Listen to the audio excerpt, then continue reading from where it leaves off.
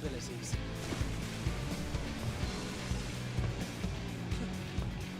I dare say our destination will soon be in sight. Enjoying yourself for a change?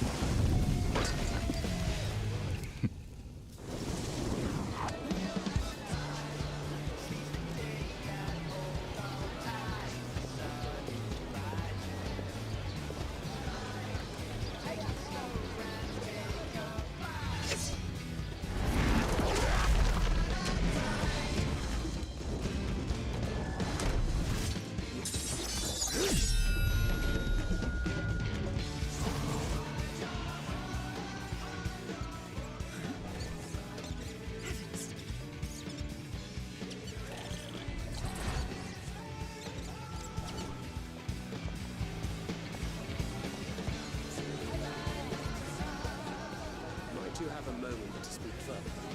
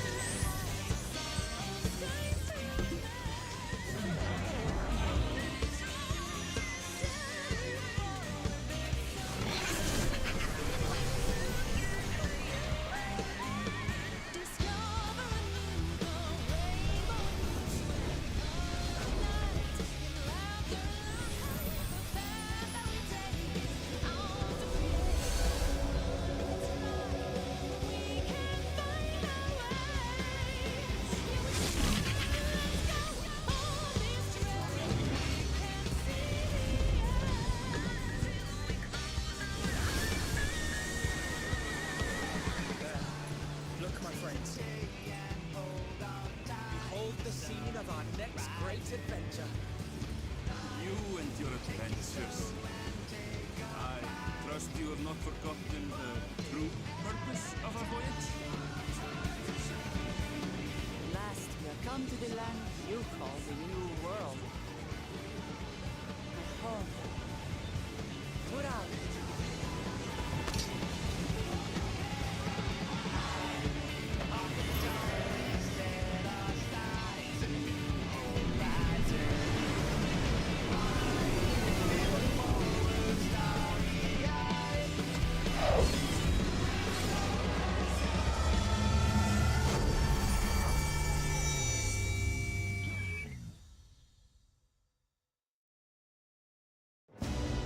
Oh, where'd my camera go? Where'd I go? Oh, I left? I have left. I was here earlier, I swear. Now I'm gone. Welcome everyone to the... Awkwardly, my camera's missing. Like literally seconds ago, my camera was here. There we go. Alright, welcome everyone to another part of this final part, even, of the Dawn Trail Final Fantasy XIV expansion. The... whatever. What is this? 7.1? 8.1? What version of the game are we in? I don't know anymore, but let's go ahead and log in. And also let me put myself... There we go. So, we were doing all of the role quests for every single class. We did tank, we did healer, we did, I guess, ranged DPS. And now we're doing magical DPS. We did melee DPS during our normal playthrough of the story. And once we finish the magical DPS, we will also be moving on to the actual final quest of Dawn Trail, the end of Dawn Trail. The credits are gonna roll today, 100%. There's no excuse today, okay? I know I've been saying it for the last 3 streams, but I swear to you, 100% we're finishing today. Okay, we've logged in. Let's go ahead and start this final role quest. Oh, that annoys me. Let me move that over here. And they flow as well. Okay. Suchet seeks an adventure with a penchant for the magical.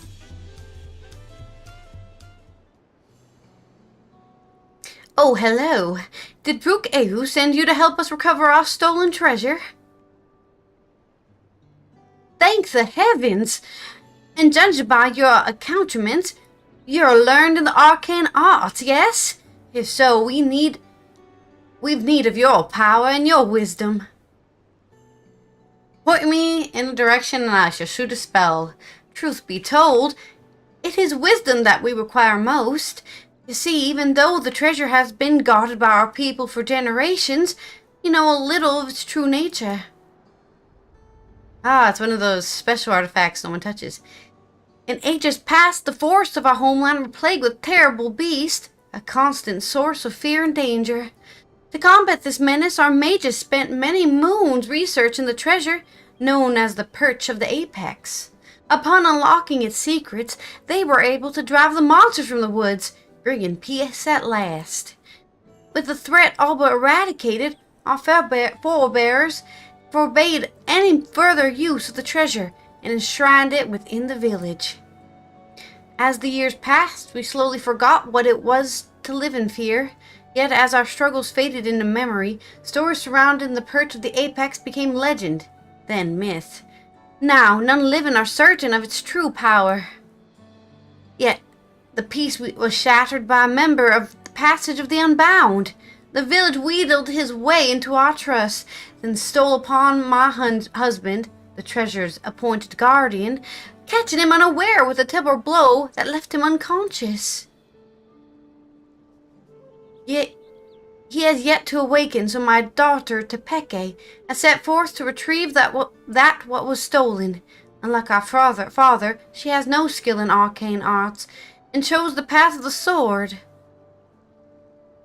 That's why I've been seeking someone with knowledge she lacks. Should the ancient power be unleashed, please, if you can find it in your heart to help Tepeke, I would be forever grateful. Consider it done. I've got it, guys. We've got this. Oh, thank you, thank you. Now, our only clue to the thief's whereabouts is from something he mentioned during his stay in our village. He spoke of his desire to bring change to a place called Gw2. That is where Tepeke decided to begin her search, so she boarded a ferry bound there by way of Limsolominsa, with her trusted sword and shield close at hand. That's how you'll know her. She agreed to stay in Gw2 to gather information until aid arrived. I know nothing of the place, but it's likely she can be found in the marketplace, or some such. Please bring our treasure and my daughter safely home. Let's go find Tepike in Rotterdam.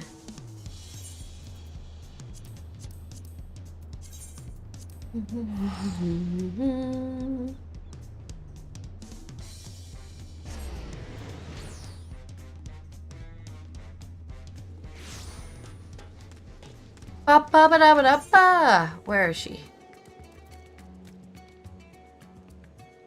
Oh, maybe she's not here. Maybe she... No, she's right there. Okay. She's right in front of me. If I just looked a few more.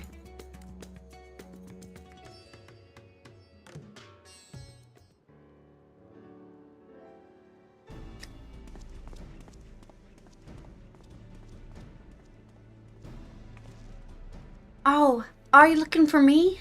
Whatsoever for? Your mom sent me to help you. Gw2, and you say my mother sent you. I take it she's already explained the details, such as how we know next to nothing of the treasure and its capabilities. We have only the legends passed down through our forebears to go on. They speak of a troll of an owl that once terrorized the forest, whose soul is sealed within the perch of the apex. The tales have only become more vague as the mists of time obscure the treasure's origin. Even our village's eldest remembers naught but an ominous warning uttered by those who once wielded its magics. The master of the apex shall be showered with good fortune, yet leave only sorrow in their wake. It's clear that despite owing their safety to the apex's power, our forebears viewed it as something to be feared. It must be truly immense. Now, on the matter of the thief. Even during our brief acquaintance, he made plain his desire to bring change to Rotterdam. Naturally, I've started my search here, and have been seeking anyone who's expressed dissatisfaction with the status quo. Sure enough, I soon heard stories of a recent arrival, a self-styled savior of Rotterdam who proclaims that he will lead the city to greatness, and calls himself the Justicar. He has apparently taken a burden of personally exterminating the beast which infests the Thavnir's wilds. He made a great show of claiming he alone is equal to the task. While he certainly draws a crowd with his boasting, they only watch with morbid curiosity as he sets off into the jungles alone. I realize this could have nothing to do with our problem, but even the smallest lead must be pursued.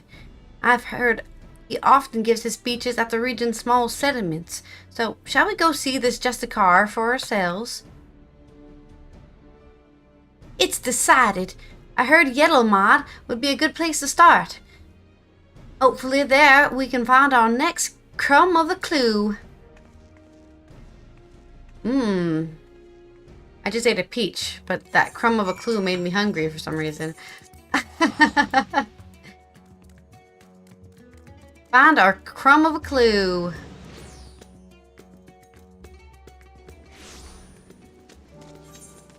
And it's raining. How delightful.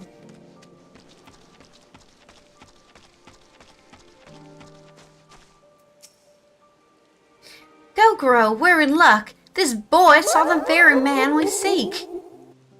That is so loud.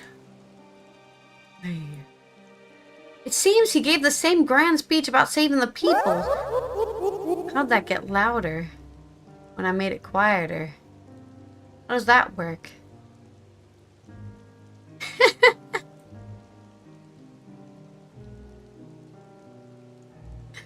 It seems he gave the same grand speech about saving the people, claiming that danger lurked nearby before venturing forth to combat it alone.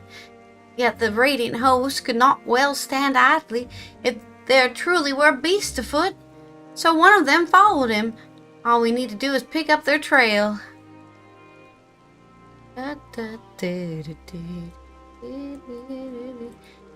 He'd ran towards the shroud, but you might be able to spot him from Cachuia's footsteps. You can see the whole forest from there. Thanks. You've been very helpful. So, Gw2, let's head there and see what we can see. Thank you, Hurrian boy. Do do do do do. God. I'm sure this would look better. This gear would look better if I could color it, cause definitely not a fan of it right now. But I've never been a huge fan of the color green, I guess. So it's not a surprise that I'm not a huge fan. I don't know why, but the woman singing part of the Dawn Trail theme is way more catchier to me than the male part, the male singing part.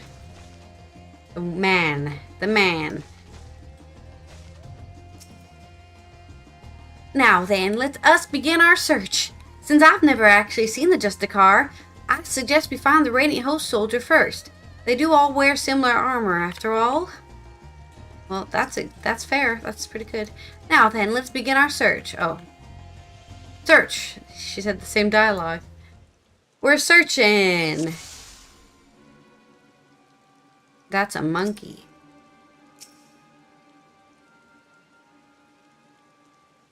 That's a bird. Oh, wait, who was that? No, that's flowers.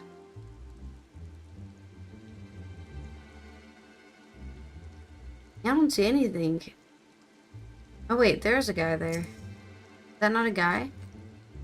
Oh, there's a flower. What is this? No, there's a Radiant House soldier. There we go. That must be him. But what happened? We better get down there quickly.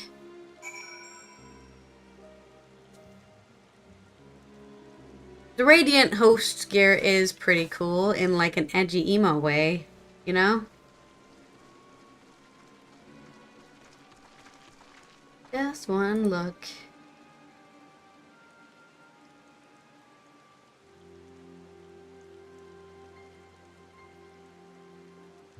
Not to worry, Gw2. He's unconscious, but otherwise appears unharmed.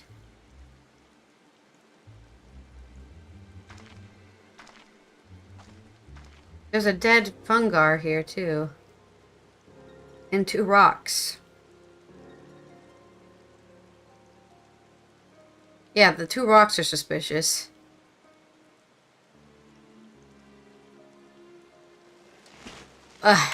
What happened?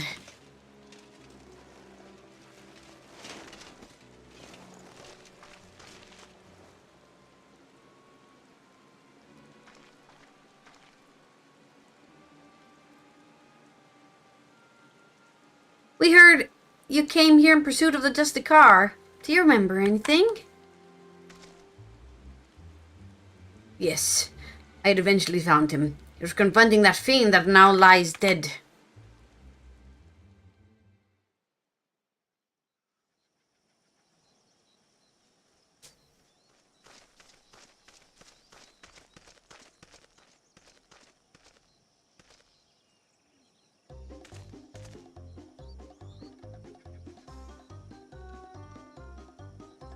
Oh. At last! The Justicar gracious will return! I shall bring an ending peace to this beleaguered land!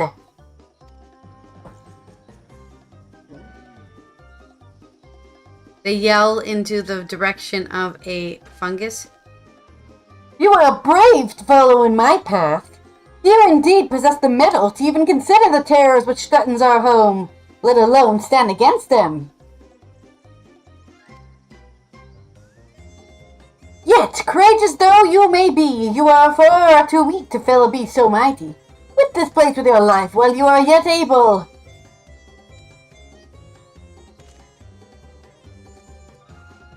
It's a fungar. They're not exactly dangerous. I am of the Radiant Host. If I ran from such meager prey, I would become a laughingstock.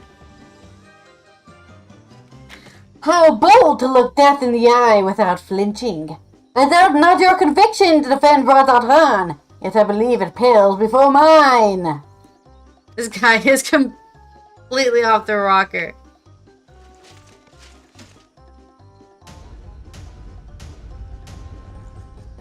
Oh, Apex, bestow upon me your divine might!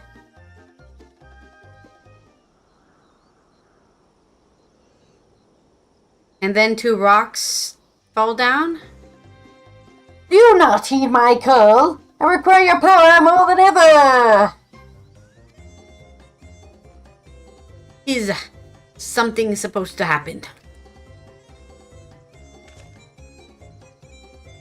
Why? Am I yet unworthy? Or mayhap there is a button I must press. Uh-oh. The scary mushroom's coming closer. This is not what I expected. Stand aside. I'll dispose of this pest.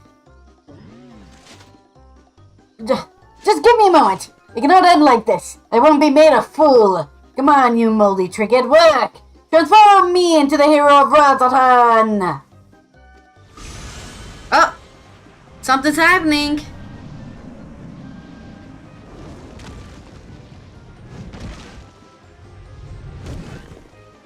It summoned 2 rocks and killed the fungar. And then went, oh my god, one also landed on his head.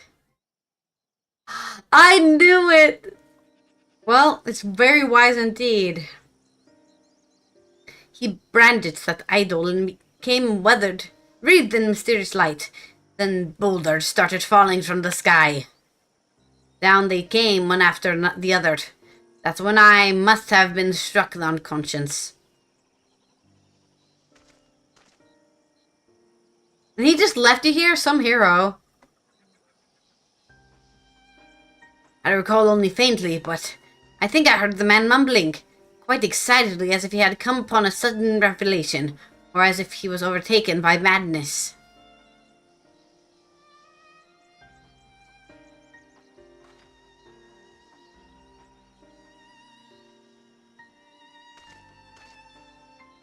It seems he got away unscathed. Either he had an incredible stroke of luck, or whatever he was beseeching to actually answered. Then it is as I suspected. This Justicar is the selfsame thief who stole the perch of the apex. But no doubt he's long departed from here. First I'll escort this fellow back to the Yelda Mod and keep an eye close eye on him. Head wounds can have dreadful after effects. So many of these people are so caring. I guess that's role quest for you, but they're still very nice. Every single NPC has been so nice to people, even the people they don't know. Also, hello Unsolved. I didn't know you were a certified booty muncher. Congratulations on that title. I'm sure you worked hard to get it.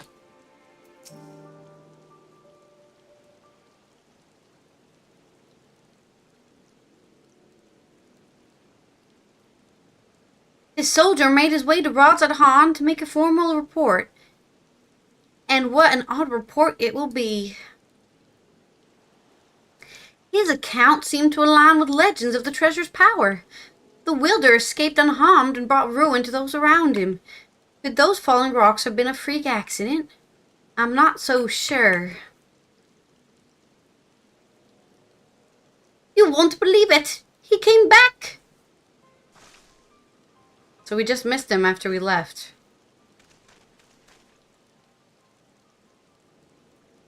Who came back? The Justicar? Yes, not long after you left. He said he beat up a monster that knocked out a Radiant. And he was laughing his head off. Did he really do that? Is he pretty stronger than the Radiants? Yeah, he threw a rock at a Radiant is what he did.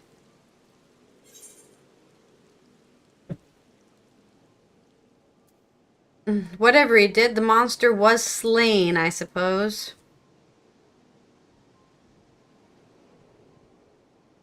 Well, my mate can't stop talking about him. He wants to be just like the Justicar. His mom and dad weren't happy about that, though. I'd advise you and your friend to look for a different role model, but we thank you for telling us what happened.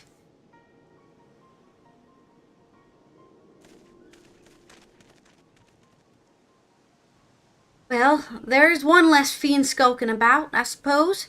He may have been simply testing the treasure's capabilities, and as far as we know, he has yet to use his power for evil ends. Well, yeah, he wants to be a hero, so he's not evil, is he? I found this motivation a mystery. To steal perch of the apex by force, only to come here to Thavnair and use it for good? It makes no sense.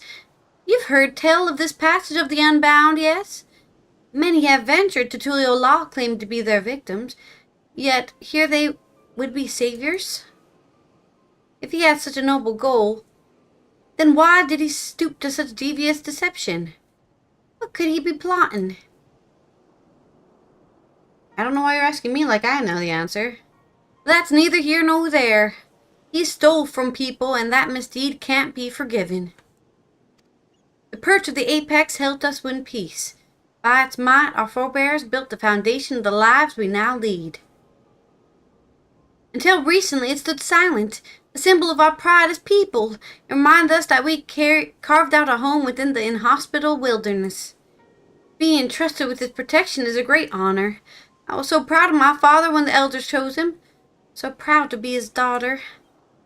Yet since the day it was stolen, some of the other villagers made their disdain towards him only too clear. I couldn't bear it.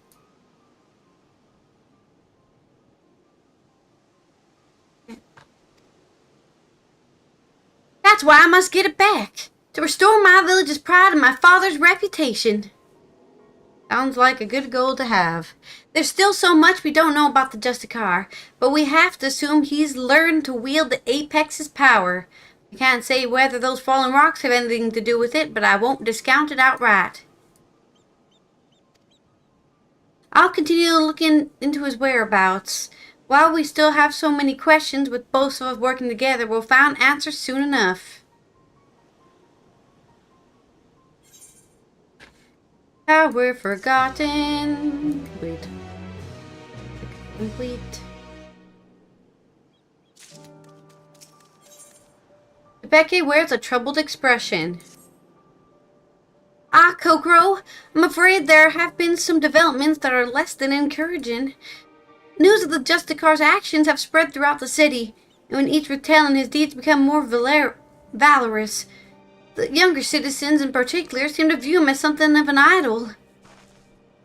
Despite the creature he hunts posing no real threat, he would paint them as mighty beasts in need of felling. Of course, the Radiant Hosts are far too busy to trouble themselves killing every pest that casts a sideways glance at the city gates. Yet the Justicar has twisted the circumstances to his advantage, and proclaims to anyone who will listen that the Radiant Hosts shrink with terror before these beasts, and that he is the only one who can eradicate them. Though you might expect such a claim to be dismissed as wild ramblings, it seems no few people have fallen for his ploy.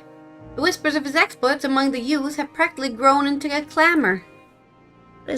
Something is rubbing against my foot. Yeah, I knew it. I was like, what is tickling my leg? Oh, God. Oh, God. Tickle, tickle, tickle my leg. I guess these will continue to tickle my leg because I can't pull them out. Oh well. Yet we mustn't be discouraged, for his increase in fame only makes it easier for us to sniff out his trail. And where better to start than Razat Han? I'll see you there, Kokoro. Look for more rumors, I guess.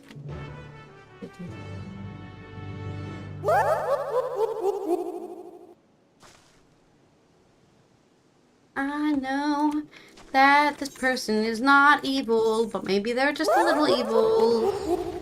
Just a tiny bit, little evilness.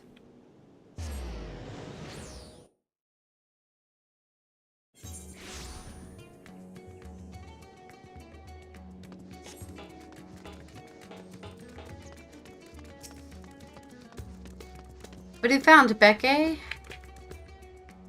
Given how large the city is, let's split up to cover more ground. I already have a destination in mind, the High Crucible. I hear the alchemists there can concoct all manner of tinctures and powders, including those which help in detecting traces of energies left behind by magics and enchanted tools. Fallen rocks have invariably marked locations where the Justicar had performed one of his feats. I believe an alchemical mixture can help us determine if their presence is the work of the treasure. I'm hardly an expert in such concoctions though, so I'll seek advice at the High Crucible. While I'm doing that, I would ask that you go to the Hall of Radiant Hosts and see if they have any new information on Justicar's whereabouts. Does that plan sound agreeable to you? Great. Now that we both have our tasks, let's get to them. I'll meet you back here once my business is done. Okie dokie. Where's my eye? I took a little nap before the stream, so my eye's a bit dry. Because of the contacts I wear.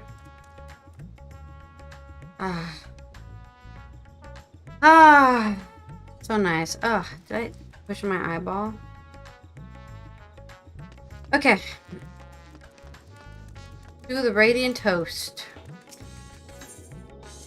First, I want to see if I have... Did I do my hunts? Have my hunts reset?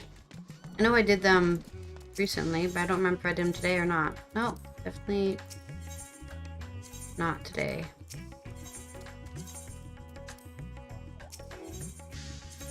Yeah, we did our weekly already. Okay. The Radiant Host.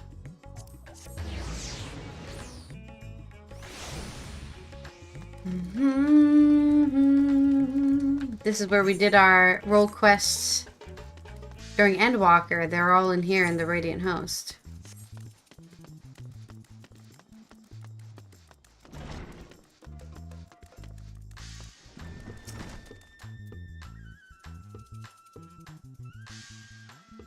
I'm tired of hearing about this Justicar.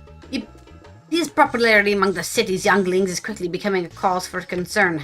Try as we might to refute his claim that the Radiant Hosts are allowing monstrous beasts to run amok unchecked. You know how young minds are impressionable and difficult to change once set. We initially disregarded him as a boastful eccentric, but his alarming sway over the populace can no longer be ignored. We are at present considering whether to open a formal investigation into his activities. You and this ally of yours have done well in your search thus far. You even have a working theory about the falling stones. Quite impressive. Several of our number have encountered him during their patrols, only to lose sight of him under a hail of rocks. Such incidents have become all too frequent, and many in our ranks demand we act. For now, I'm afraid this is all I can do. All the help I can offer. Please share what I've told you with your companion, and together we may yet unmask the Justicar. Guess I'm going back there. Boop-a-doop, boop, boop, boop, boop, boop. Oh, that was quick. Quick little stop by.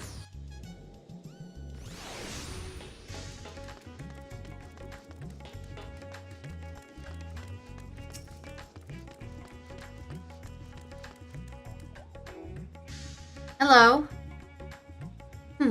It is heartening to know that the Radiant Hosts are taking this seriously.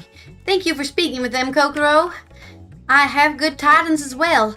I explained the situation to the alchemists, and they provided a powder that should help detect traces of magic in the surrounding environment.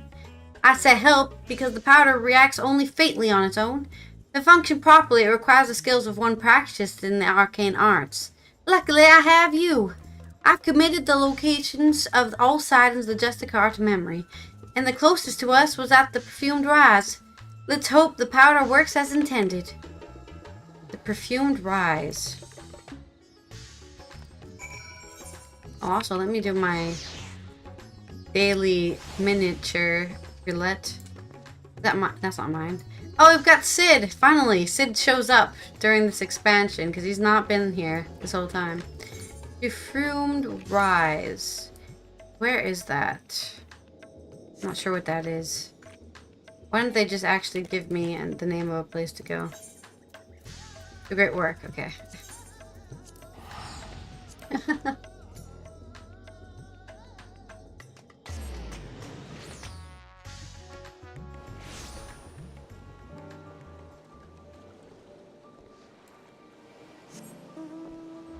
Do-do-do.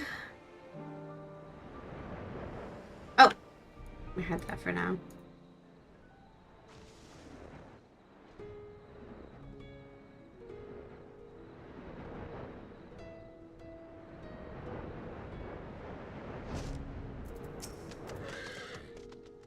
The Justicar were silent here. I didn't see any other conspicuous stones around, so I've sprinkled the powder over this one. Now, concentrate your focus, or inner eye, whatever it is that the locus of your power. That's the locus of your power. And see if you can detect any unnatural forces. I am focusing my book, I guess. My arcane eye.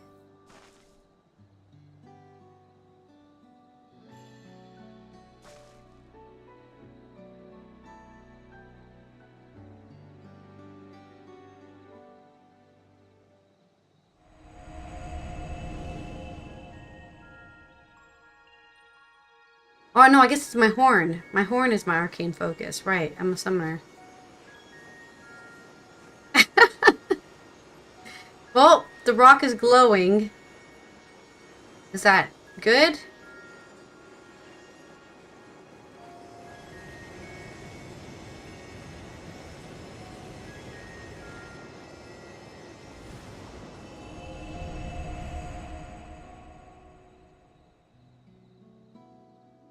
I found the soul of the rock. So, were you able to detect anything? Sure is something in there, in the rock. I knew you could do it. So because there were no crystals in the rock, the energy was detected must be remnants of some kind of spell. Is that right? And taking the story of the Radiant we rescued previously into account, we can conclude that the Justicar uses the treasure to call those stones down from the sky.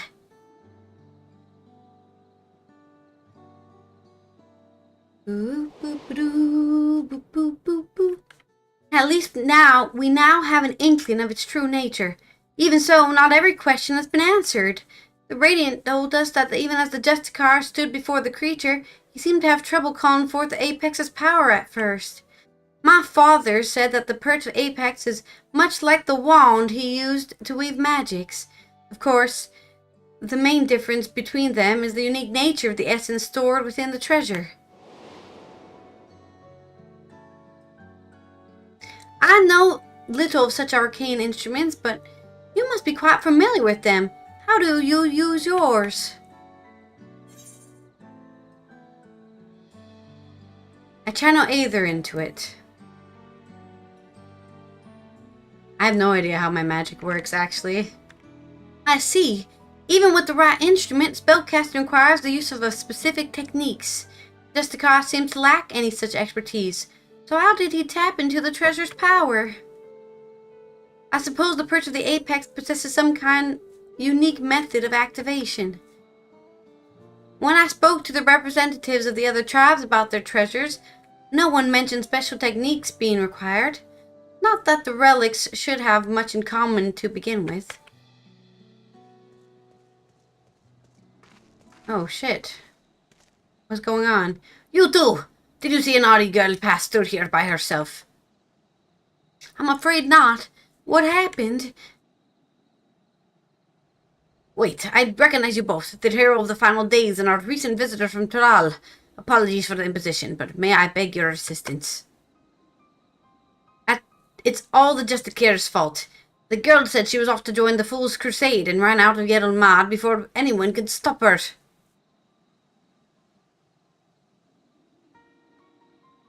I guess that's its own kind of chaos in a way.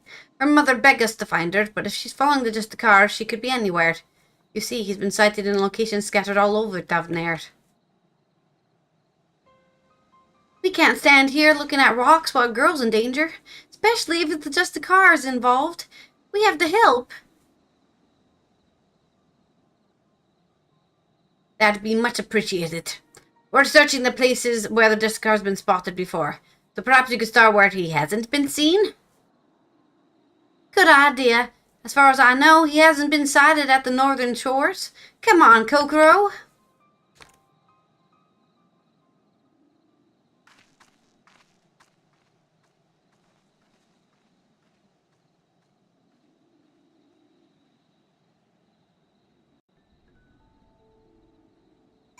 Alright, to the northern shore, which is this way. Oh yeah, my compass plugin is working now, so I don't have to open my map. I can just use the compass.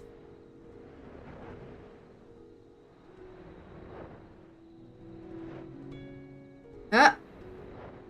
There's an angry walrus.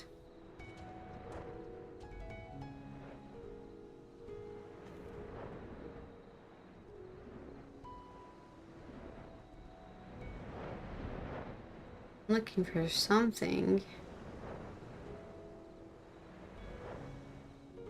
That's...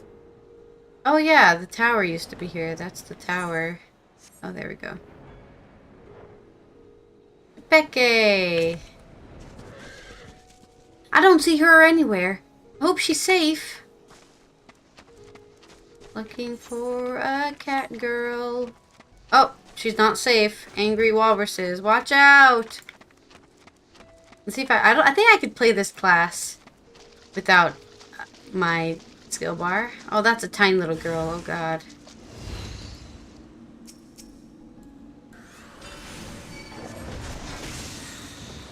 Oh, I haven't summoned my freaking... I can remember the button for that.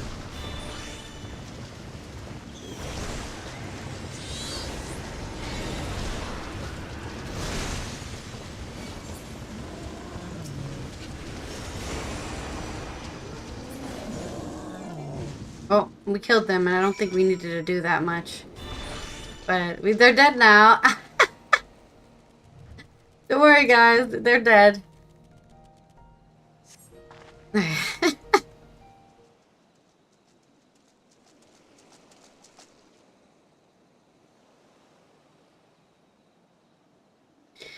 heard fighting, so I came as fast as I could. It's a good thing you arrived in time to save the girl. Yeah, that's a child. Like an actual child. Thank you, Miss... thank you. I'm glad you're safe, but your mother must be worried sick. You shouldn't wander off like that, especially not to look for a trickster like the Justicar. What? Do you mean he's a bad man? Yes, exactly. He stole an important treasure from my village, and now he's using it to make himself look brave. He needs it to kill monsters, to protect us.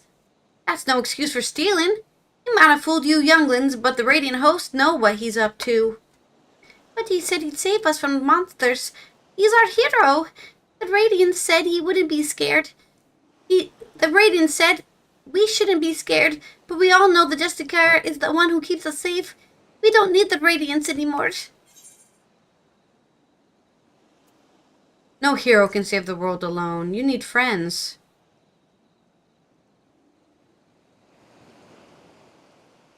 Even I didn't save the world alone. I'm sorry. I shouldn't have said bad things about the Radiants.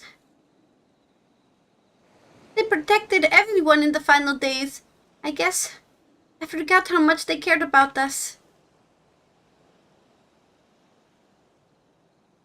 I'm sorry, too. I should have spoken to you like that after all you've been through. You said that the Justicar is a thief and a trickster, but I hope it's not true. He's my hero. Never meet your heroes, kid. Well, I'd best escort her back to Yellowmod. I'll meet you there, Kokoro.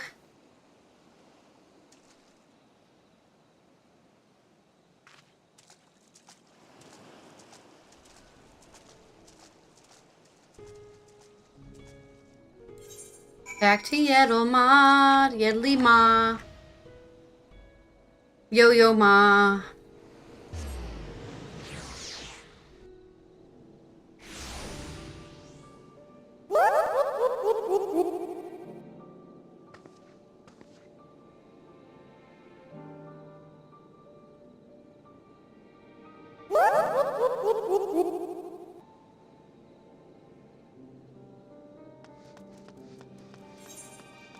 There she is.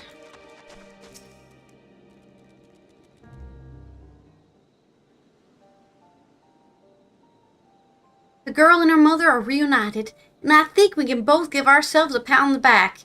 They're on their way now to inform the Radiant host that all is well. I would like to apologize for before.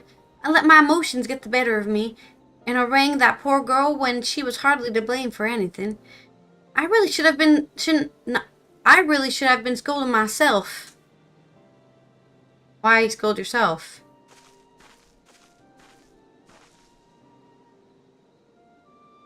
Gw2, there's something I neglected to tell you before.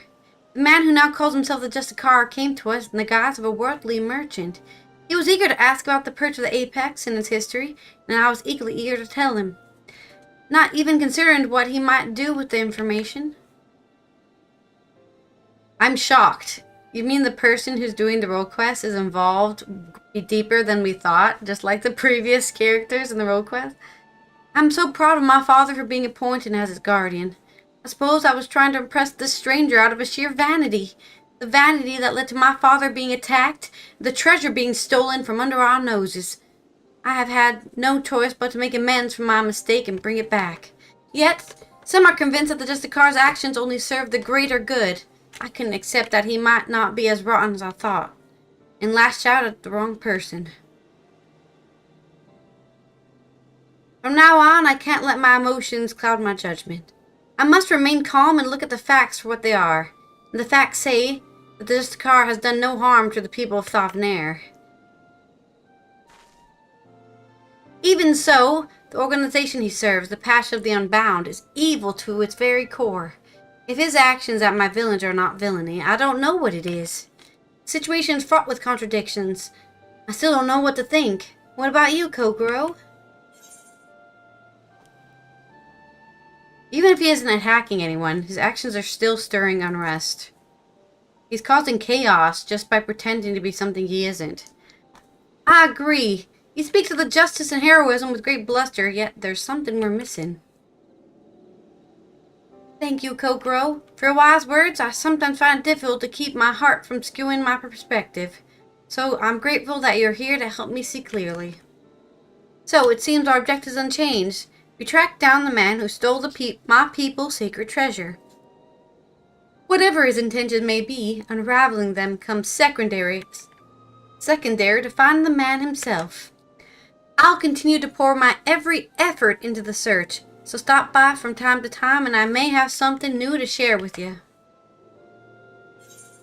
I'll be right back. Give me literally probably 5 seconds.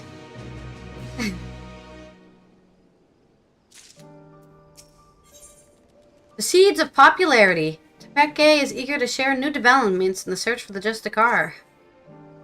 Gw2, I hope you've been well. Since last we spoke, the Justicar has been busy felling fiends all across Thavnair, leaving a trail of witnesses behind in his wake.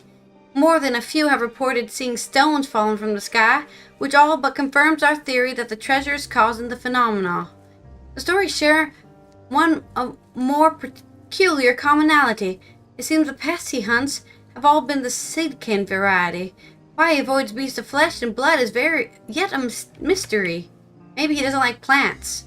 He's a reverse vegan. He wants all plants to die.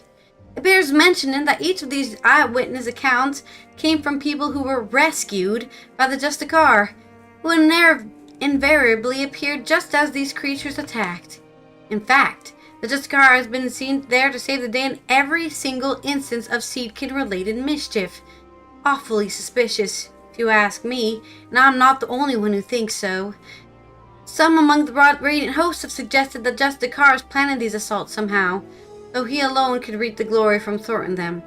I agree and think this should be our next avenue of investigation. Many of these incidents occurred near the Giant Skull grounds, so we should start our search there. If we can find one more of these monstrous plans before it finds hapless prey, we may be able to shed light upon the Justicar's methods. Time is of the essence, so let's leave at once. Giant Skull Gal is up there. Ha! Hello. Hello. To the north.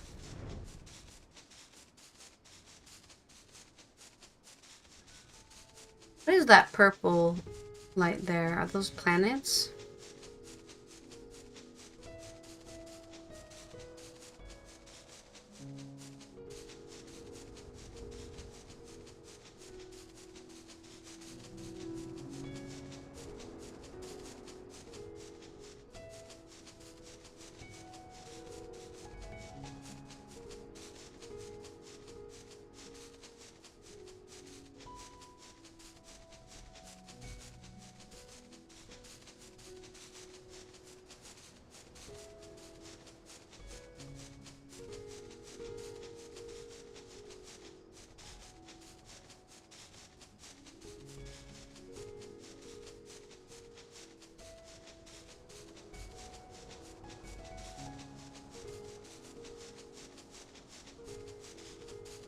Am I in the right place or did I get lost?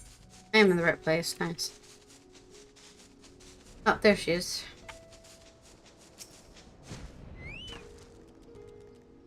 Any moving bushes? Slithering vines? Not here in any case. Pokero, I'll search the western path. Why don't you search east? Okay. You see something? Don't strike to kill. Weaken it, then capture it with this rope. We'll learn much more from a live specimen. She's so scientific for being a warrior type of character.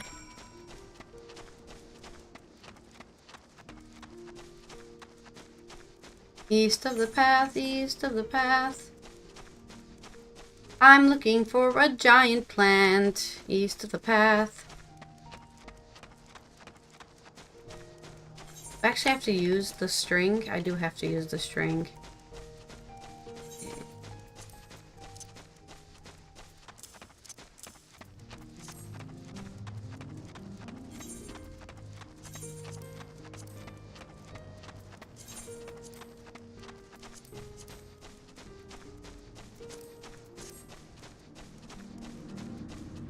Oh, look, it's a baby marble.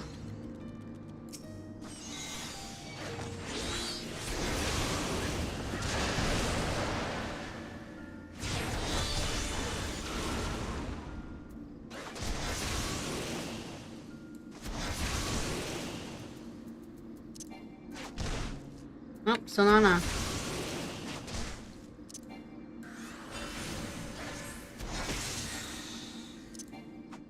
Not weakened. Do I have to actually kill the thing? There we go. Okay. I'm like, is it gonna just let me kill this? We've captured a seedling. Is it gonna follow us around?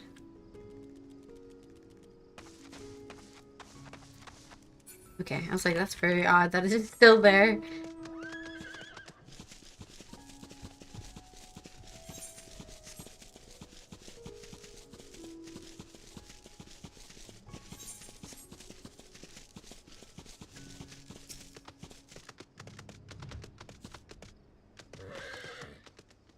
I said plenty of fauna roaming around, but the flora all seems to be of the rooted to the ground variety. Perhaps my hunch was incorrect. Here, I found a little marble. You found one! In fact, this is exactly as eyewitnesses described. Why don't you keep it for the time being? Bring it to the great work, and I'll ask my acquaintance there to examine it with all haste. Do the great work.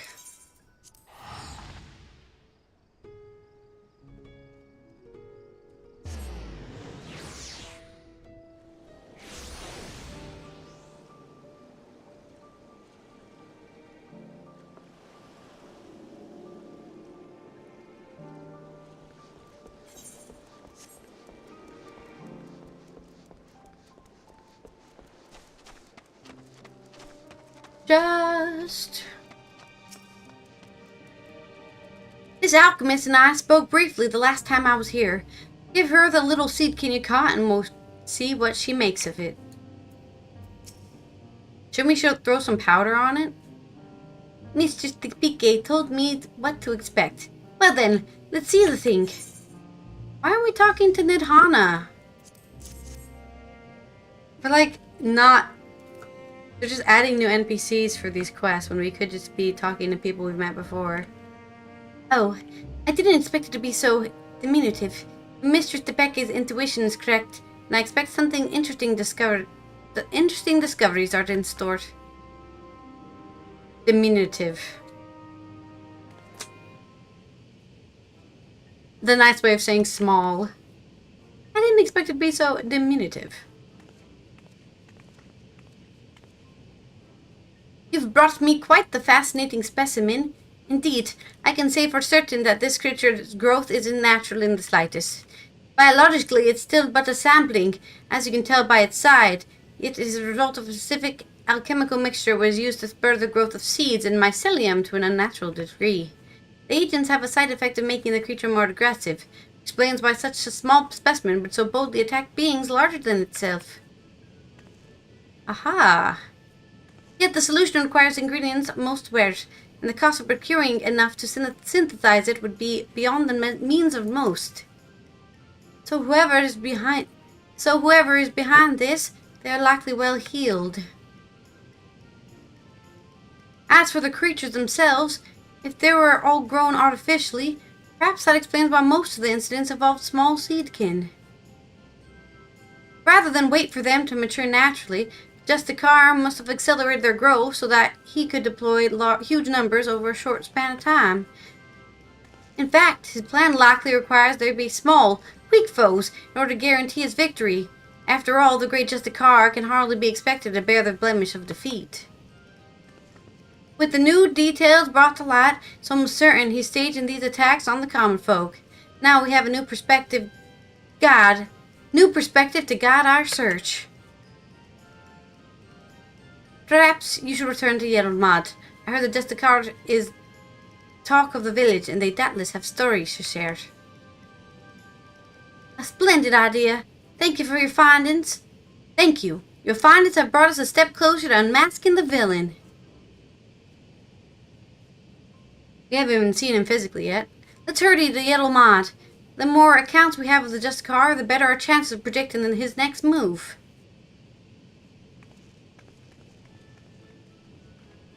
Back to Yellowmud.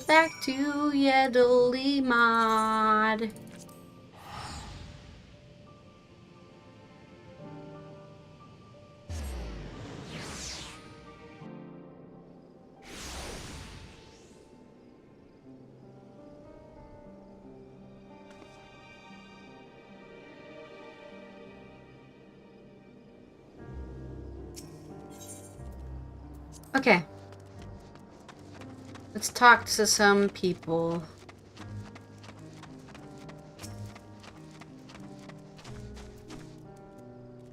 Rest assured, the raiding hosts are well aware of the Justicar. Every day we receive more reports of him combating beasts in the surrounding wilderness. These encounters are never on well-traveled roads, it seems. They occur in remote regions that we scarcely patrol, along routes that are only used by a small number of merchants and porters. We've concluded that the Justicar either has uncommon knowledge of the behavioral patterns of these creatures, or that he keeps close company with a merchant who travels those obscure paths.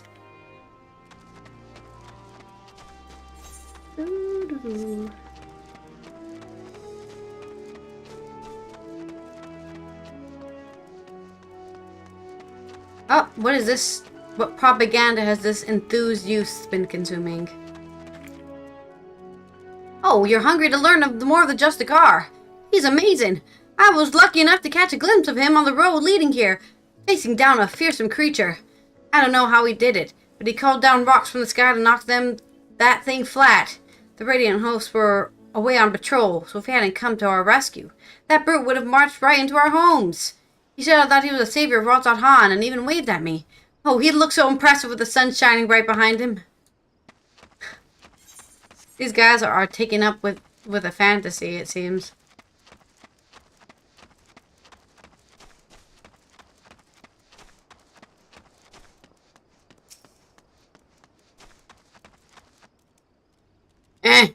Don't tell me I've come chasing the half-baked savior. The younglings might be taken by his honeyed words, but anyone with experience can see that is nothing but a charlatan, and I have a story to prove it. A merchant I know took a tumble as he was transporting his goods. Not long after comes Justicar, looking chivalrous as you please in his shining armor. Will he offer a helping hand? No, he ran off with a nary a glance backwards. He may go on about slaying beasts, but a real hero would never ignore someone in need, even if they were just suffering from scraped knees and a bruised ego. Yeah, well, that's the problem, though, is that the naive children are the ones who are being caught up in the propaganda, not the adults. And you can't tell children what to do at all. They'll do what they want to do, whether you like it or not.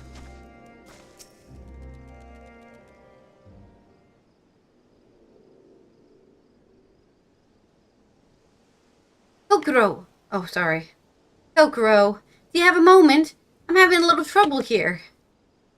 I sought this merchant out because I was told he dealt with alchemists in the great work. thought he might know something about the Justicar. When I asked, well, he's been like this ever since. Apologies, I just was surprised that you would ask me about the madman. What connection could he possibly have with me? The fiends, his fats are grown with rare alchemical materials. We think he may be staging these encounters. Since you deal in such wares, I was wondering if you might know how he came into their possession. I don't know what you're talking about. I mean, I've never spoken to that man.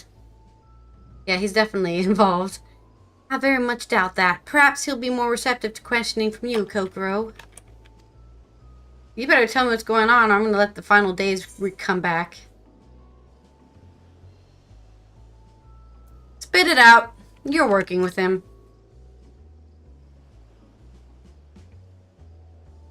You dare accuse me? Why, how am I to know that you were not the one in league with Verazon? Verazon, you say? Who is that, may I ask? We didn't know their names, so... Huh? What? Did I? No, that's my name, Nobody believes you, dude. You acted even a little less suspicious. I have been fooled to continue this charade any longer. My son, Verazon, is the one you know as the Justicar. To be suddenly confronted with his litany of misdeeds, I quite lost my composure. Your son even. You're his father. No. You're his father? Then, do you know how he came in possession of such rare materials and knowledge? Aye, he stole them from me. My most valuable materials and my precious maps. Yet I was the one who chose to hide that fact, and I bear the blame for the consequences. What can you tell us about him as a person? Verazon was obsessed with the tales of legendary heroes, even from a young age. I paid a great deal of money to have him tutored in the arts of the bow. He became quite skilled at it, in fact, but not quite as skilled as his arrogance led him to believe. Due to this, perhaps a lack of ambition, he never aspired to true greatness. Instead, he came to rely upon fanciful equipment and exotic potions, rather than honing what skill he had. It pained me to see him fall into dissoluteness, but he would brook no counsel. And so, several years ago, I gave him a chance to coin enough coin to support his lavish lifestyle and told him to never speak with me again. He didn't. Until but recently, when he darkened my doorstep once more. And that was when he stole your goods. Although I have willingly given them if he had but asked, he was rambling almost incoherently, saying that his heroic deeds as the Justicar had caught the eye of someone named Apahi, the leader of the Passage Unbound, whoever they are. He claimed that under the guidance of his newfound allies, he had attained a great power enough to eclipse all heroes who have come before and shall come after. As he put it, seems he gives what money he still has to these people. To think that for all his fanciful words, he had only deigned to grasp at hollow glory, all at the expense of Rajatan. There is no greater shame as a father. Given what we know of this shadowy group, they most likely aim to sow discontent through Verazon's deeds. He may be so blinded by his own desire for adoration, he can't see whose hands are pulling his strings. You're saying that he's being used? If that's true, then I can no longer remain silent, despite what shame it may bring. I see now that sharing my story might be the only way to save my son. Indeed. I suggest you tell the Radiant Host at once. First, we'll be pouring our every effort into stopping him. Thank you for giving me direction. I didn't imagine our meeting would end this way. Goodbye, rich guy. What a rich guy. I just gave my son money and told him to fuck off. Truth be told, I'm not entirely unsympathetic toward Verazon.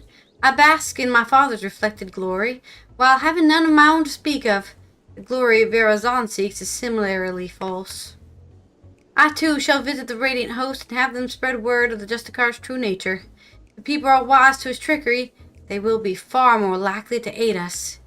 He'll soon learn that a legend built on lies is no match for true heroism. Hell yeah.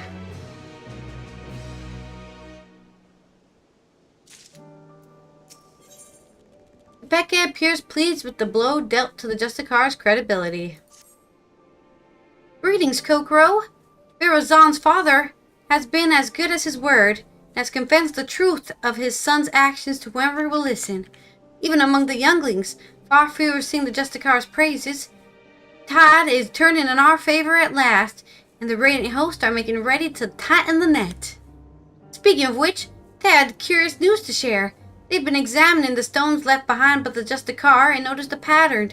They were all varieties of rock commonly found near the side of each other. Site of each encounter. For instance, near the Giant Skull grounds, the Justicar seemed to have called down a hail of what else but Giant Skull.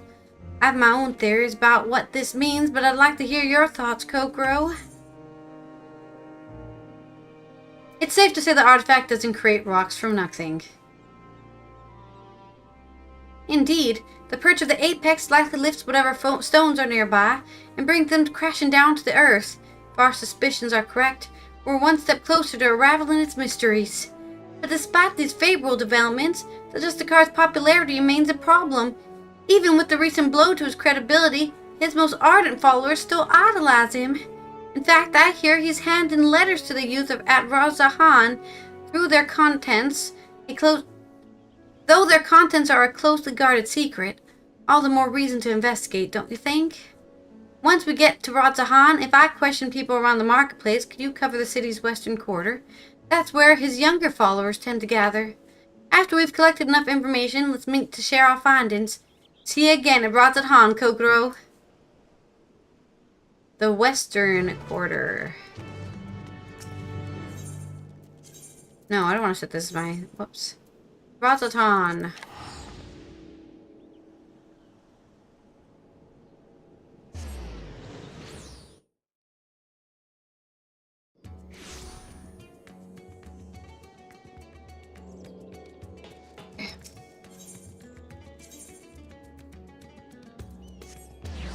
The tree market.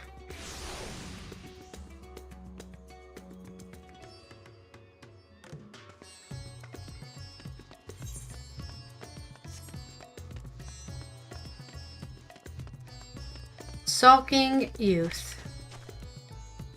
The Dutch gave me the invitation by himself, only for some thief to snatch it right out of my hand. Huh? You believe in the Justicar too? Well, I didn't have a chance to read the whole letter before it was stolen, but his gathering is most devoted for a special audience. The bastard who stole my invitation is clearly up to no good. He even muttered something about getting revenge. Who could hate someone so noble? Oh, only getting what's coming to him, it sounds like.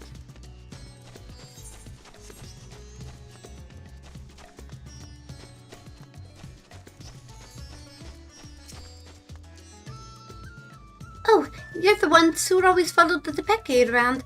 I heard she's spreading rumors about the city's saviors. I won't let her harm his reputation any more than she already had, so I have nothing to say to her lapdog. I'm not her lapdog, how dare you? These children have mouths on them, don't they? I guess that's normal, actually. Yeah, I know about the letters. Me and my friends didn't get one, though. The grown-ups get angry if we talk about the Justicar. But guess what? I heard Zashal talking about him over by Merid's Mahane. He had a big grin on his face, too. Does that mean the Justicar isn't a bad man, like the grown-ups say? Okay, the most useful clue points to the merchant Zashal having some connection to Virozan. He was last seen near Merid's Mahane.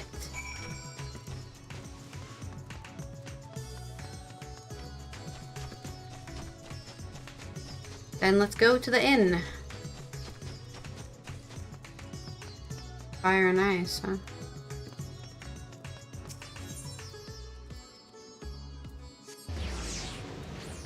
Ooh, something weird with my shoulder, man. Probably how I was sleeping when I took a nap. It's aching. Whoa!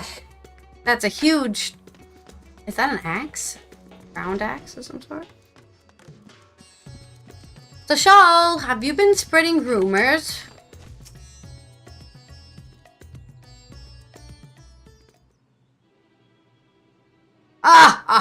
Sure what they say. A fool and his gill are soon parted.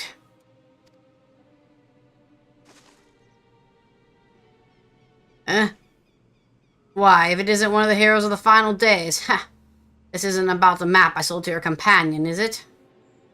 Oh yeah, I forgot about that. You'll find its points the way to the vaults of Odzal 3, exactly as described. May have employed a few creative methods to entice my customers, but what merchant doesn't? I see you're as unscrupulous as ever. Now, a man can't fill his belly on virtue and honesty. Any road, something tells me that's not why you're here. I'm here about the Justicar. After the Justicar, your choice of quarry is unusual, to say the least. But perhaps I can help you along, eh? Young man came asking for a map to open the way to Uznair. Told him every map I had, assuring him that one he needed was among them. I suppose he found it, as I hear these letters that were handed out contain a copy of the map. I dare say that young fellow was the Justicar himself, and he's planning a clandestine meeting in the Uznair canals. Mind you, it appears he has no short of enemies. No doubt they'll try to interfere. Thankfully, Rototan isn't known for large-scale criminal organizations, but that hasn't kept the least scrupulous citizens from dirtying their hands when times are desperate. From what I hear, bandits seeking to rob trade caravans keep running into the Justicar during his fiend-felling exploits, causing their raids to end in failure. Like as not, they'll try to infiltrate his group of followers and settle the score. Ah, the revenge. That makes sense. And that's where my knowledge of the matter ends. You're wondering where the meeting place is. All I remember is that the spot marked on the copy map is somewhere in the Shroud of Samga. So, does that answer your queries? Well, we've been there, so I guess it makes sense we're going back there. Probably should meet our Peke at the Aether, right, I guess? Oh no, she's right down the hall, even. Dun, dun, dun, dun, dun.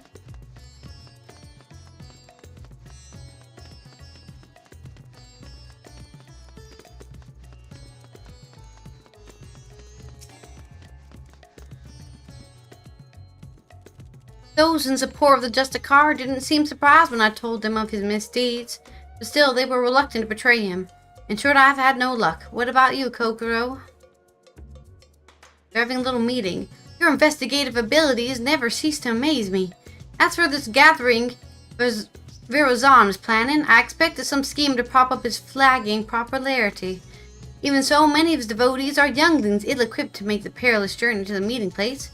If they have any sense, rather than attempt to travel there directly, they'll stop at settlements along the way to rest and confirm the route. You said the map led into the Shroud of Samga, yes? That means Palaka's Stand is the closest settlement. I hear many took refuge there during the final days, and it's now a bustling town in its own right. The arrival of more people would hardly raise eyebrows, making it the perfect place to avoid unwanted attention while they make ready. We should head there before they leave on the final leg of their journey. She knows a lot about this place, but not being here very long.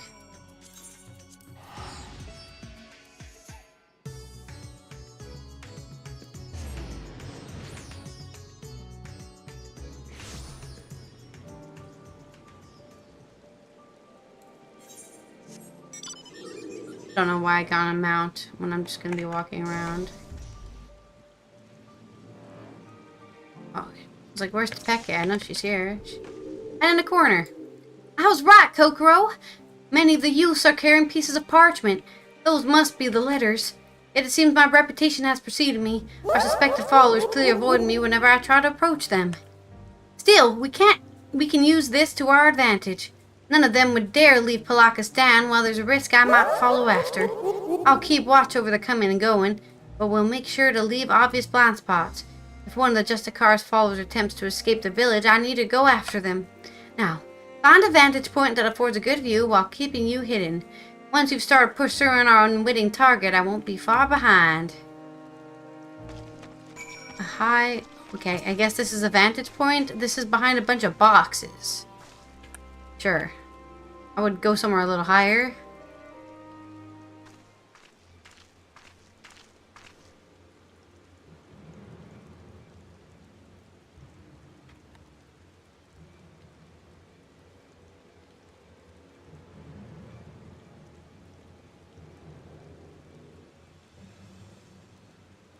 Some of these people aren't children. Some of these people are adults.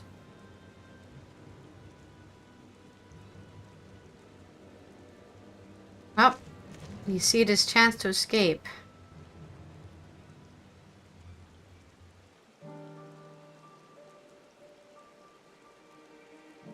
Follow the young man from a safe distance. If you fail, you have to start over. Doo-doo-doo. Time to follow the map.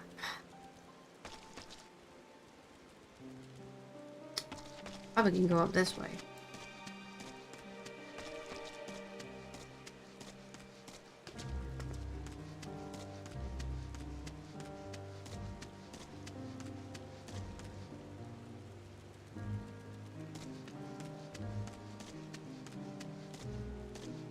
Do these bushes count as hiding behind something?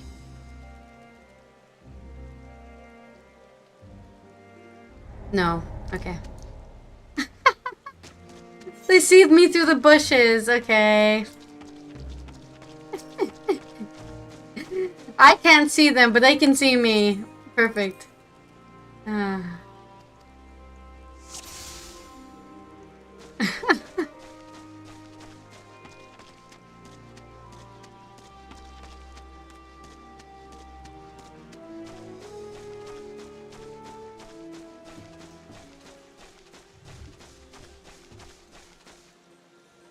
I'll just hide behind this tree this time.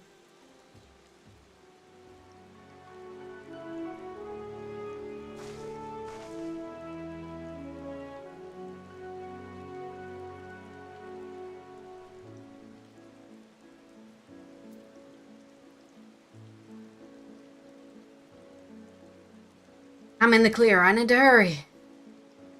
Young, furtive youth. He doesn't look very young, though. He looks 30, but...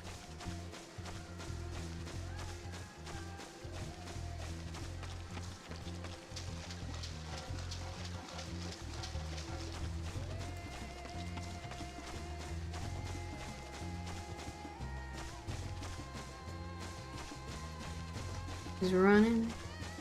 He's running, running, running away. He's so fast. I can't run that fast. Oh, you know why I can't run that fast? Because I have an umbrella out. Did he stop? Something move? Nope, nobody here. Just my imagination. Run. I was like, why can't I sprint? Because my freaking umbrella was out. The map points here. Oh, did it. Woohoo! Another successful following.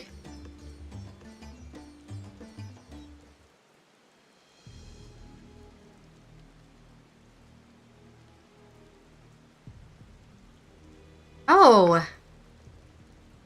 Portal should be nearby. And then I'd finally meet him.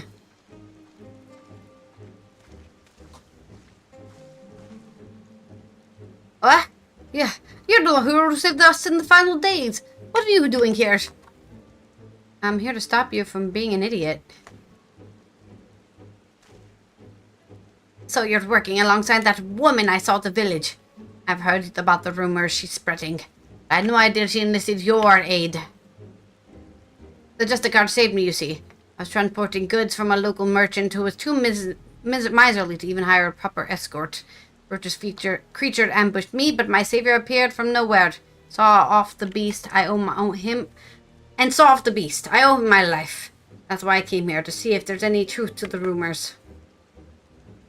But now I understand I'm in over my head. Going back home. Here you can have the map. I trust you to take the measure of the Justicar and to share the truth with us all. Oh, don't worry, you're gonna find out the truth soon enough.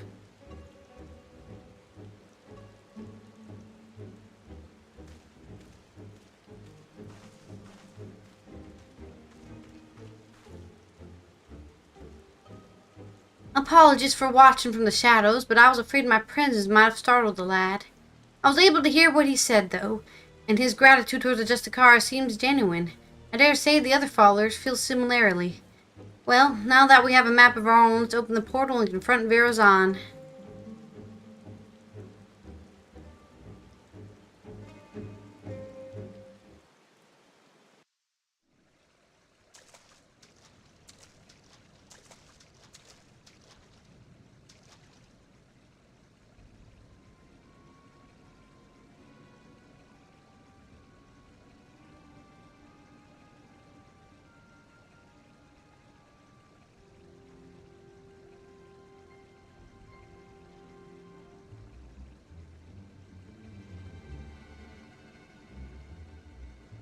And he's got all his rocks with him. Wait, why is she hiding in the corner? Why is that one... What is that? Did the treasure cause this?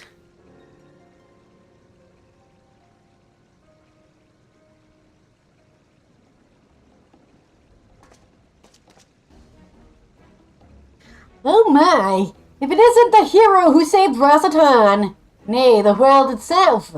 I never expected someone so vaunted to attend my audience, but I am honored nonetheless.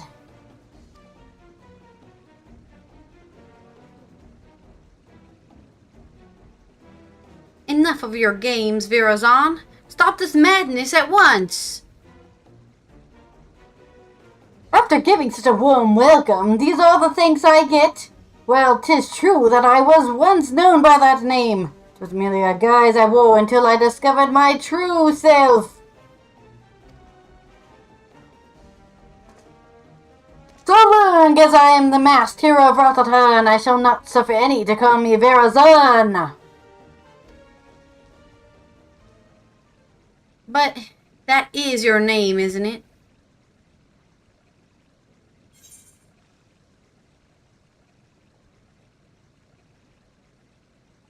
Why don't you drop the act and try being a true hero?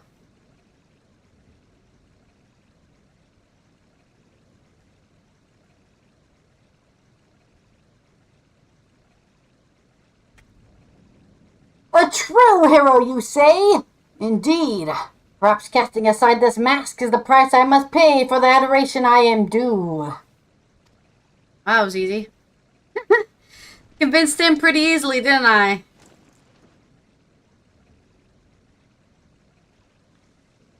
Very well. My name shall ring throughout Rosatan. Let it be known that the Justicar is Virazon, and Virazon is the Justicar. What are you saying? You unleashed perch the apex upon your own followers? You know its name! Wait, I remember you? The girl from Gw2, yes? Your village's artifact is not discriminating in its wrath. Some among my followers harbored wicked intentions, and it brought sorrow unto my enemies. The truth of heart caught in the aftermath were merely unfortunate. But they believed in you, even though you tricked them. What kind of hero are you? Oh, I'm bringing out the book? You too would oppose me. I had thought that as fellow saviors we might find some common ground. Yet it would seem we are destined to walk different paths. Now, faced with the unknown peril, a great fervor rages within me. The echo? Oh no, big rocks. Watch out. However, here's not where we shall match wits. No! A more fitting battleground is in order. We will meet again soon. You have my word.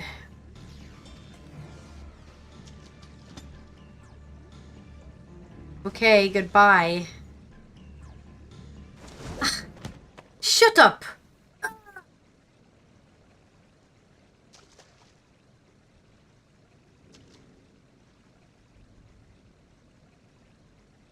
Did I knock him out?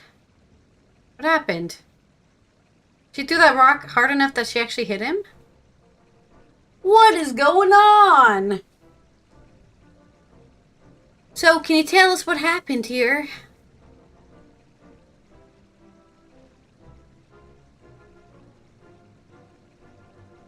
Gathered us all around and made a grand speech. claimed he was the hero that would drive back the flood of fiends threatening Thavnert. Then he spoke of his anger at the recent rumors. He told us to go forth and repair his damaged reputation so that the people would love him again. He became quite impassioned, in fact. As for us two, we were here to teach him a lesson. Found our time until his back was turned, but we couldn't stomach his self-righteous drivel any longer. He acts like he's a god come to grace Thavnert, but most people have grown wise to his tricks, including the Radiant Host. He stepped forward and told him as much, then demanded that he admit he's been pulling the wool over everyone's eyes. That's when he started waving that thing around.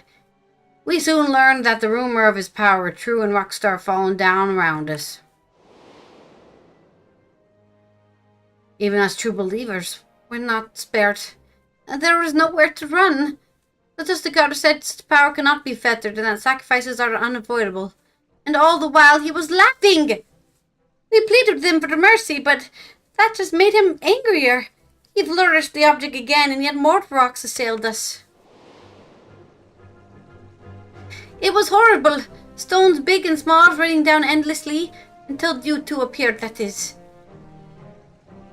Thank you for telling us what happened. I only wish we could have arrived sooner. Now, just to set things straight, it was you two that brandished your weapons first, yes? Well, I won't deny that. We were only trying to bring the truth of his misdeeds to light.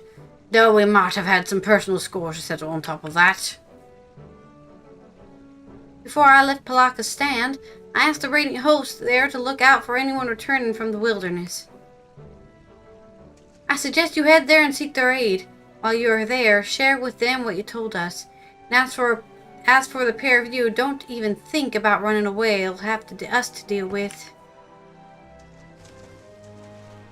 Oh God, he's so desperate he kneeled down in the water. Woo, it's hot. I need to open my door. I'm getting warm. The sun is shining on my face. And it's getting very warm in here. Oh, so much cooler than the rest of the house. Actually, I'm going to get an apple. Oh.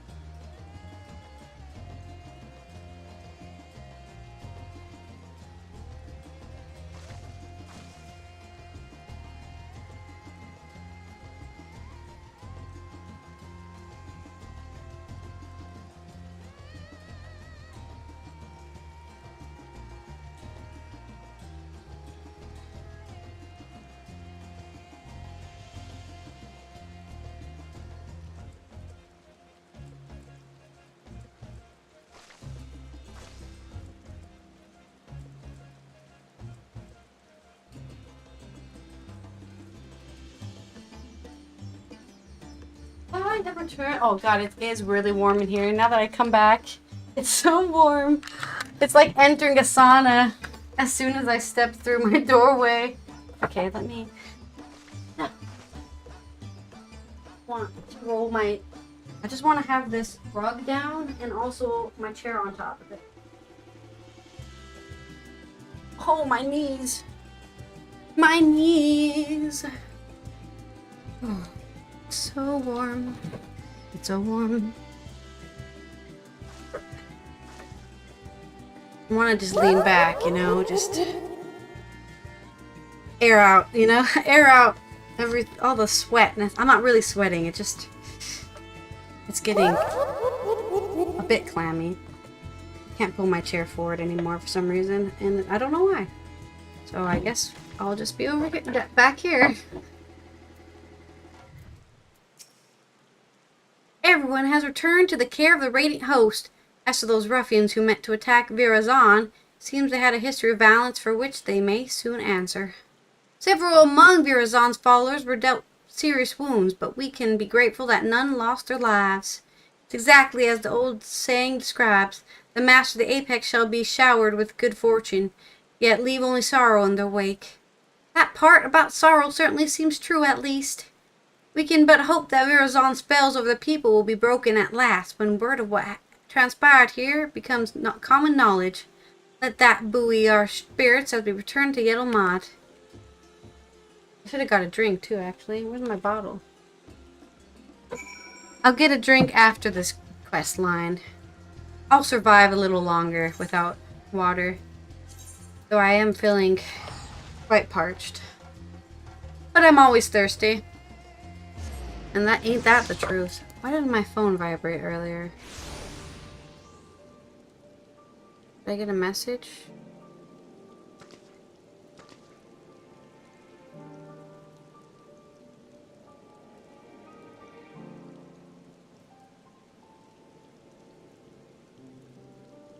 Okay. Just people talking in the chat sees. Just a group, a WhatsApp group. Okay. This was 46, or sorry, 96, right? I think we have to do 98 and then 100, and then we're done. Well, that was certainly an ordeal. Although Virazon got away, we can look back upon what transpired to plan our next course of action. It appears that the treasure takes rocks from the surrounding environment and makes them rain down upon the wilder surroundings. However, the power seems to be somewhat haphazard. While Virazon himself was instruct, the Bolger assailed friend and foe alike. Something else has been nagging at me as well. The stones we saw in the canal seemed quite a bit larger than the others. I don't know what to make of it, but I will give it some thought. We still don't know exactly how he controls the Apex's abilities, either. We must focus on these mysteries as we continue our investigation. As for Virazon himself, he was just as his father said, wasn't he? His so-called heroism is an empty charade, like a child playing at being a hero from the storybooks. He seems motivated by a vain desire to gain the love of the people, yet he cares nothing for their well-being. He'll learn his lesson soon enough, though. None will sing his praises after word of what happened at Uznair spreads. Even he must know this. I worry that his desperation will drive him to worse misdeeds. If the treasure is used with reckless abandon, it could cause untold harm. I must discuss this with the Radiant Host. Together we might be able to capture Virazon before he attempts anything drastic. Stand by for now, Kokoro. I'll be in touch the moment I have something to share. Floundering of fame. The fame has been floundered. Yeah. Complete. Dun dun dun dun. Ow.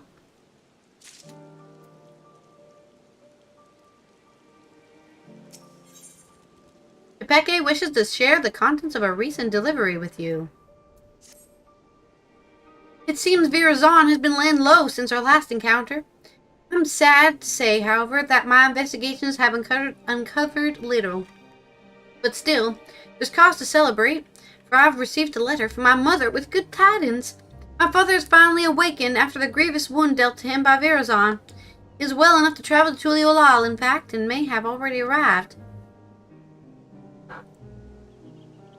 Of course, I'd love nothing more than to go to him, but I pledged not to return until I had the perch of Apex in hand.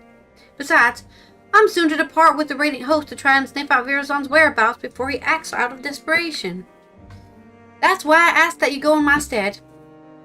As the treasure's guardian, no one living is more knowledgeable about its history than he. If you share with him all that's transpired since we began our search, he may be able to point out something that we've missed. I know it's a lot to ask, Kokoro, but the safety of Thavnair depends on it. And please give my family my regards. My mother should be able to tell you where in Tuliolal my father is staying. Once you've finished, let's meet in the Aetherite Plaza in Razat Han to share what we've learned. Interesting. This is the only role quest that's actually told us to go back to Tuliolal before the end.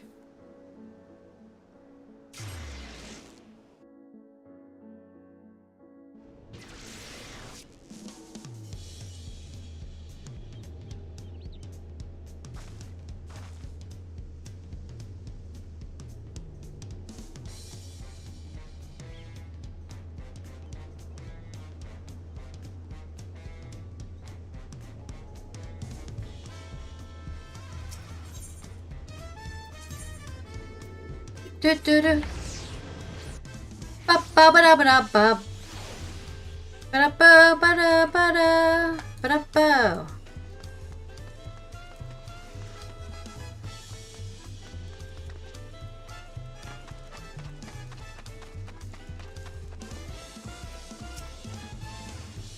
Oh, if it isn't Kokoro, but I don't see Tepeke with you. You come alone? Yeah, she's still. I'm glad to hear my letter arrived safely, and that Tepeke seems to be as tenacious as ever in her search. Her father, Netse, has already arrived here in Tuliolal, but has barely stayed in one place since. He seems desperate to help Tepeke from a distance in whatever way he can. He told me he was traveling to the Paya Rionan Plain in search of information he assured me was quite vital. Wish to speak with him? He'll doubtless be in that area. Where the hell is the Pyranian Plain? Am I supposed to know where that is? I'm sorry, but... Huh? Is it in Zaktaral? Oh, it is by the cat people. It is by the cat people. The other cat people.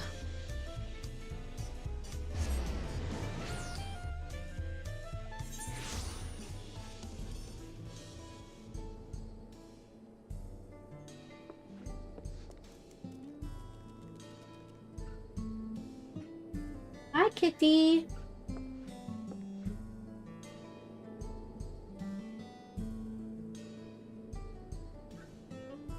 Want some yogurt?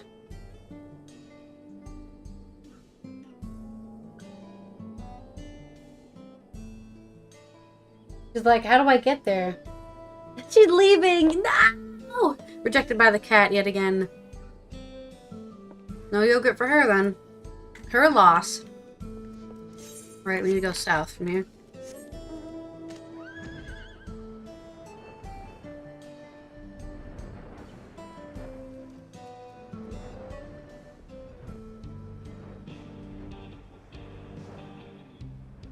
Daddy dearest, where are you? I don't see him anywhere. Oh, he's way more south than I thought. Okay. This place reminds me of Final Fantasy XV so much. We're just hanging out here for some reason in there.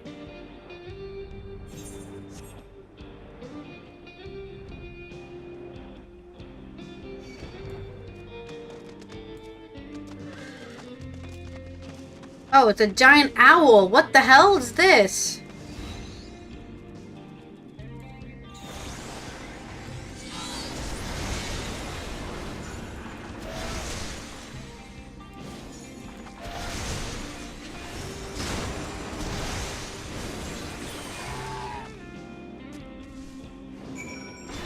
What's with the giant owl, dude?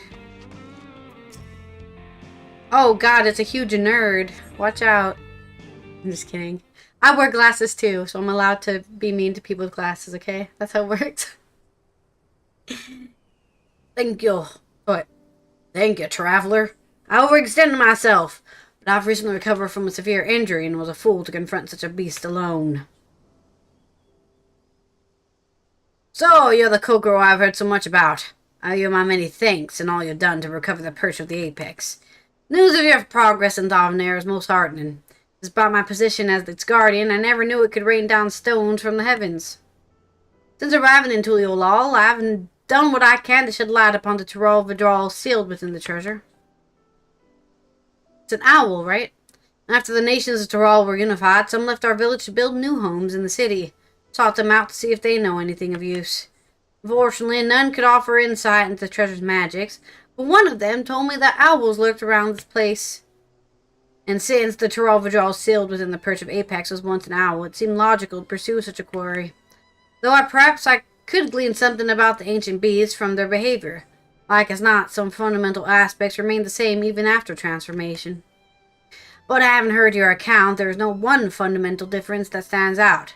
As far as I'm aware, no owl native of these lands possesses the ability to hurl rocks, large or otherwise. No doubt the Tyrol Vidral gained this power following its metamorphosis.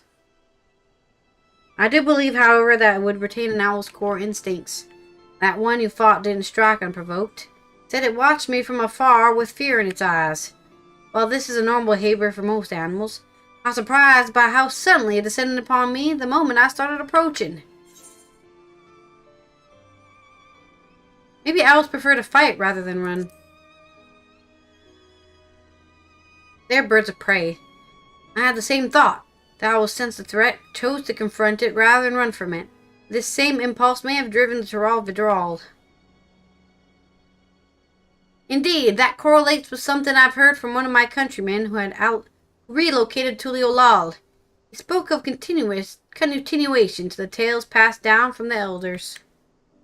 No hunter's arrow could fell the apex. It was struck down in a storm of its own wrath, made by wild by the heart of fright. Does what it sealed away at last. Now, judging from the owl's behavior, I can theorize that the treasure is activated when the bear senses danger. According to the story, this power can easily get out of hand if its bearer is panicked. Of course, this theory must be tested first. Virazon will certainly use the Perch of Apex again. When he does, I ask that you and Tepeke pay special attention to the circumstances leading to its activation.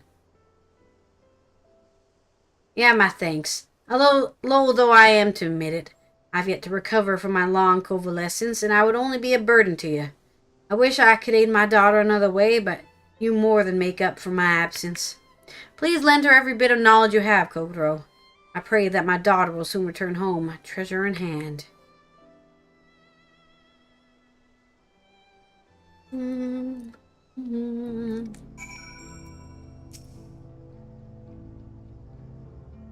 Pray return to Tepeke and give her my regards. I only hope an old man's wild theory can help you in your quest. An old man's wild theory, huh? Actually, I'll use my final Aetherite ticket, because I don't care about them. They're more annoying because they constantly ask me if I want to use them. So I'd rather just not have any.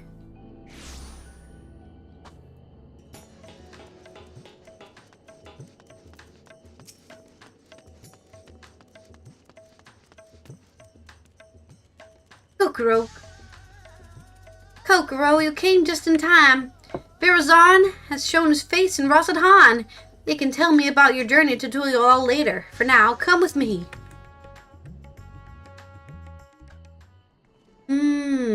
What is he doing now?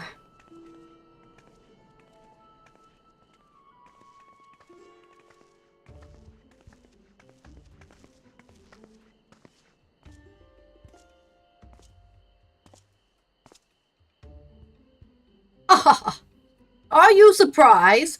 Thanks to the sage counsel of a fellow hero, I have decided to doff my mask, although my face may be unfamiliar.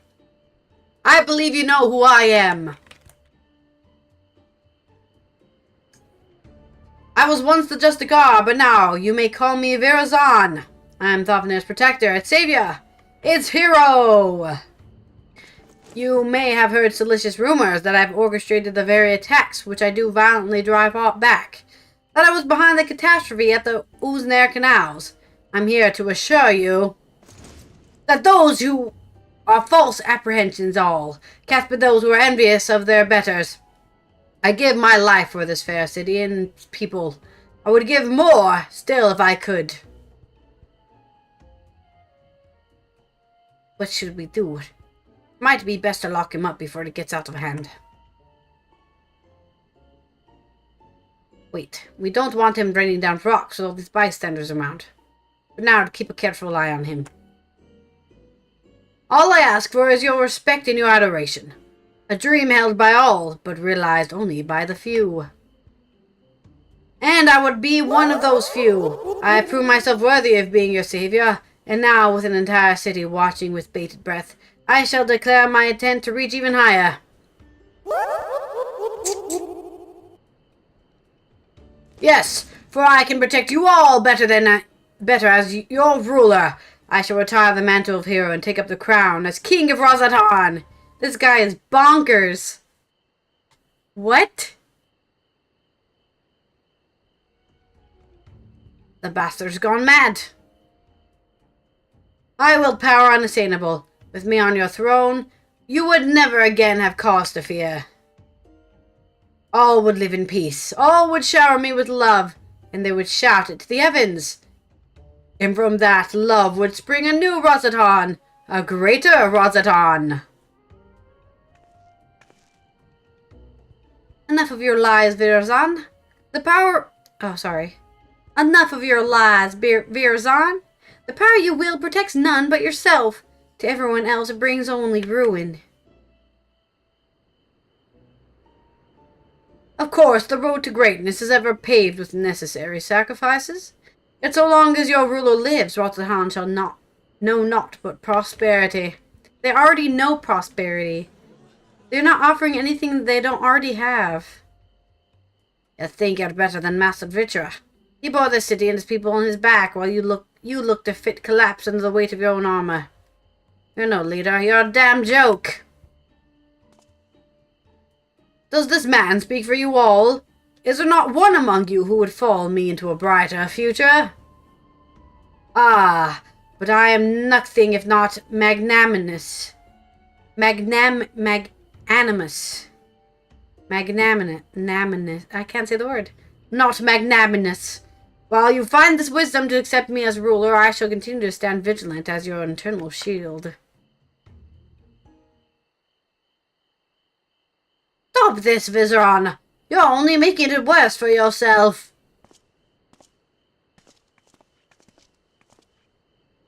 Can't you see you've become a laughingstock? Give up this facade and answer for your sins. Do so now, and the Radiant Host may yet grant you mercy. My sins? Are you not the one poisoning the people against me? To your worst, I dare you. It would only make me more powerful. I know not what is in your heart, but please end this madness. End it and return to me, my son.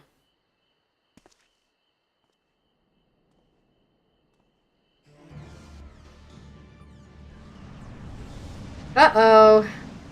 He feels in danger. Don't get any closer. No. Don't get any closer. I'm switching accents all over. Oh, God.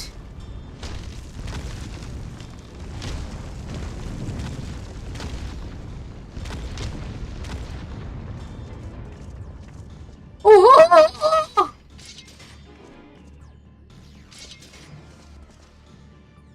Don't. If we fight here, there's no telling how many innocents will be wounded. Pathetic as ever, I tire of this farce. I have declared my intent to become King of Rosahan. As for you two, this is no place for a battle between heroes. We shall meet again, mark my words, and then we shall decide who is the mightier. Alright, bye.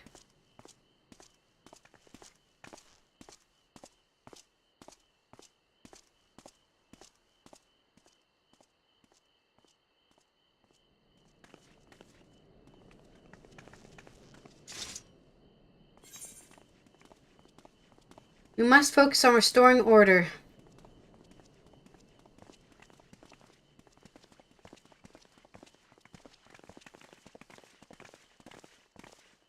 You're right, of course. Much as I hate to see Virazan walk free, we've yet to ascertain the extent of his power. Now we must bide our time. I noticed that despite all his proclaimed love for his people, he didn't even look back at them as he retreated. Perhaps he can bear to look them in the eye, or as one of them at least. His own dad. To be fair, his dad disowned him, so they're not exactly on good terms.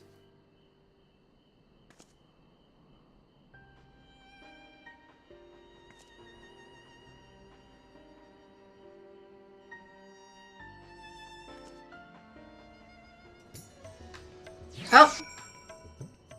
Got teleported somewhere? That was weird.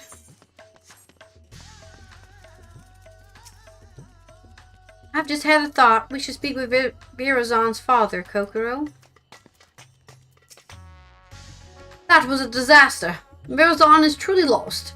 And at the very least, he's committed himself to fomenting unrest within Raltaton. Although he's my son, I cannot condone his actions. His words are grand, but empty. That ridiculous armor is nothing more than a gaudy decoration. He is truly the embodiment of a false heroism. What's more, this latest debacle has surely made him a criminal in the eyes of the Radiant Host. All I can do now is beg them to grant my son some small degree of clemency. Before you go, may I ask you something? After Virazon called down the rocks, did you see his expression? I thought it peculiar, but I'm curious as to what his father saw in that face. Aye, it was a familiar look. When I used to scold him for losing himself in the make-believe, he would get that same cast in his eye. A look of petulant rage, as if he resented me for pulling him out of his reverie and into harsh reality. He hasn't changed. Apologies, but I must go. Bye. Just as I thought. Even clad in his shining armor, he can't bear to be told no. Now his childish games have taken a malevolent turn. For now, we should return to Yelmad. I still have yet to hear what you learned in Tuliolal, after all.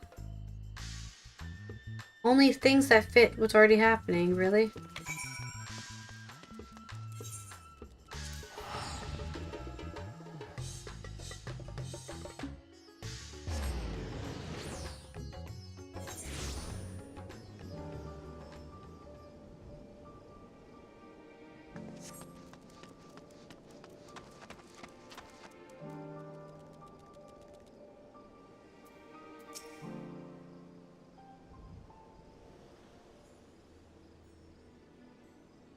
Now that we have some room to breathe, I'd like to hear about your journey to Doral. Did my father have anything to share?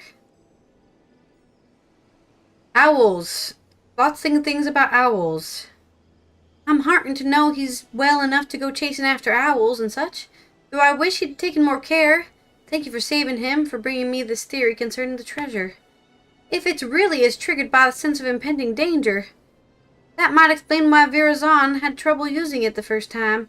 He wasn't truly afraid of that small fungi until it was almost upon him.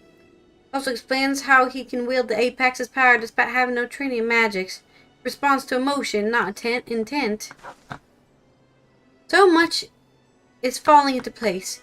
He goaded the Radiants into apprehending him because he knew the threat would be answered. You saw how nonchalantly he quit the plaza, almost as if defying someone to stop him. Virazon truly believes himself to be untouchable.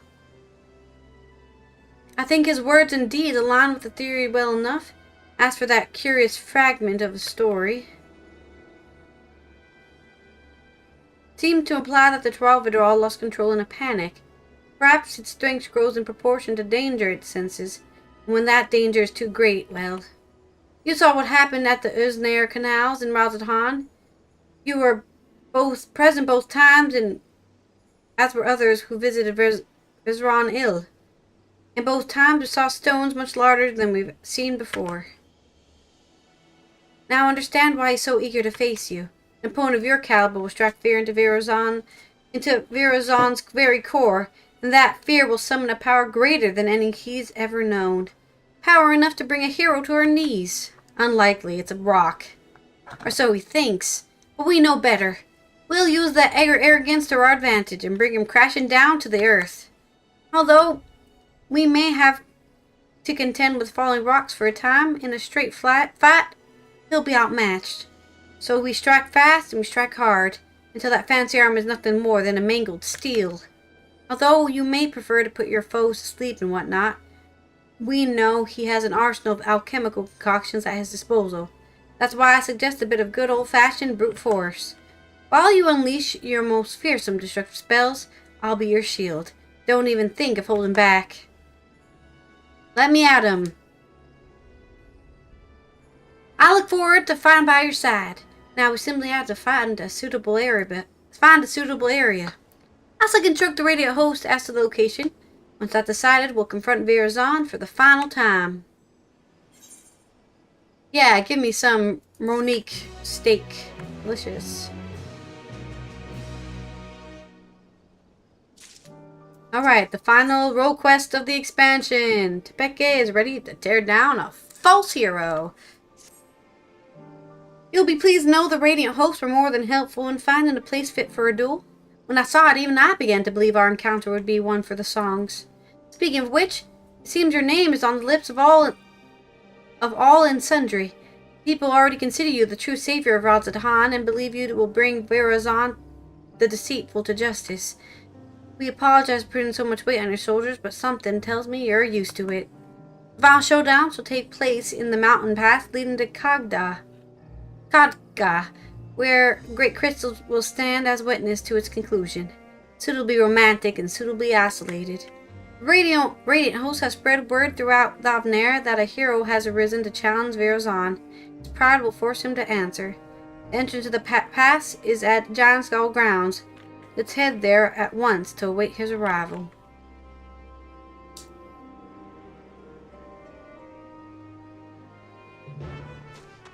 Okay, let's go. Wait, where am I going? All the way north, okay. And while we fly, I can eat my yogurt. Actually, it's quark, but I can't explain what quark is. It's basically just yogurt. I don't know the difference either, to be fair.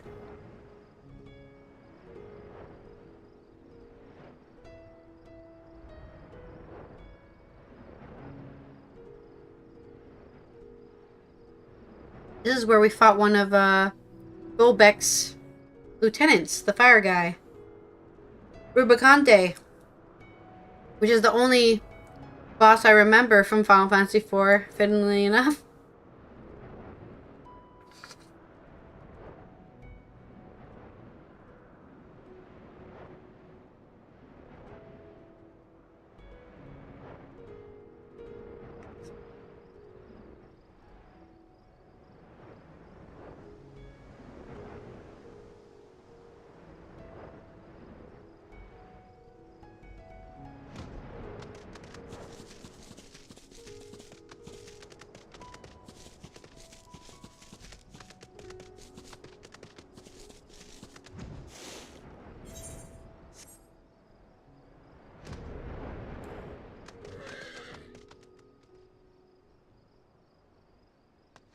Alright.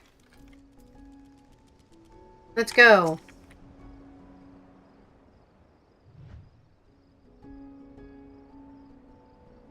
Sramul here has opened the way towards Kagda. I'm certain Verozan will arrive before long, and then we'll wipe that arrogant grin off his face. First, we should check our gear and gird our loins for battle. Are you ready, Kokoro? Let's go.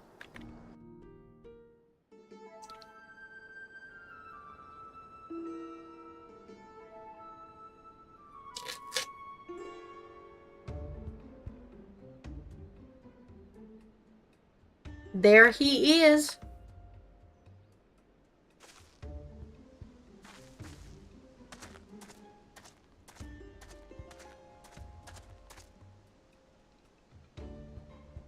Through the cragged peaks of Kadga, desolate winds blow over the fields of battle.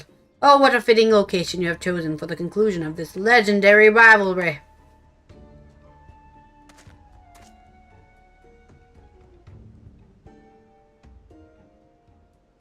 Legendary rivalry. I was right not to face you before. In environs it suited a struggle between titans. Now my patience has been rewarded, and my heart races in anticipation.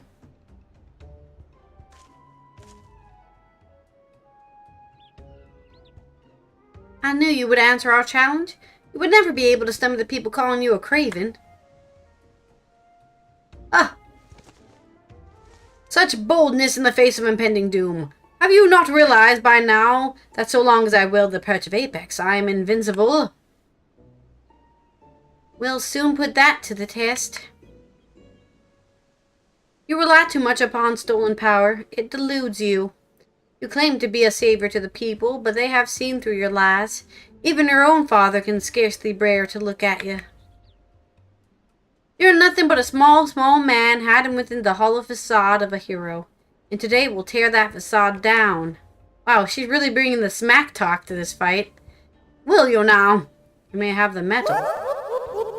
But have you the puissance to claim the mantle of hero? My mantle? You don't have a mantle. Dude, get over yourself. You're mantleless.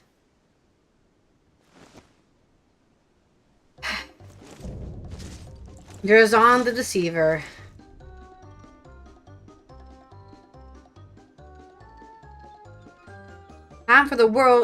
The time for words is past. Follow my lead. Not that I ever speak.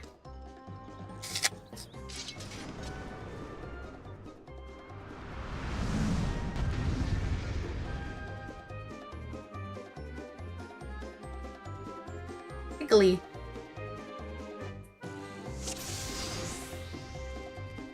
Alright, let's go. Do I have my... I got that.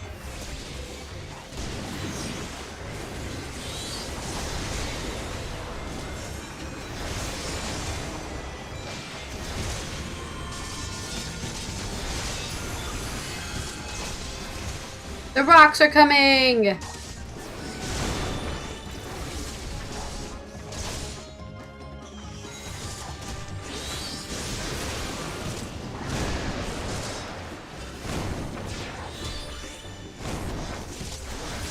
There's a footbook, but all legs must tire. What do they now?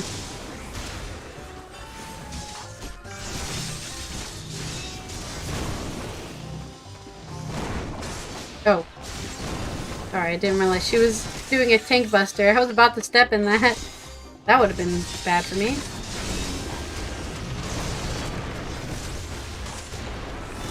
This might be the easiest fight I have to do. I just have to remember where the rocks are gonna fall.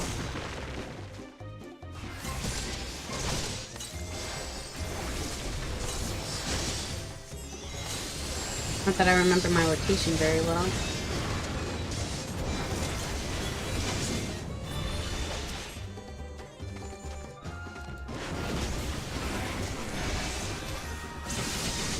Get those he summoned his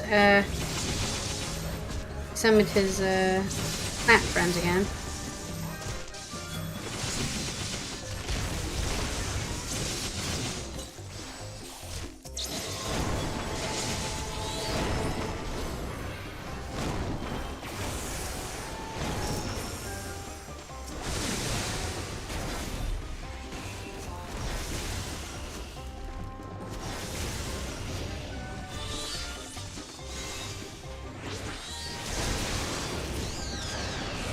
You defeated them already. Oh, but of course, who would wish a duel to end this quickly?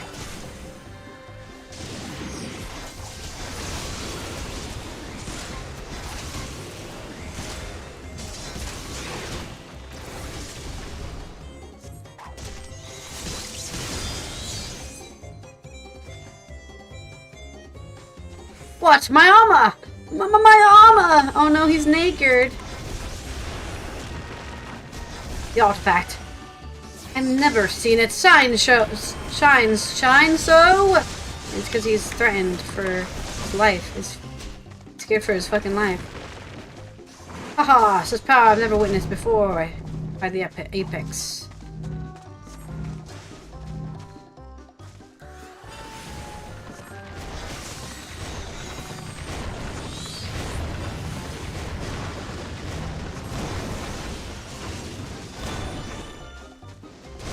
Oh no, I was gonna get hit by that one.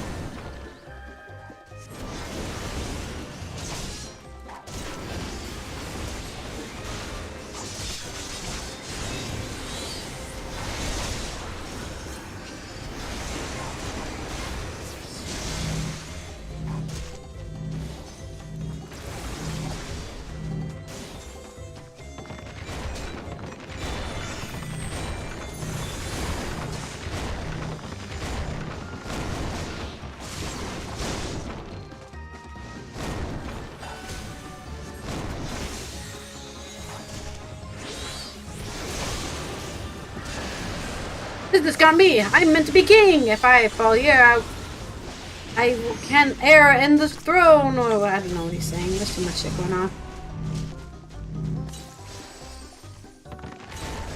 There's too much shit going on.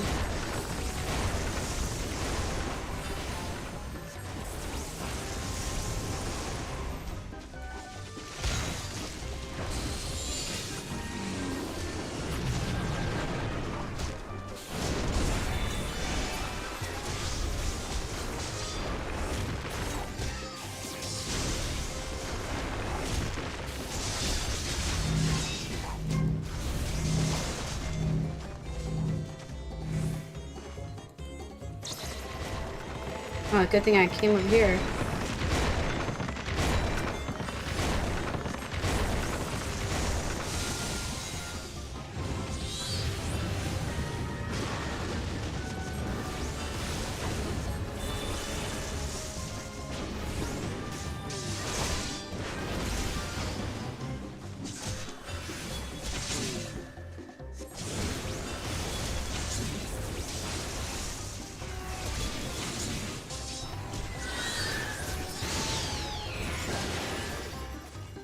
We both suffer grievous wrong. Perhaps we should consider this a draw. No. No, don't think so. You've lost. You lost, Vizeron. Lay down your weapons. You ruined my freaking rotation, dude, with your talking.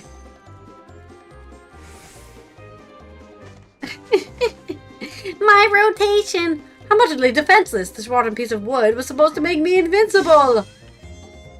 Oh, is that how we're ending it? Oh, wow. I can't move. The artifact is... Oh, it's becoming its own issue. Okay, I see.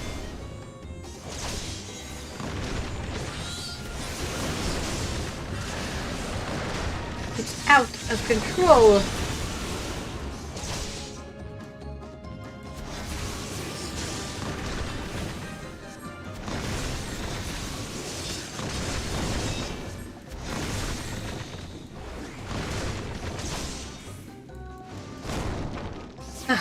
I can't end it like this. I won't let it end like this. Okay.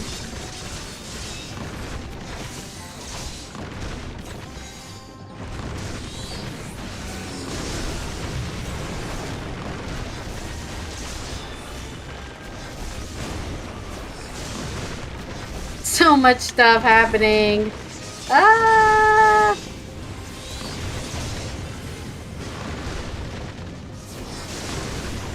Oh, I should not have done that.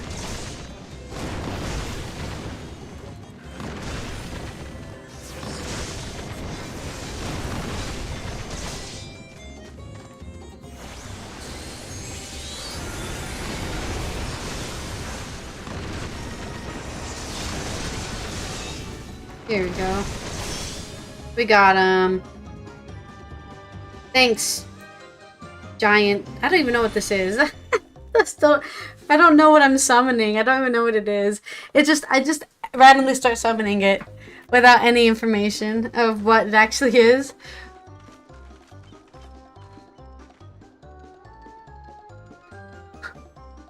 I forgot I still need to do voice acting. Giant piece of apple in my mouth. Well, it looks like he got knocked out. He's out cold. I'll take back the treasure. This cannot happen. A hero never falls. I fall all the time. I must retreat. Yes, a tactical retreat. A noble retreat, so that the Justicar may live to save another day.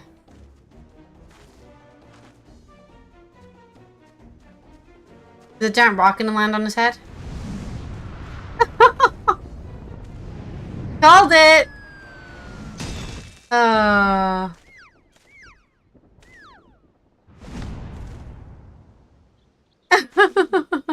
Hi, Ram Raja. Oh, he got bamboozled by his own rocks.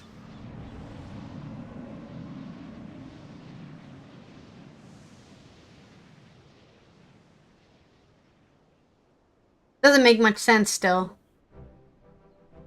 Why this rock, this owl summons rocks? It's incredibly convoluted. I suppose the apex wasn't finished yet.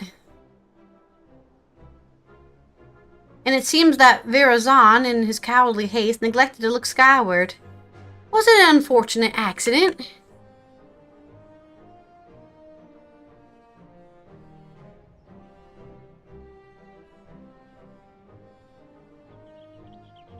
Or fate delivering his just desserts? He definitely got his just desserts. Why his eyes spinning like that? It's so comedic.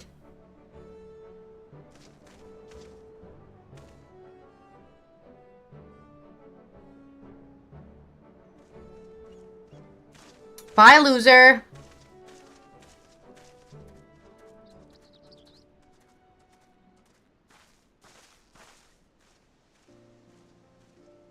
He claimed to be Razatan's savior, yet he sowed only discontent among its people. Perhaps some days in a sunless Gw will give him a sunless jail, will give him time to reflect upon the error of his ways. I forget they spelled jail with a G in this game. The old English. And now I finally recovered the Perch of Apex. Thanks you for coming this far with me, Kokoro. It was a pleasure. It was a rocky time. You could say we had a tumble. God. Anyways. Sorry.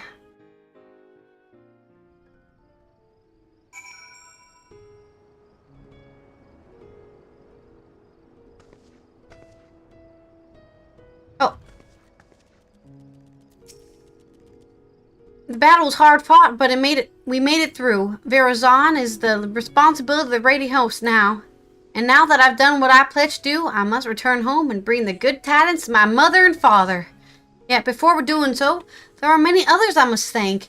In the meantime, can I count on you to meet my family at Tuliolal for the one final farewell? My parents will surely be glad to see you again. Got to turn off my HUD. Bye. Back to Tuliolal. And then the end of Dawn Trail. Finally, we're making it to the end. Oh.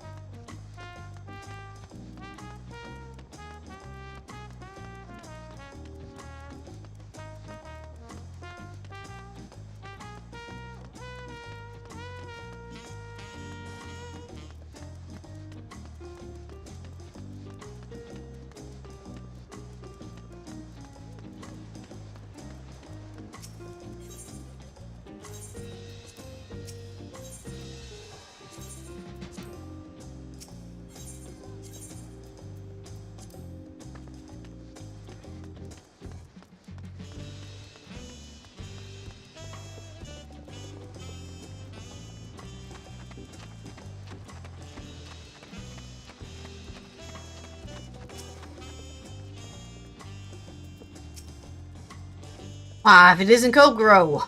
I'm pleased to say I've quite recovered since last we met. Perhaps one day I may have the chance to save you in return. I didn't expect you to see you in Tuliolal again so soon. Is Tepeke well? She's got the artifact. She's probably right behind me as we speak. Like a creeper.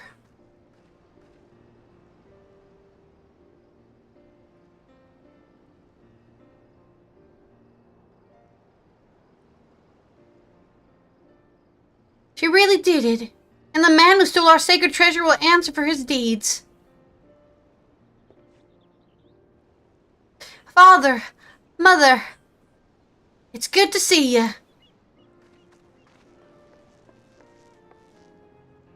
I'm sure Kokoro's already told you what happened. I couldn't have retrieved our treasure without her.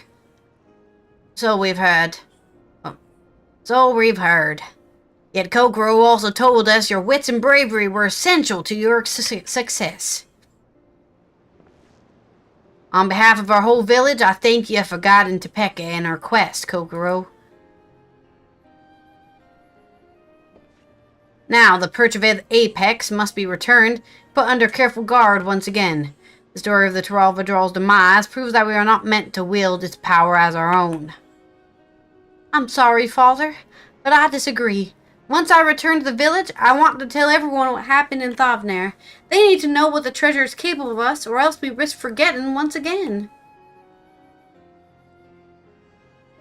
I won't deny that the Apex's power is dangerous. I saw with my own eyes what happens when it's wielded with abandon.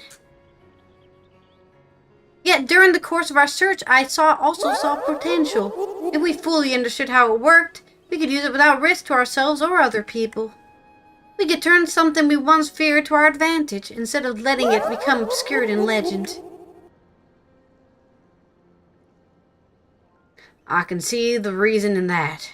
We must be ever ready for danger, even in times of peace. Should our safety be threatened, the treasure may grant us a means to protect ourselves.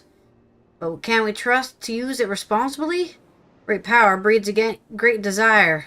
Some with same ambitions of Verazon may arise again, perhaps from among our own.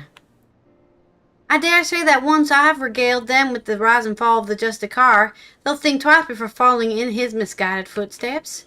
As our forebears relied on the legend of the Tyrell Verdal, fate to forbid the treasure's use, we can rely on the story of Verazon's fate to urge caution. And this time we have someone who lived through it to tell the tale. Of course, if I'm going to be guiding people in safe use of potentially dangerous treasure, I see no choice but to inherit my father's positions as its guardian. Some may raise their eyebrows at the prospect of a loose-lipped Tepeke serving as the perch of the apex protector, but I've grown from my mistakes. And who better to tell the tale of Verazon and Tepeke's failures?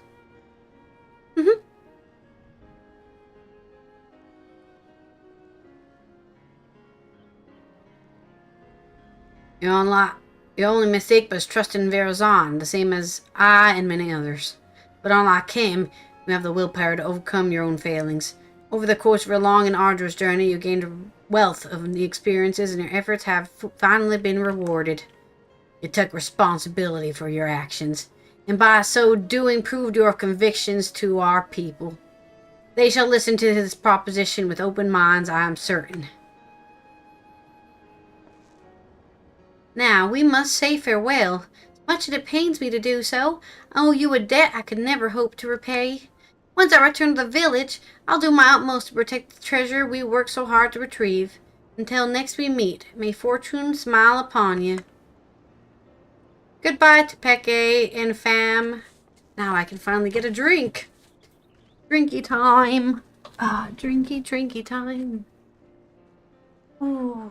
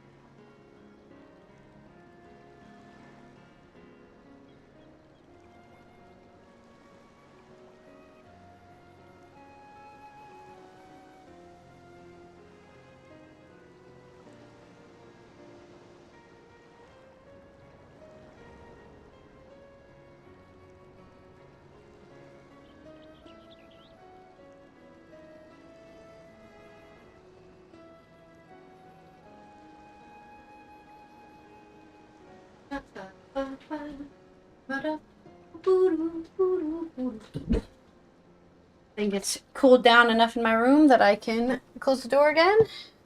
Did it get a bit toasty? The sun's gone behind the horizon now, so it shall not get any warmer than it is. It will only get colder.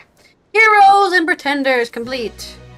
All world quests complete. I wonder if there's also a side world quest. It probably won't be released until a patch, which means I'll have to do it later, I think.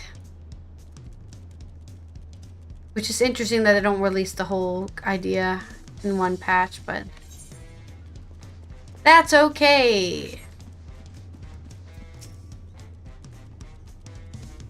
Yeah, I guess that's it. That's it. We did it.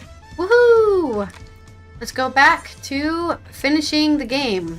Back to the living memory. Alright, let's review what's been happening in the Dawn Trail story for anyone who's forgotten, including myself. Sphene ran away to her original reflection, which is this place where we are now. The whole place is full of endless, which are the memories of the dead. They are not people, they're just the memories of the dead. And Cachuia has asked us to end the Endless so that they can finally rest in peace and stop being weird fragments of memory walking around in the memory of a place. Every time we close somewhere off, it kind of gets dark like this, and it's turned off from the network, so to say. The first place we went was a really nice canal town, which is over there. And what was there? Anything special about that place? Not really. Some people met their loved ones that they hadn't seen in centuries, but we learned later that it's actually controlled in that way. They do it on purpose to make you think that it's fate, but it's actually all in the computer, kind of. And then over in the kind of the amusement park area, we met the original Otis memory from before he got turned into a robot. And we put on a little play with me and Lamati as two warriors fighting in the play. It was very cute. And then we put everyone to sleep. Now, let's continue to the third locale. How can she be so carefree about everything? That safari place indeed. I wonder what it's themed upon. I must say it saddened me to see the scenery change in our wake. Yeah, it is kind of sad. It gets all dark and broody. That volcano really isn't real, right? All that smoke pouring out is just part of the glamour?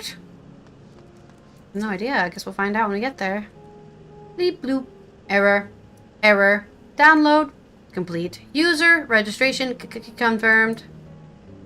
Dauntless adventurers, I bid you welcome to Allythology, the sanctuary of the strong. Fight with courage and honor, that your legend may resound forevermore in the arena of valor.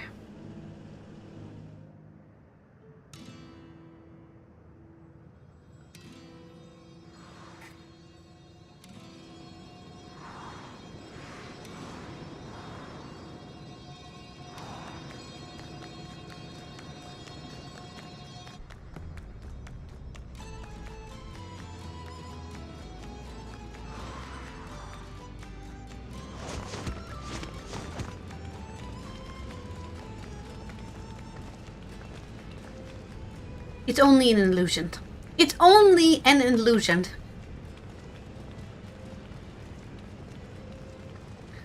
What's this now? Don't tell me you're afraid of the lava.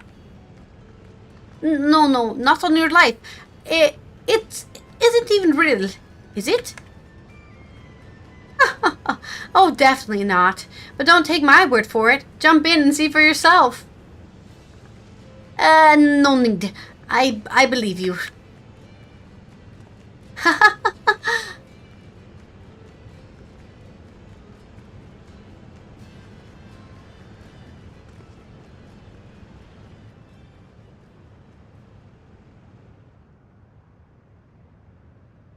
That there is the terminal.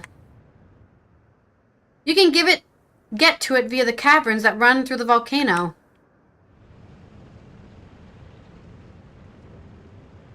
I'll go on ahead and wait for you. Take care around the wildlife now.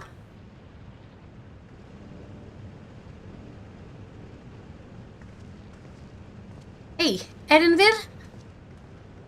I'll explore it alone. You needn't worry. I'll give the wildlife a wide berth. Poor Anvil. He's still coming to terms with it. You can hardly blame him. Let's leave him be for now.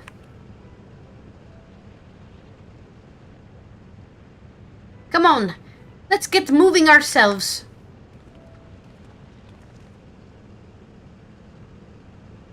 Move in, move in.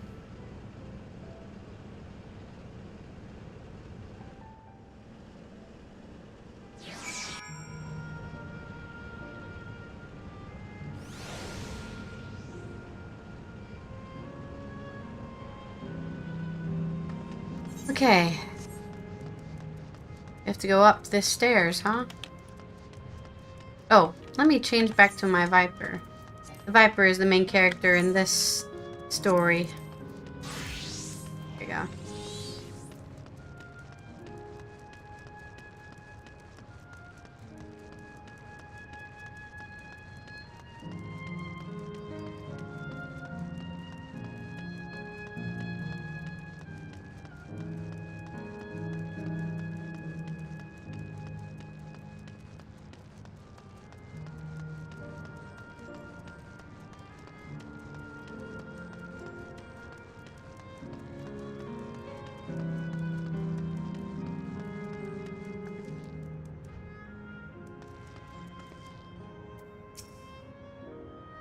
The mechanical soldiers are common here as they are in Solution 9. I wonder how long ago they were created. Right would seem to be the most direct path to the terminal. But I must say, I'm curious about the building on the left. Looks like we have two paths to choose from. I thought I saw Cachuia heading left, though. While that would seem to be a detour, I must say I'm rather curious about the round building. Well, I'm always up for the scenic route. Let's follow after Cachuia and see what that building's about.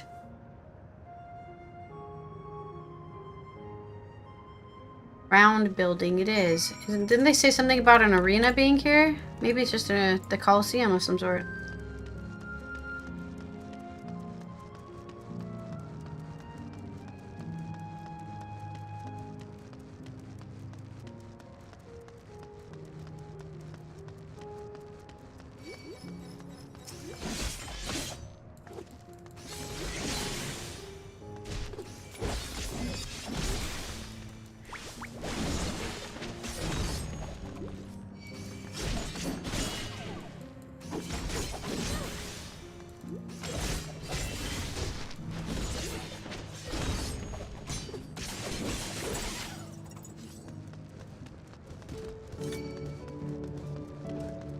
Well, I still remember how to play that.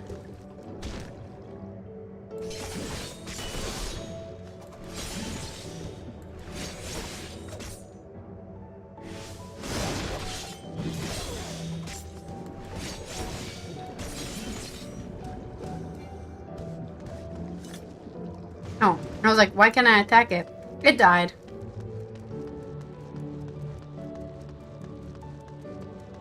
A giant whale flies by.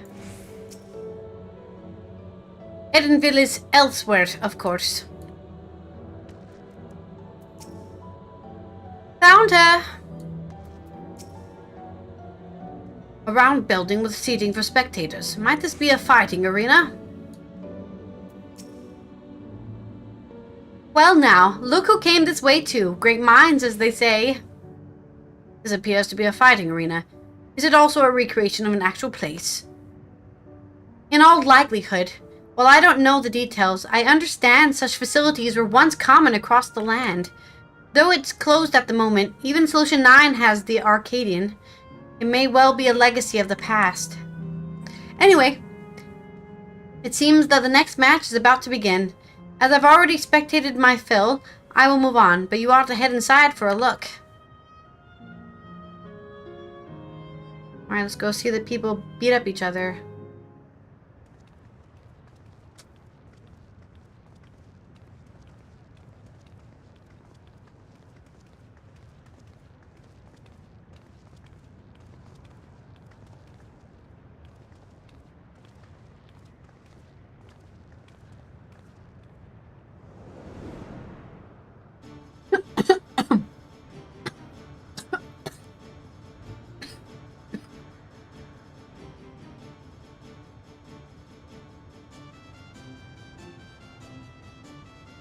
Swallowed the apple wrong.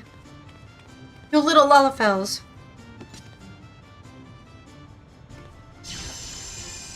Are they dueling cards? Is it Yu-Gi-Oh? It's Pokemon. No, it's just magic battle. Okay.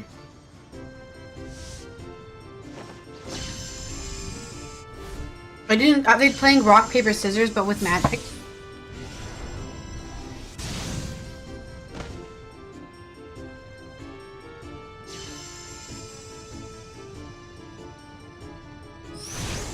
Wow, she's a quick shooter, I guess.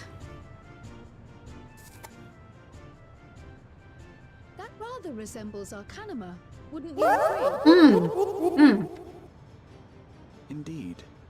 While similar arts could have developed independently across reflections, this verges on being identical.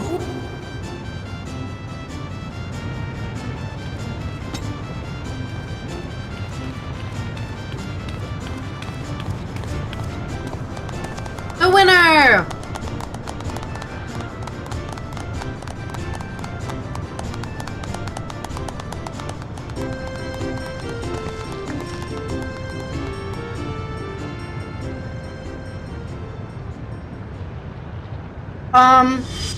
Aren't those her parents from the flashback?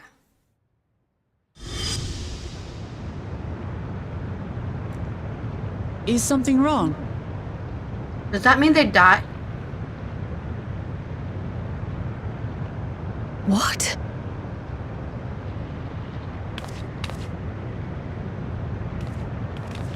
No way, I thought this was gonna be a side plot later.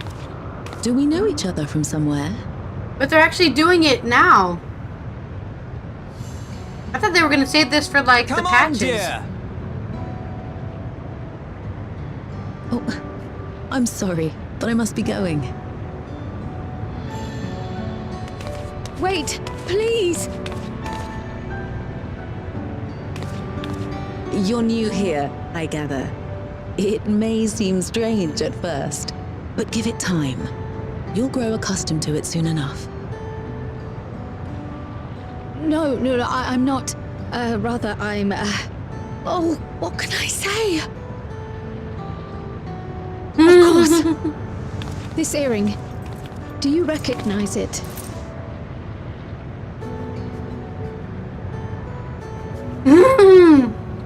Oh God! My name is Cryle. When I was a baby, I was taken from this world to another. She straight grew up just without throws it at knowledge him. of my past. I know not how much time has passed for you, and things may not be as you expect them to be, but I'm here now. I found my way back. Maybe this is before they even had This her. earring, it contained a code with which I was able to reopen the gate. And I did, and I'm here. And Could it be as she claims? She's not lying. I can tell. There is no mistaking the earring.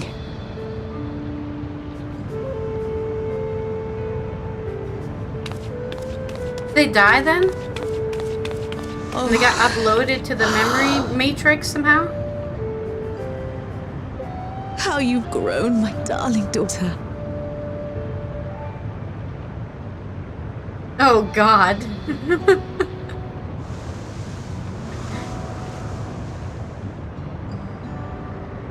it has been 20 years. Or more.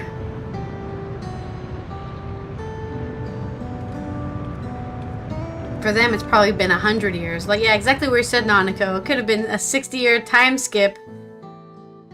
Yeah, they've been here for 1,000 years, as far as they know. Yes, names. I'm Robor, and this is Alila, your mother. Doubtless, we have a mountain of questions for each other, but perhaps we can take this somewhere quieter?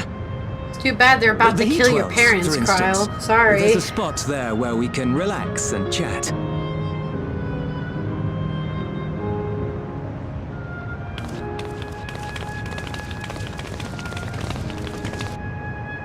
Though I think even Cryle's not stupid enough to think her parents were still alive. I think as soon as she discovered that there was a huge time disparity between the reflection and the source, she was probably like, my parents are probably dead. They're probably dead. So I hopefully, I know she's gonna take it hard, but hopefully she's not too surprised about the outcome. Miracles really do happen here. I'm happy for Cryle. I'm not. I think it would have been better for her to never find her parents. But I guess this gives her some sort of closure. think that Kral would actually meet her parents. Yeah, even Grawha was like, they're dead. She's not gonna find them. They're dead. Could it be that the system orchestrated this reunion as well? Forgive me. This is all so much to take in. I'm struggling to collect my thoughts. Kral has regained some composure. The taste of family. Alright, I feel a little calmer now. I thought myself prepared for the possibility. To actually come face to face with my parents was overwhelming. And having been parted from them as an infant, I'm not sure how to behave. Take your time. After everything that has happened, you deserve to do so. You have many things to say to one another. Now you can say them. Indeed, this is a meeting to be cherished. Just do what comes naturally. Thank you, everyone. I'll make the most of our time together.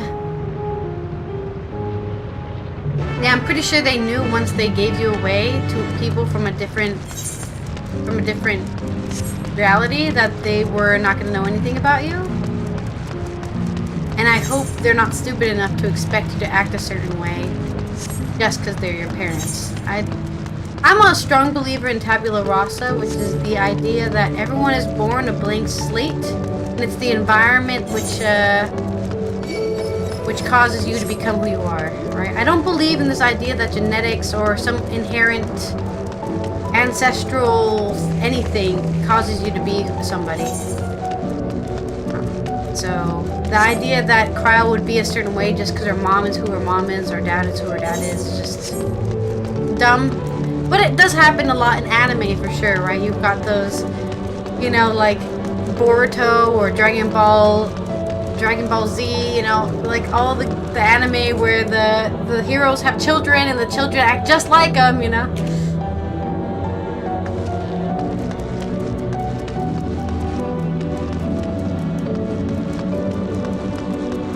I think it's nice that I don't think it's dumb that she's searching for her real parents, but I think that it would be dumb for her to not be surprised about the situation. Like, it's not going to be it's going to be a bittersweet thing when she finds her parents. It's not going to be a happy, joyous occasion. I think she's old enough and experienced enough. We've gone through some shit in this game that she knows that not everything is like a fantasy novel where everything's happy at the end. We could crave the tension. We could carve the tension with a knife. Just keep an eye on things for now. Ever the observer I am. That we should meet our daughter again, here of all places. You are all our daughter's friends, yes? Thank you for bringing her to us. We're not all her friends. She has way more friends. She has at least 6 more friends. Maybe even 10. I don't know. She has way more friends. Than just us 3. Well, they're chatting up a storm. So basically, we abandoned you, and for good reason. I'm not saying it's good or bad. It's such a strange feeling to be reunited with you beyond death. Your companions, what are they called? Oh dear, I've completely forgotten to introduce them. Over here is Wuklamot, Val Resolve Tulio Lal. Beside her is Grahatia, my colleague in the Students of Baldessian. Also, the Crystal Exarch, Traveler of Reflections. Oh, whatever. Too long, too many titles. I have too many. Now, speaking of too many titles, I have at least 20 titles. And this is Kokoro, an adventurer. I'm not just an adventurer. Kryl, how could you hurt me so? I'm not just an adventurer. I fucking saved the universe. Yeah, oh, that hardly does her justice. She is the most dependable of friends to whom I owe my life. Warrior of Light. Just saying. I would rather be called the Warrior of Light. This is Kokoro, the Warrior of Light. It's just an adventure. Yeah. You got 356 titles? Yeah, one for every day of the year. My word, we clearly have a great deal of thanks to give, don't we, dear? Yes, we do. Our heartfelt gratitude to you all. I didn't raise her, mind you. I met her later. Her grandfather is dead, unfortunately. I think he's dead. I'm pretty sure he's dead. They talk about him like he's dead.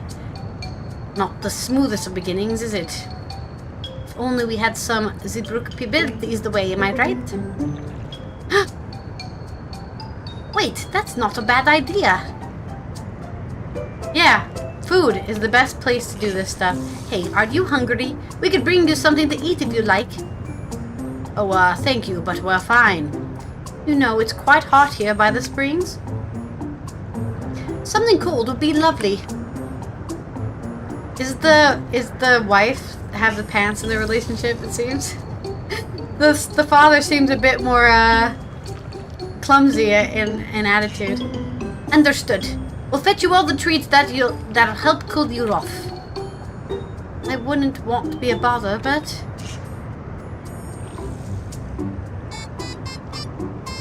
Trust in me, I can deliver food. Think nothing of it. This is what friends are for. Thank you. We shall look forward to the cool treats. I'm amazed she's wearing a jacket in this weather. She must be sweating tons. She's nervous and she's in a hot place. I feel like a bundle of nerves. You're very considerate. Thank you, Kokoro. We're looking forward to seeing what you bring. Well, don't look too forward to it, because it won't taste like anything, but we will try our best. As we've learned, good food brings people together, even sworn foes. That was well conceived, Uklamat. Just putting what I learned in Yaktil to use. If I had to mention a potential problem, however, it is that the food here tastes like nothing to the living. Seriously, I had no idea. Still, it appears to be perfectly enjoyable for the endless. In going along with the idea, Kryl likely understands this. It may not instantly break the ice, but I'm hopeful that it will be help to thaw it. So, shall we split up and look for what Alayla requested? Something cold, ironically.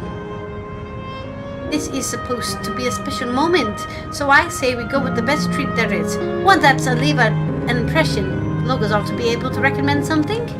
If you want to ask people near the Aelrite, Kokoro, Garhati and I will do the same elsewhere. Okay, where is the Aelrite? That's over there. Oh, I see it.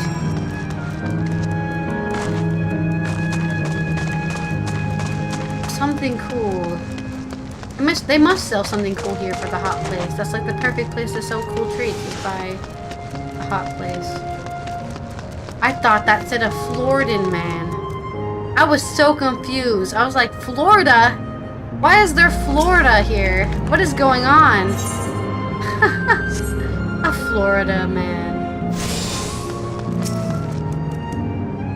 Well, after a long hot soak like that, I'm going to need a Gold Star ice cream.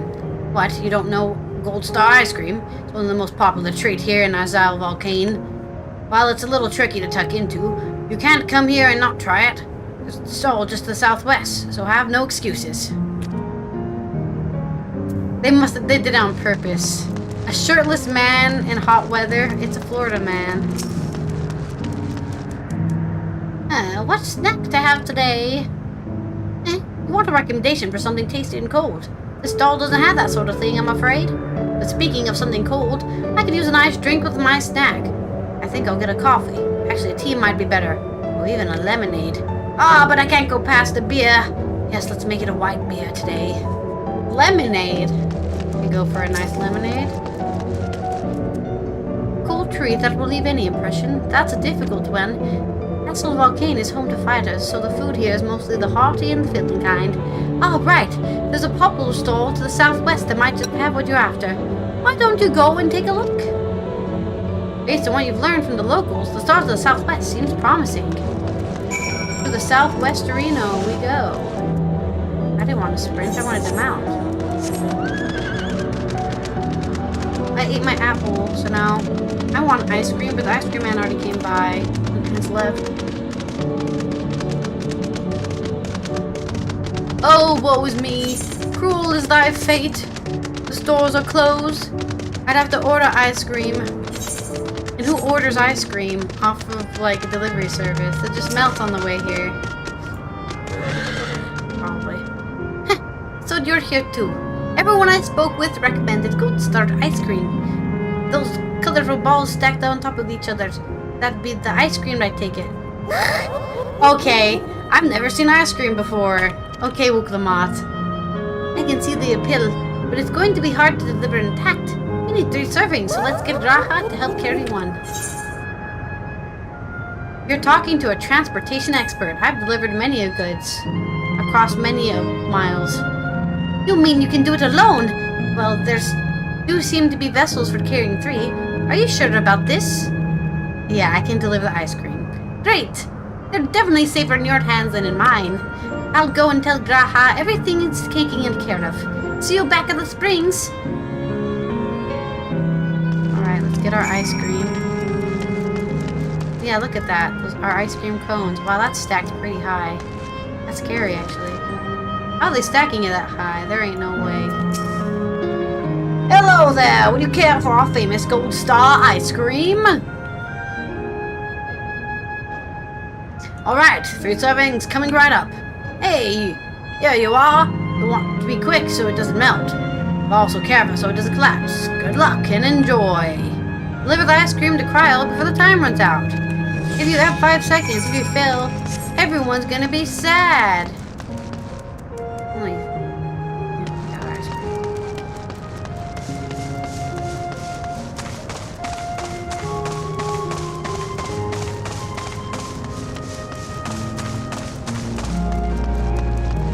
I don't see the timer anywhere. I hope I'm not run out.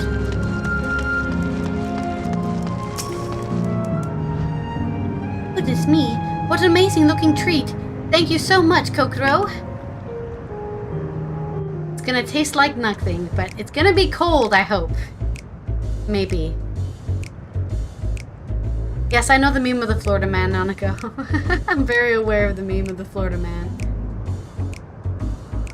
Never did we imagine that such a reward awaited us. Isn't that so, Robor? Yes.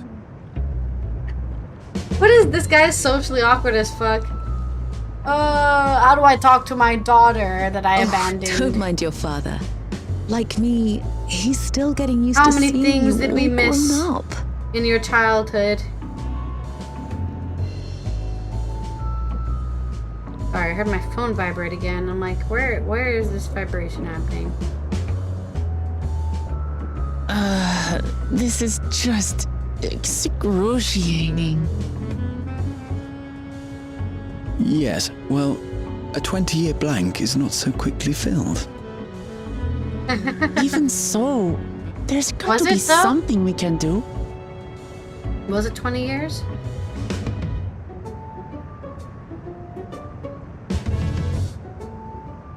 Maybe we should play some music. I think I might have an idea.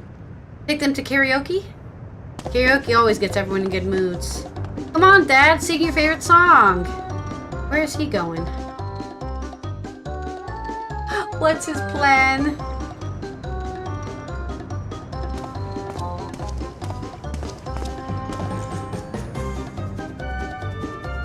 Raha?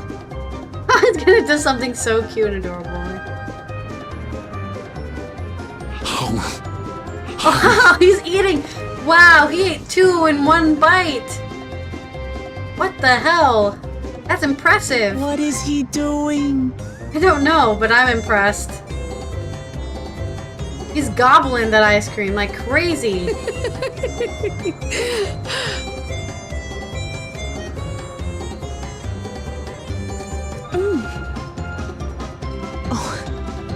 You needn't force yourself. The sound he made too. It doesn't taste of anything to the living, surely.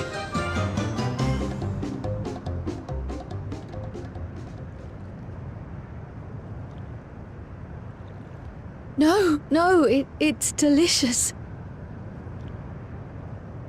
I mean it. I've never tasted anything so good.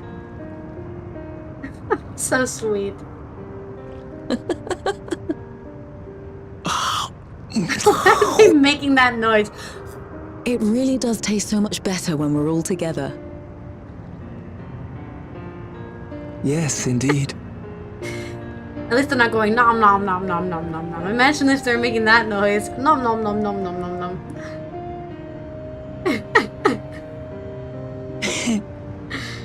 I'm suddenly craving dessert. How about you?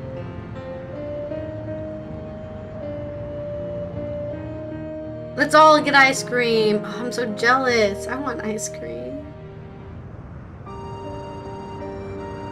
Truly, we've never felt so happy in all our lives. We don't know how to thank you.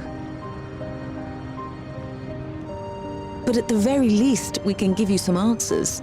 You've risked so much and come so far from them after all. Oh shit, my lip stuff is melting. It's so warm in here.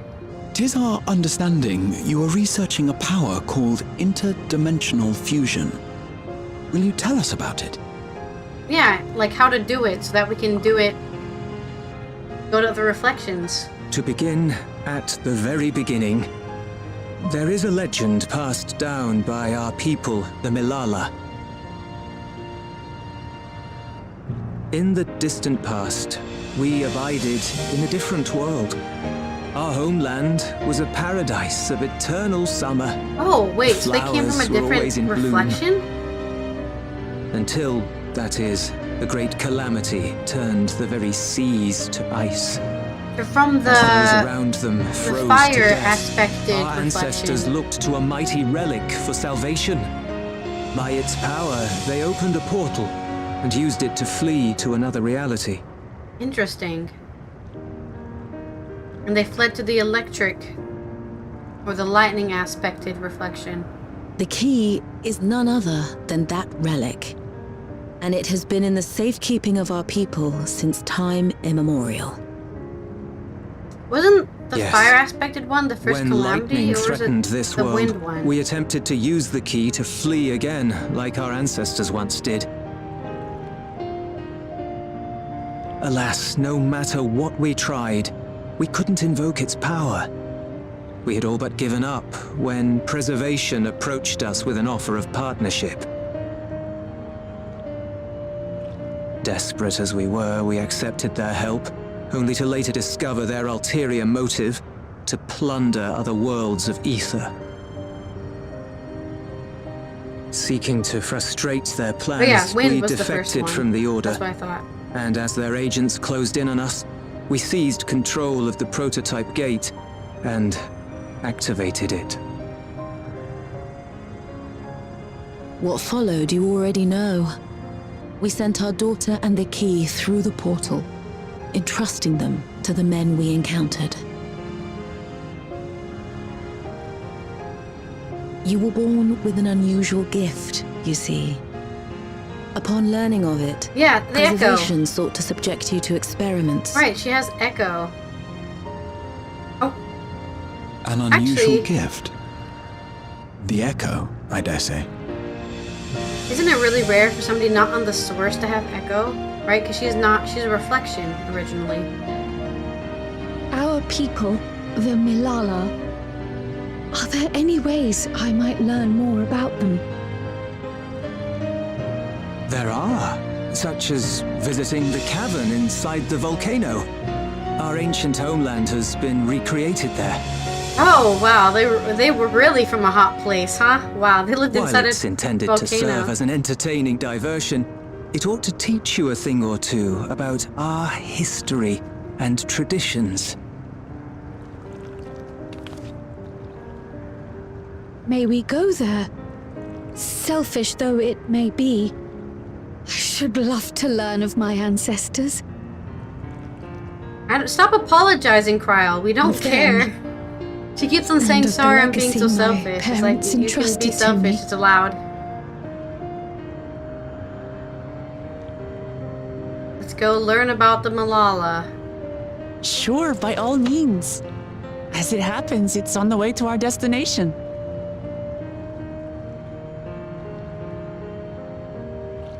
Also, I'm stupid. it's attacked by lightning because it has the aspect of earth, because that's the opposite. So that's why. Obviously, the stone people who make things out of rocks are the earth aspected reflection. Because the second calamity was the lightning aspected reflection. Imploding, I'm sure. So this was. So sometime during the third Umbral calamity is when these guys ran away to the earth reflection. No, but see, now I'm confused because there was a calamity of earth as well. And that's when the crystal tower fell. Oh man, I think our lore is getting all mixed up. I feel like the lore is getting all mixed up. Cause where are we? What reflection are we in? Because I thought the idea is reflection was basically given the ultimate element to try to do a rejoining. So they tried to keep the aspects together. And the first failure was the void. They messed it up. They didn't do it properly, and they pulled it too much in one direction. And because they pulled it too much in one direction, it got destroyed, and they couldn't use it for rejoining. And that's why the void is a problem. So it used to be like the light world, and they overflooded it with darkness, and it became just darkness. That would mean maybe it's the opposite. What's the opposite of wind? Is it not lightning? No.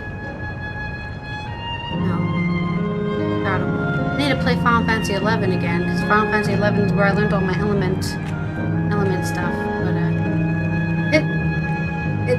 it doesn't make any sense that there's been a calamity of earth and a calamity of lightning, and we're currently in the place that is the earth. I think the earth aspect of reflection. But maybe it's because that calamity already happened, they're just living in the post-calamity world? But they keep on calling it a calamity. That's what I'm saying, Nanako. They've called when the lightning took over, right? And everything was destroyed by that giant bomb from Lindblom. They call it a calamity. So if the writers of the game or the translators, whoever wrote the word calamity, I think they made a mistake. Because they're making people who understand the lore confused, because calamity should be used explicitly as, yeah, when there's been an umbral calamity in the source, there's been a calamity in a reflection. Yeah, but now it's confusing because that made me think there was a calamity, and this is, I mean, but there's been an umbral calamity of earth and lightning, right? So either of those could be when this world exploded and they're just living in a post-calamity world. No, because they would have merged with the source, right? That's the whole idea, is every time there was a calamity, that was the merging of an aspected reflection back into the source. That's why I'm confused. What element is this land? I'm so confused. The lore is getting all bungled up and confusing. Do they even know their own lore at this point? It's making me think they don't even know their own lore, because I'm confused.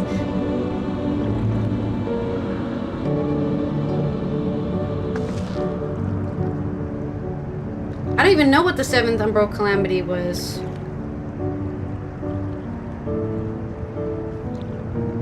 Yeah, because look, it even says here, right?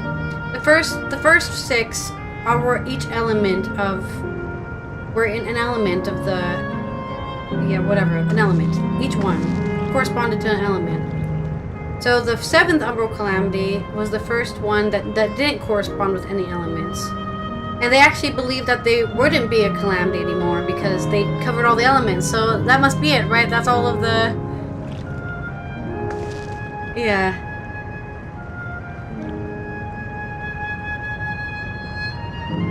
I think they just didn't think any farther with this idea, which is fine. It's not uncalled for, especially like you said, if they change writers so much and they get new ones. You can read a Wikipedia article about the lore, but it doesn't make it your story kind of idea. Because even the 8th Umbral Calamity, which would be,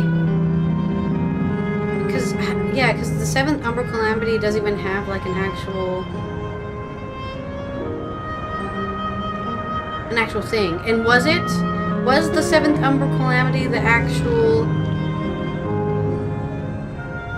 an actual reflection being dragged in and rejoining? Yeah. Rejoined the 7th shard to the source. So this is when the 7th shard rejoined, but who knows what the 7th shard's aspect was? Because every single other had an aspect of a certain thing. Oh yeah, it says at the bottom of every one which shard rejoined. The first one was the 5th shard. The second one was the 12th shard. They don't even go in like a logical order. The third one was the 2nd. The 4th one was the 3rd. We've got 2, 3, 12, and what was the first one? 5.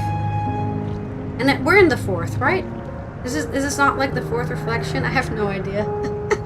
I guess we don't know which reflection we're in right now. We have to do more studies. The 5th was the 6th. And then after that was... God. The 10th. And then this one was... the 7th. So we've got 7, 12, 10, 6, 2, 3, and 5. No. We're missing 4 and 5. We're missing 4 and 5. We're missing 4 and 5. 8, 9. 4, 5. We're missing 4, 5, 8, and 9.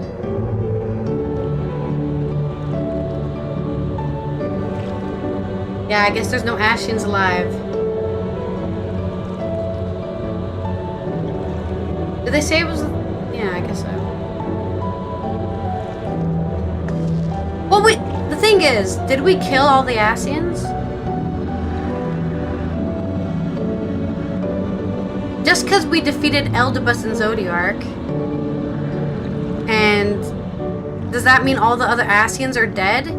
Or do all the other Ashians not know they're Ashians, right? Because the idea is when you kill an Ashian, they just take up another reflection and then they start again. And they always come back because they have reflections. And we have 2 Ashians alive right now, right? We have from the Shadowbringers raid. Wait, we have 2 Ashians. Those guys are alive. Yeah, but they're not... one of them is ascended, but she's not ascended enough to know what... So the only person we could ask is her. I can't remember her name right now. I know she had a really cool name, but I can't remember her name right now. I wish I had like a codex. Do I have a codex? I don't think I have a codex where I can look up people because I forget who they are. No, I don't think we have a codex that I can look up what people are. But I can't remember her name right now. But I would think that they just not ascend any more Ascians to control these worlds and cause mayhem? Right? Because I would think what happened here with Lindblum was Ascian meddling. Right? An Ascian convinced some dude to drop the nuke, and that's why it happened. So... I understand that with Endwalker they wanted to end the whole Ascian plotline and the reflections and all that kind of stuff. But it does feel like a bit of a plot hole to not have an Ascian here at all. And they don't have to be evil. We don't have to fight them at the end or anything. But I feel like we should be able to... There should be one somewhere. It's weird that there's no agent in any of these other reflections. Whether or not... And like... Are they retired? I don't know. It's... Because there's definitely seats of the Ascension that we haven't met at all. I think. I'm pretty sure we haven't met all of the 12 seats of the Ascension or whatever, so... It's under collection.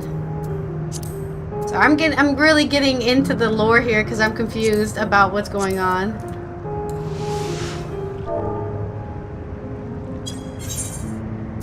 Oh yeah, this maybe. The Codex, yeah. Right. I remember this. Is she even in here, though? No.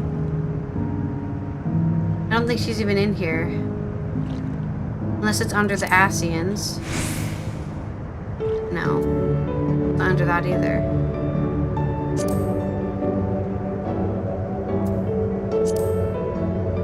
Concepts. Persons. I don't think she's in here. Rian's in here. But not her girlfriend. I can't remember her girlfriend's name.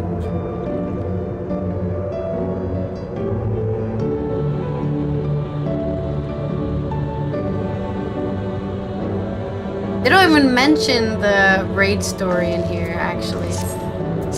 No. Okay. Anyways, let's continue with the whatever the hell's going on. I'm very confused. What's going on in this story? You've gone through much trouble for us. You all have good hearts. Our daughter's fortunate to have friends like you. Okay, let's go to the volcano and learn the lore of the Lalafels from the, I guess, fire aspected reflection. That was the third Umbral Calamity, right? Is that what I said? Third? That's definitely not in here.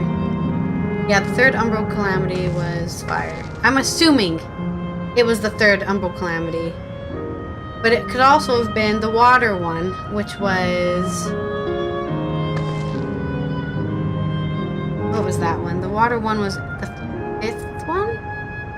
Could have been the ice one, it could have been the water one, I don't know.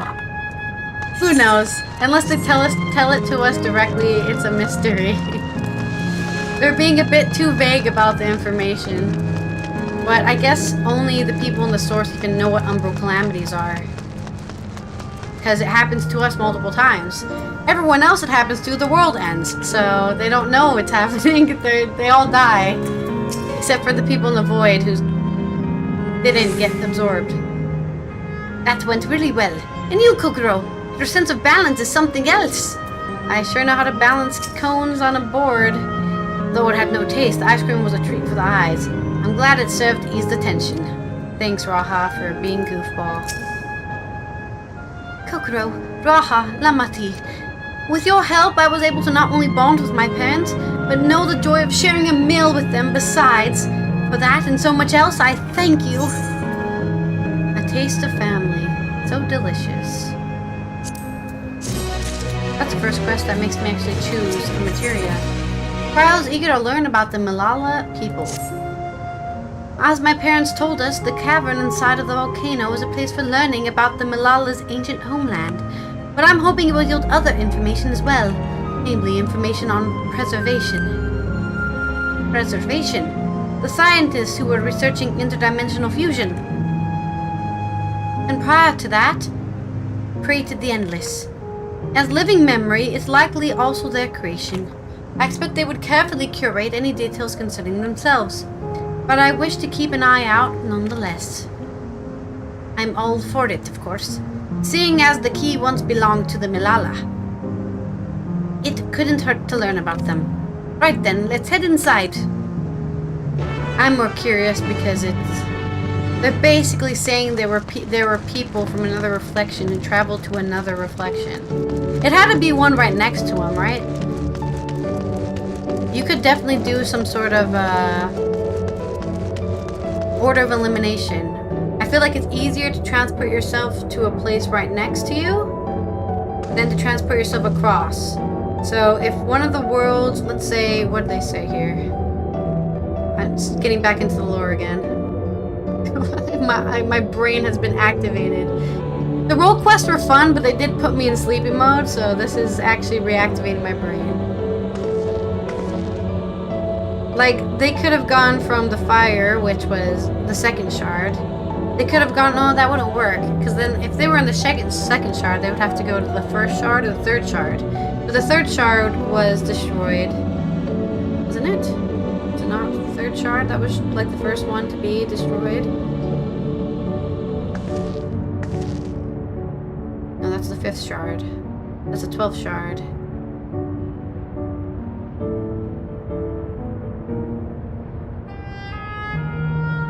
Yeah, okay. The third shard was during the Allegan Empire.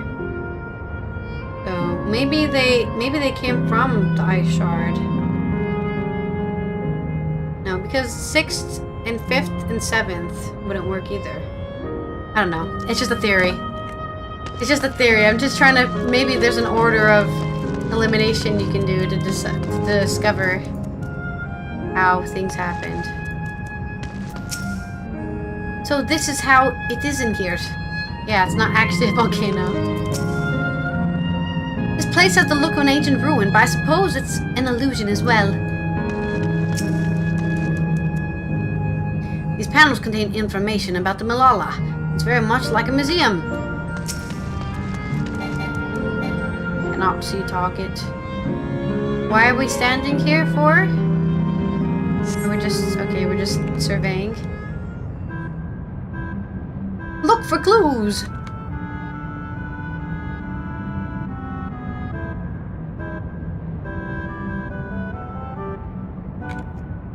Quite a mystical atmosphere here. Is that what the Malala homeland was like? Ding ding! Correct!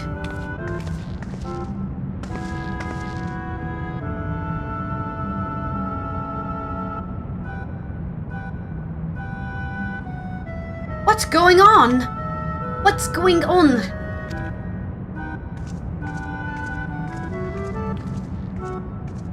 The ancient homeland of the Malala people is recreated here, exacting detail thanks to the marvel of Electro. The scale alone has been adjusted in order to accommodate folk of all proportions.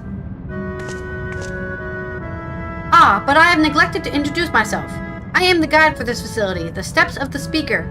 It shall be my pleasure to assist you as you embark upon your educational journey. What the hell's going on? There's even a guide. How considerate. Alright then. As we wander around, if there's something we do not understand, we'll be certain to ask you. Incorrect. Visitors to our facilities take the form of a quiz tour, so the correct answer is, follow the instructions of your guide. That's yours truly. Sounds like a pain in the ass. I'm sure it will be both enlightening and entertaining. Let's have them guide us. Oh my god, they used a neutral pronoun! Scream! Anyways, sorry, I got internet triggered. For those people out there who give a shit about pronouns. I care about pronouns. I don't like being called a man. Myself. Very good, madam. I've registered the 4 of you as visitors. Please proceed through yonder passageway to the chamber beyond. Okay. What did you say, Nanako? So... Pashtarat is unaccounted for. Ultima is presumably slain by Gaius. Emerlolololo got blew up in Eureka. Yeah, I never did Eureka, so I don't know who that is. Agorum got white crystallized. Logriff got Gaia'd. Yeah, Gaia, that was her name. Gaia is also technically an Ascian. So she doesn't know anything because she hasn't merged with another one of her memories, technically. But is an Ascian. By ancestry. She's a part of a hold. Mitron got divorced in favor of Reen. Van Daniel jumped into a big hole. Hal Marut unaccounted for, and Del Dalfon is unaccounted for. So I guess there are 3 unaccounted for. Never mind. Dale Dalfon's mask was carried by Gaius. 2, so presumably 2 Ascians left. Hal Marat and Pashtarat. What? Of course, that just means 1 of them have been killed, right? Because like I said earlier, right? Technically only, I think, only 3 are actually gone forever. Only 3 are actually gone forever because they were put into a crystal. But I think I forget who was saying it. I don't know if it was Eldebus or somebody else, but they were saying every time one of them was killed that they just reawakened another reflection and then started over again. And that's what they were using the summoning stones for. The summoning stones were basically a way to remind them who they are, as originally one of the seats of the Ascension, so that they would remember that, and then they would go back to their ultimate goal of putting everything back together, right? So, I think technically, I don't know if any of them are actually dead. Unless the idea is somebody like Fandaniel, who used to be a particular person in the Allegan Empire.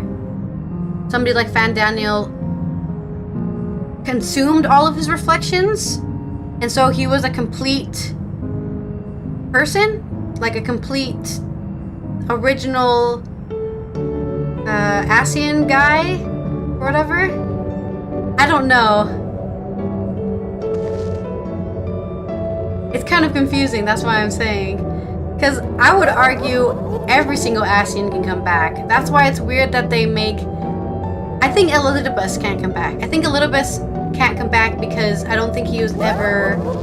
Oh, that's right. The three people who were never... There's three people who were never separated. It was Elidibus, it was La Habrea, and it was... I can't remember his name right now. But everyone's favorite character that I can't remember the name of right now. It's in my... I know his name's Hades in the fight. I can't remember his name. Wait, the name he is. But the Hades, whatever his name is. I can't remember for the God's sake of me.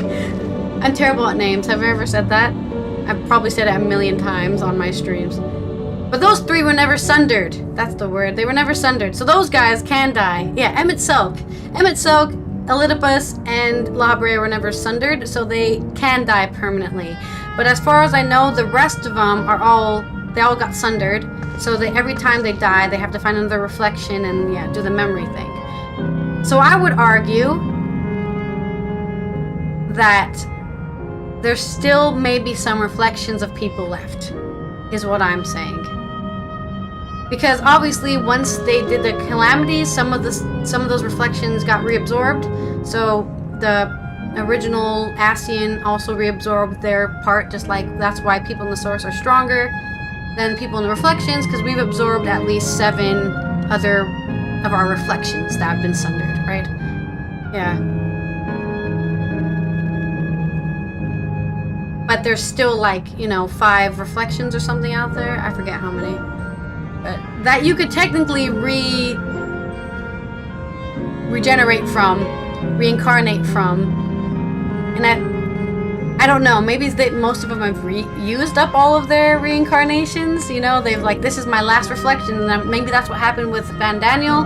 Fandaniel used up all of his respawns, and he was like, finally, I can die forever. I don't know. I didn't like Fandaniel, so I wasn't... as a character. Let's read these templates and get some actual lore from a source.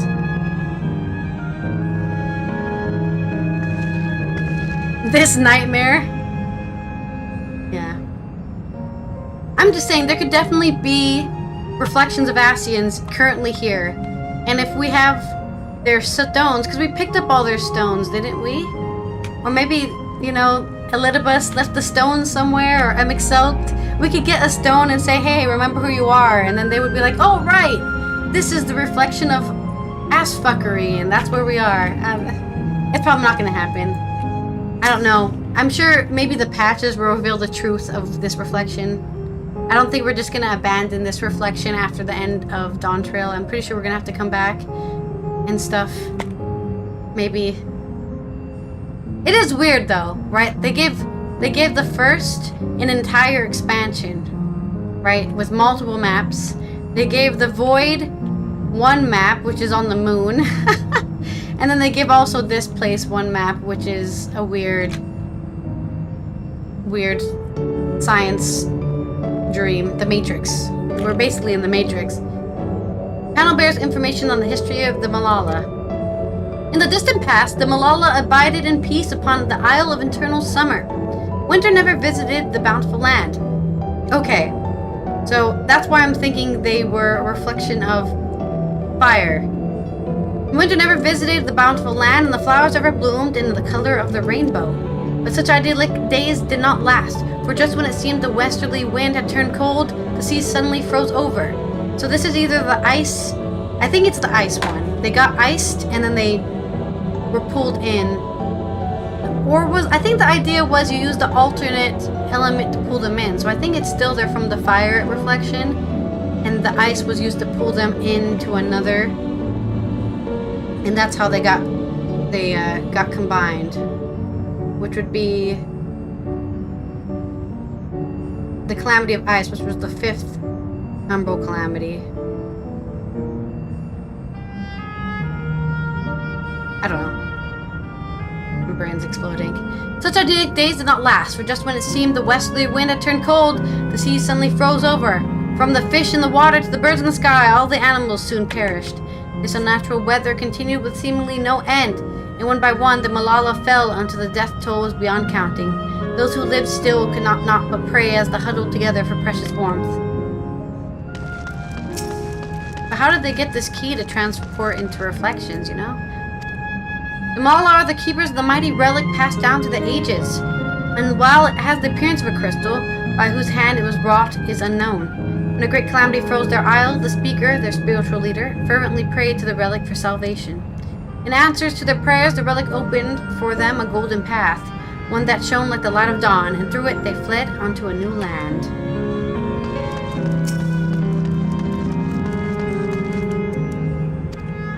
Since ancient times, the Malala have excelled in calculations. By using formula and figures to represent all natural phenomena, they had succeeded in devising a unique system of magic. This gift proved invaluable in their new homeland, where they employed their calculations to etch arcane circuits upon the ore, which later came to be known as electrope. Through this ingenious technique, electrope was transformed into a tool that could not only store lightning, but convert it to the energy of any element.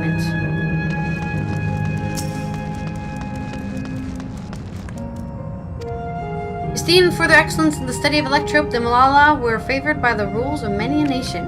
Some among them have attempted to invoke the power of their ancient relic to return to their homeland, but their efforts were no avail.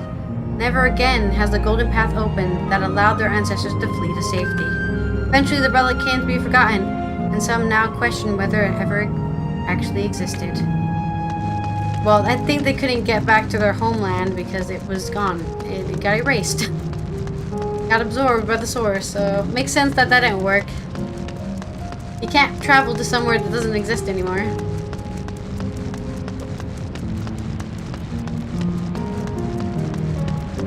I think the lore is definitely getting completely and totally discombobulated right now. I'm fine with Cryo secretly being from another reflection, but they're really gonna have to juggle some stuff to explain how she isn't, like, what happened to the original her, I guess, so to say. The unsundered version of her, the source version. Is she walking around somewhere in as a different race, you know, her soul there's two parts of her soul just walking around in the source somewhere? The wall is illuminated. It's so beautiful. Or maybe when she was delivered, she just automatically absorbed her soul and they became one. It's gonna be some lore fuckery, is what I want to call it. Is that pattern a Malala motif? Judging by the elaborate decoration, this was a place of import to the Malala. It's the reflections. Speak of the devil. If I may have your attention. You stand within the shrine of the Malala, a migrant people who roamed until they found new lands to call their own. According to folklore, they originally hailed from a paradise of eternal summer. Alas, they had no choice but to abandon it when a great calamity froze the very seas. The speaker, their spiritual leader, guided them to safety, and she is enshrined here with the sacred relic she wielded. In this place, they perform rituals dedicated to the dream that one day they might return to their ancestral home. A sacred relic. That must be the key used to initiate interdimensional fusion. Interdimensional fusion? If such a wondrous power existed, I can only imagine what great feats it could be used to achieve. Now then, it's time for a history quiz. Here we go. There are 4 braziers in this room. each of which is accompanied by a panel bearing a statement. If you believe a statement is true, then you must light its brazier by operating the panel. Simple, yes? Without further ado, please nominate a representative and begin. If there are no objections, let us have Kokoro do the honors. Go on, take a look at the panels, my friend. I shall look at the panels. Brazier of Homecoming. When lightning threatened the world, we in Malala turned our relic once more, invoking its power. We opened a portal and returned to our ancient homeland. While the statement is similar to what you heard from the guide, you do not recall that Malala's return to their homeland. No. Did they not say 4? I missed one right here. Owing to our innate gift in arcane calculations, we Malala not only transformed Electrope into a miraculous tool, but we excelled in its study besides. As such, despite originally being outsiders, we were favored by the rulers of many a nation. Nothing in the statement was touched upon by the guide. Okay, we'll look at the other ones to see if they're true or false. Praying fervently upon the sacred relic, the speaker opened a portal through which our people fled. However, she alone had to remain behind in order to sustain the power. Yeah, we didn't hear any information about that having to be the case. Long ago, our people dwelled on an isle of eternal summer, where the flowers ever bloomed, yet eternity did not last, for a calamity turned the boundless waters to barren ice. That one seems completely true. Do we light it? Is it lit? It's lit. I dare say the panels in the previous chamber might also hold clues. For a mechanical soldier to serve as guide, it seems safe to assume that preservation was aware of information presented here and no objections to its dissemination. All the statements could be true, right? Or even false. Ah, the suspense is killing me. Remember, you must light the braziers whose statements you believe are true. Are you ready for your answers to be judged? Yes. Very well, let the judging begin.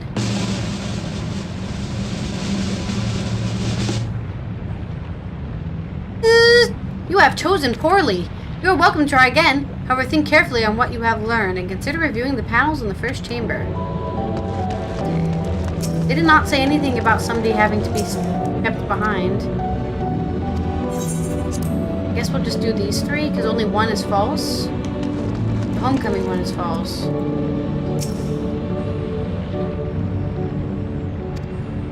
I think this one's not uncalled for, that they had to stay behind.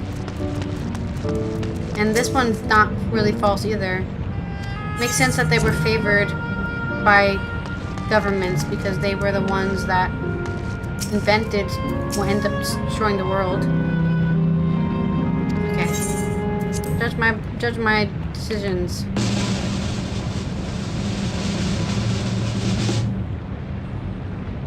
Wait, what? Oh, I forgot that this one didn't get lit. Ugh.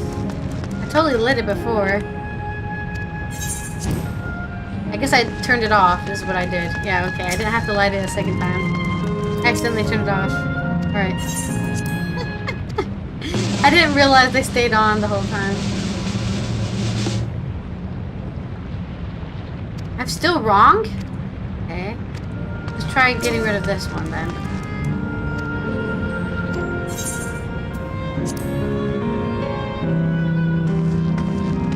There's no way that one, the homecoming one's right.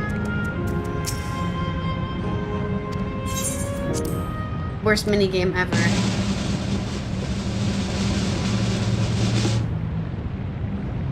Ding ding! You have answered correctly. Congratulations. Great work, Kokoro. I knew you could do it. Well, they gave me multiple chances. Taken at face value, the information here would suggest that the Malala had simply migrated from a distant land. We know better. We are aware of the existence of shard worlds, umbral calamities, and interdimensional fusion. For an event that froze the seas, the 5th umbral calamity comes to mind. Thank you, Cryo. That which ushered in the age of endless frost. And legend holds that, during that age, the entire population of South Sea Isles vanished overnight. The art of Arcanima, too, traces its roots to the calculations of the South Sea Islanders. While we cannot outright conclude that these people were the Malalas, There are at least enough points of similarity to support the theory. Ah, so they're arguing they're people originally from the source that traveled to a reflection to escape the ice, and then they tried to come back and they failed to open back into the source? Because that would make more sense if she's originally from the source to begin with. You wouldn't have to have this complicated discussion about how reflections and souls and sundered people works. Yeah, you can just say, no, they're originally from the source, they just went to reflection and came back. Okay. Okay. Yeah, okay, I can accept that.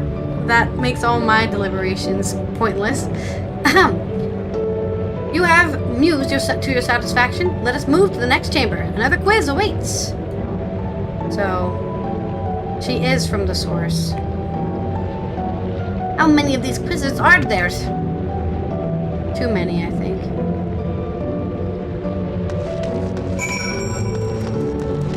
So they made her cool. They made the concept of cryo cool, and then they made her not so cool.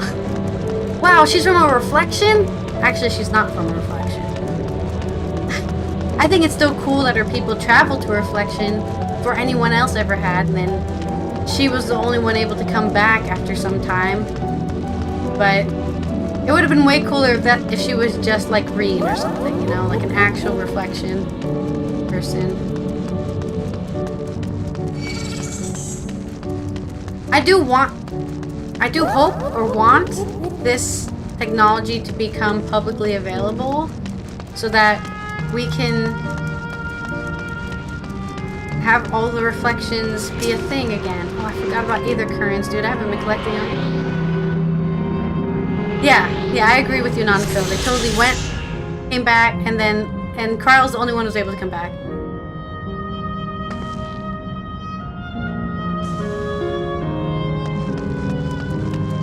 Totally. And that makes it way simpler than all the shit I was talking about. I love world building, okay? Like, I love lore.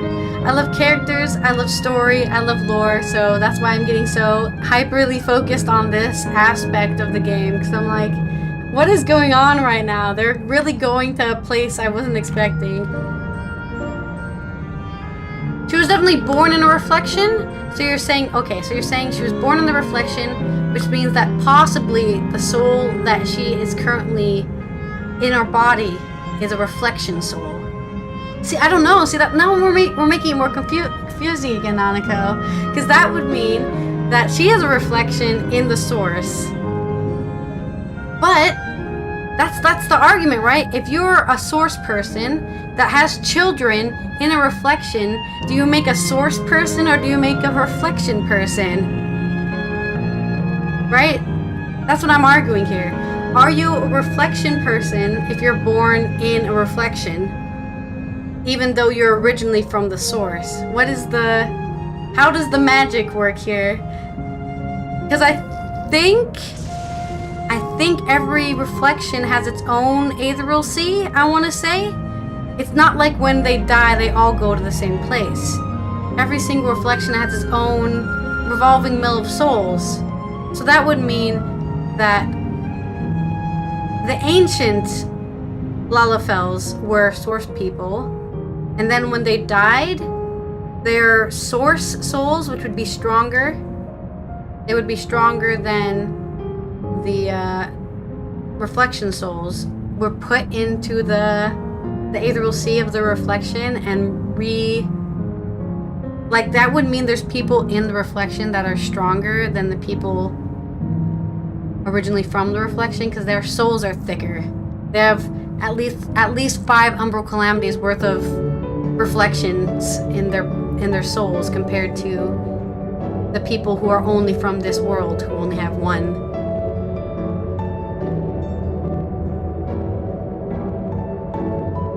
Yeah, I'm not saying they're weak, but I think there's definitely an argument for magical capacity, I guess. Obviously, compared to the Asians, we're all weak because they were... I mean, even when we go to the past, right? When we go to the past world, I can't remember what it's called right now. We discovered that their aether is like this big and our aether is like this big because we only have 7 umbral calamities in our body, and they have all the original amount of Aether that everyone had originally. So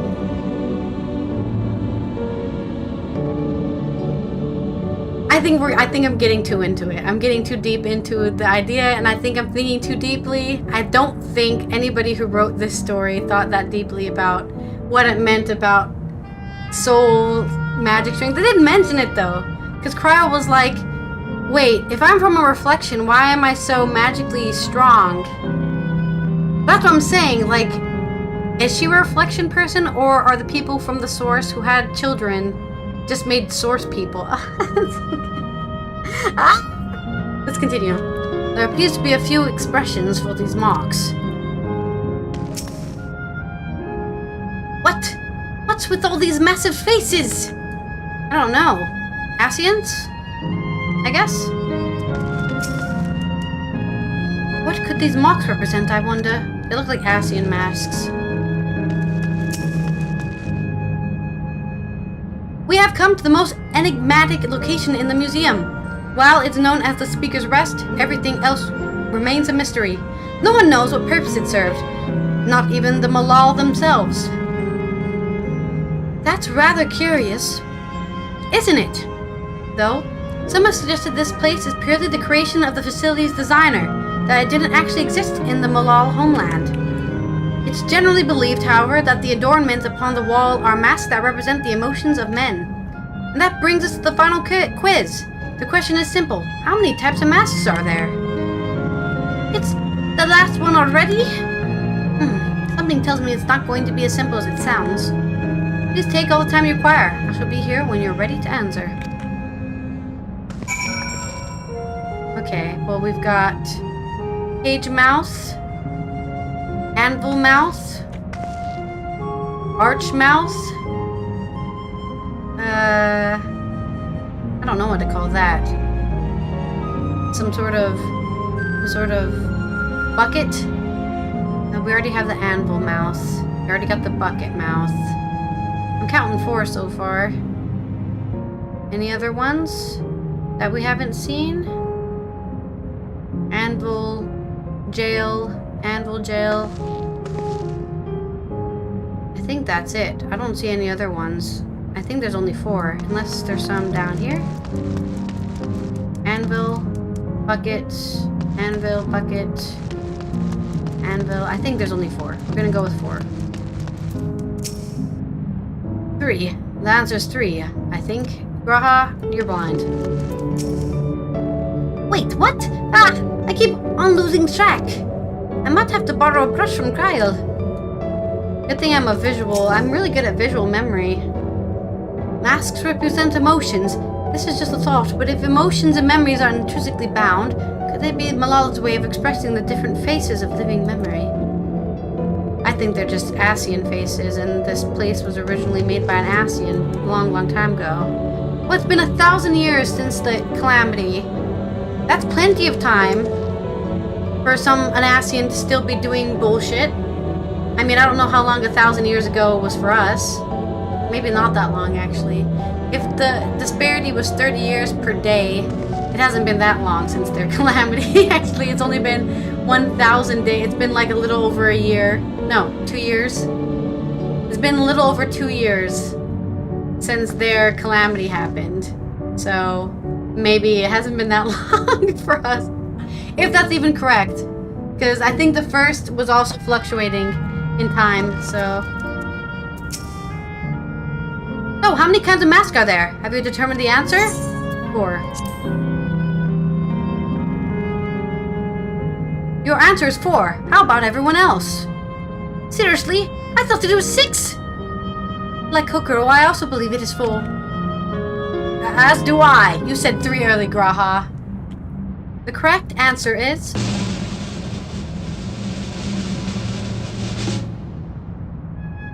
4! Congratulations to the 3 of you! Damn it, where the hells did I mess up? And that concludes the quiz tour for the Steps of the Speaker. I thank you for your visit today and eagerly look forward to your next. Braha totally was just like, Kokoro knows the answer. Yeah, what she said. Dude. Finished at last. Gods, I'm exhausted.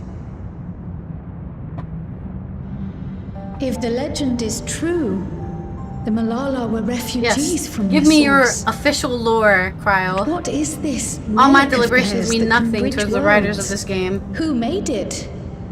And to what end? I mean, that fifth Unbroken Calamity Much doesn't even about have the like key a remains shrouded in mystery. thing here. It has a very small By paragraph on the augmenting it with Wikipedia, Electra, so there's not much known about it. Preservation did succeed in opening a portal, yet they could never grasp It literally says it's how they shrouded had in managed mystery to in the do first so, sentence. much less the underlying principles of the technology. To this day, not a single person understands the mechanics of interdimensional fusion, let alone who imbued the key with its power, when Let's they say the did fifth so, Umbral or Calamity was why. Final Fantasy XI. They were pretty smart back then in Final Fantasy XI. But remember this. The Southern The Isles. key is a tool, and like all tools, in and of itself, it is a force for neither good nor evil.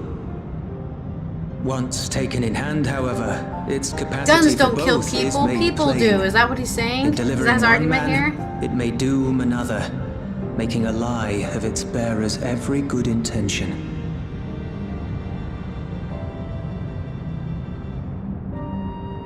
As did Preservation, Queen Sphene seeks to wield the key in the name of those she loves. Yeah, but she's stupid. And in so doing, makes her people party to the destruction of countless souls. She's not even a real person. She's just a memory. She's basically a rogue AI who just thinks that she knows how to solve a problem that doesn't even exist. The problem We is have that told they you all started we saving can people's memories to begin to be with. able They to should have share never this done with you that. at the last. It feels as though we fulfilled our purpose. You can move on now. You've come to shut down the terminal.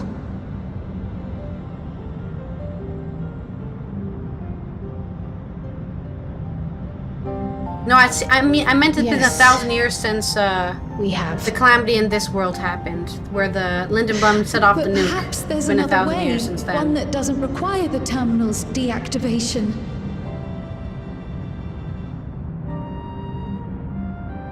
For the longest time, we've sought a means to erase ourselves before our knowledge could be used for ill. And in you, we have found it. So press on. Press on, and don't look back. Aww. I will. You can do this, Cryle. May I ask you one last question? Did you give me a name? She never asked if they gave her a Of name, course, my dear. actually. The earring. Why did you leave it with me? Did they think she was gonna save the world? She was like, you go save the world. Because, Cryle, we wanted to see you again. Oh, that's so sweet. This may seem self-serving, but we wanted to leave a trace of ourselves I'm with gonna you. cry. It's so sweet because we just wanted to see. A hint It's so to guide you simple. to us, so that we could live in hope. We've dreamed of this day for so long, but now that it's become reality, we wonder if we deserve to enjoy it. Of course you do. Shut up. We wanted naught but the best for you. Yet, we've always wondered how much you might have suffered in our absence. I think she was raised by a good guy who never let her feel like she Do wasn't not torment loved. yourself so. Yeah, Galuf was a great father. As fate would have it, you entrusted me to a good man. His name is Galuf, and he raised me as his own.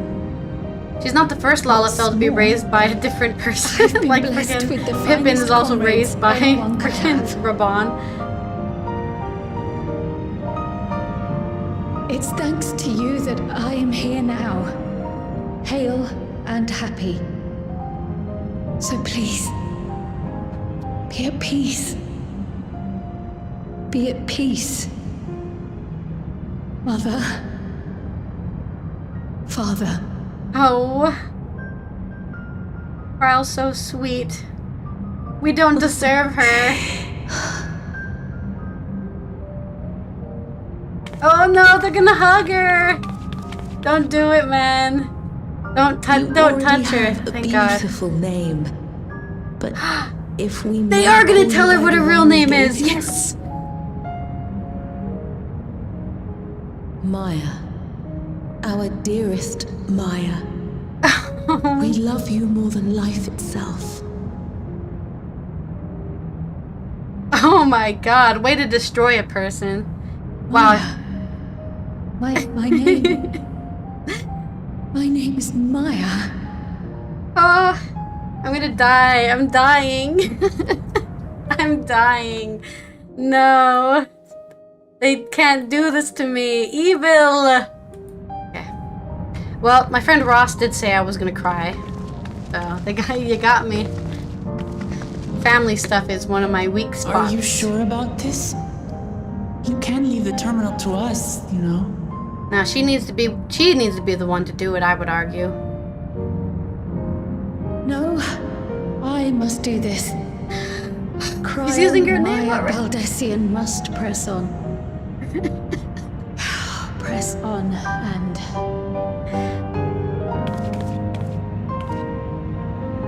I need to do all the quests with Krylin then. Farewell, Mother. Because she hasn't gotten enough screen time on my stream, goddammit. Father. So we need to do all the Kryl quests. I wonder if there's a list. All the quests Kryl is in. Or as I like to call her, Kryl. Kryl is a weird name.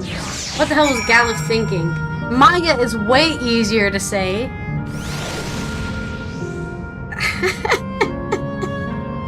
Alright. I'll look at that later. I at least have 2 weeks left of a subscription, so I should do something with it. I may confide in you, Kokoro. I've been anxious ever since I chose to accompany you to Tural. I was afraid of what I might discover. First, I've learned nothing, or worse, that my parents didn't love me. That's so dumb. They gave you away 'cause they loved you. But now I know the truth. I couldn't be happier. I'm glad I took up pictomancy, and I'm glad I mustered up the courage to say that I wanted to join you. Thank you, Kokoro, for trusting me with your life and walking with me all this way. Well, that's all I wanted to say. I'll see this through. Rather, we'll see this through together. My apologies for keeping you. Come, let's catch up with the others. Let us catch up with the others. Okay, let me look for some either currents, southwest. I had a feeling there was one somewhere else. Oh. Speak of the lookout.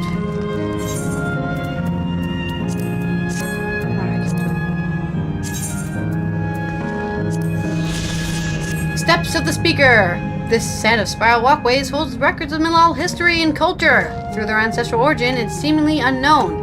The masked-like decorations of the main hall are said to represent the reverence, adoration, and joy inspired by the presence of the Speaker, the title given to Milal's spiritual leader. Alright, let's go southwest. Wait, no, we're going east. I'm gonna go east anyways, because I don't know what's over here. I'm still emotional from that.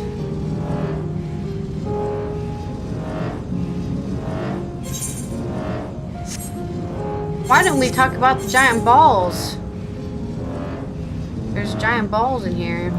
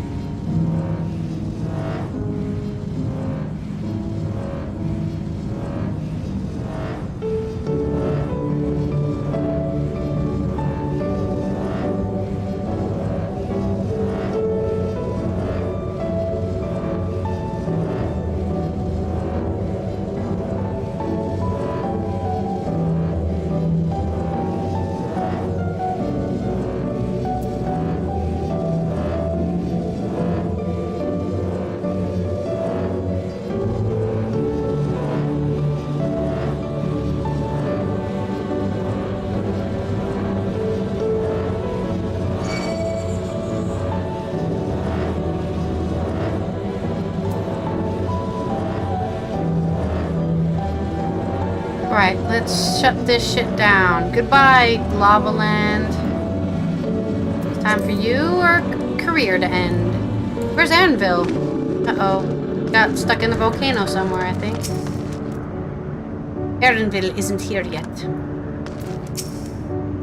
Worry not, I shall be fine. Lovely people were born, Alalia. The others have told me all. I'm glad Kryl could bid her parents a proper farewell. Now then, to ask this question for the second to last time. Are you ready to shut down the terminal? Yes. I don't know why it keeps on giving me that warning, like I can just not continue the story. Well, I don't want to change Lava Land to an empty husk, so I'm just not going to finish Dawn Trail. You know how to do it. I'm not given the option to not finish the game.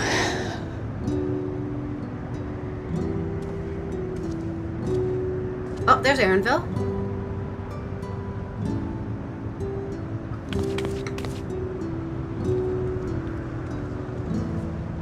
You can do this, Kryl.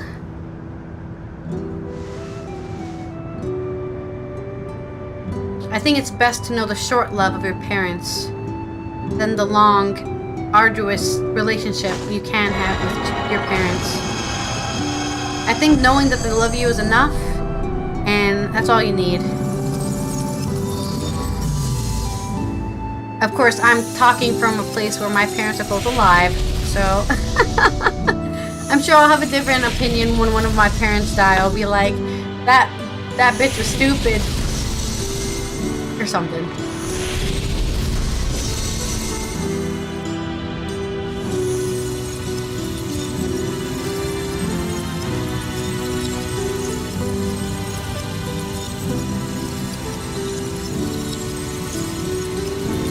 But this means they eventually got caught and killed. Probably by the preservation, which is really tragic. Maybe I'm just a morbid, but I would have asked, how did you die? I'm just morbid like that. What killed you? Just curious.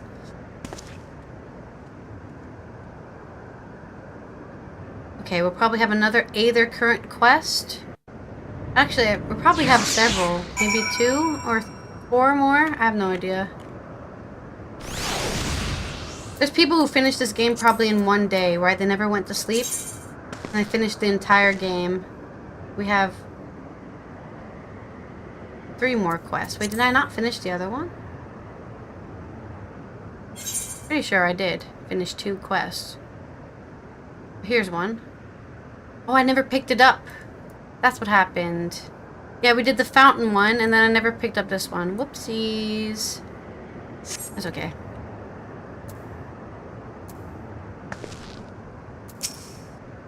The memories may be gone, but their love will always be with me. Always. Now that Elen Shipa has joined us, let's head to the last zone. That's not an NPC. Just one zone remaining. Erenville wasn't even there to see the interaction between Kryl and her parents. Are you alright, Kryl? I am. I chose to forge on no matter what, and I've had the courage to do so because of you all. Thank you, from the bottom of my heart. Next we have to part with. That's right, it's Cachuia's turn. Cachuia is ready to head to the 4th and final zone. I must say, the closer we get to the end, the faster time seems to pass us by. Come, let us head to the 4th and final zone. By now you know how to get there, yes? Yes, we do. Excellent. This time, I'd like to quickly check our Mesoterminal, so I'll meet you at the Gate of Remembrance. Come on, everyone.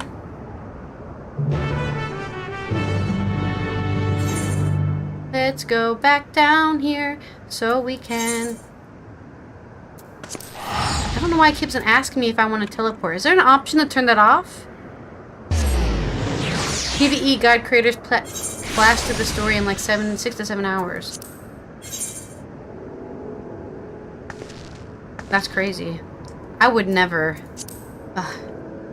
I'm fine with, I don't know. No.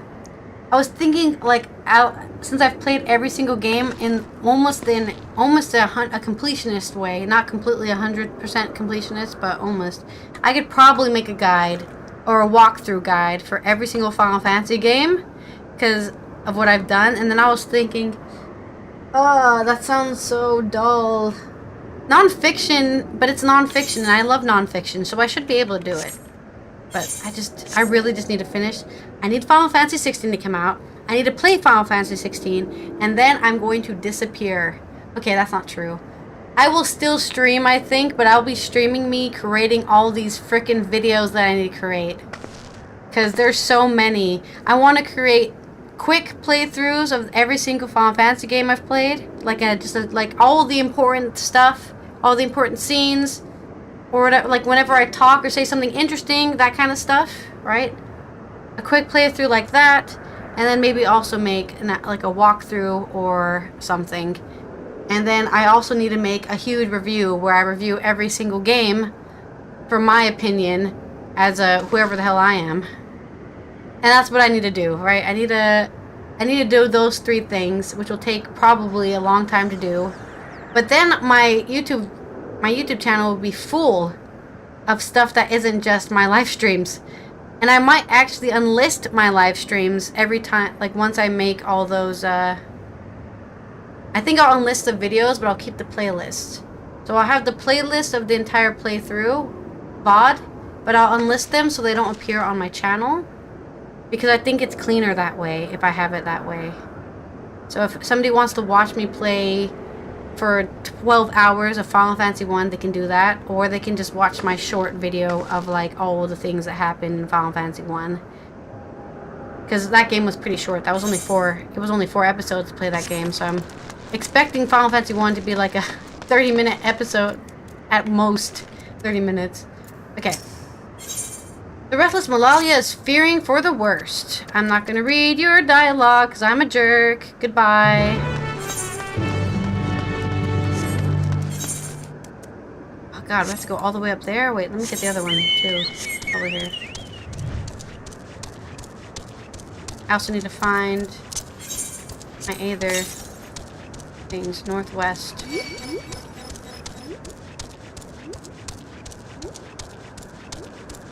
Somewhere here, then.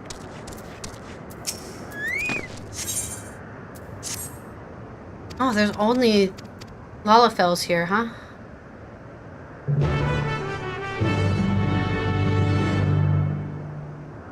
I don't care if people care about it. I care about it. Right? I just care about it.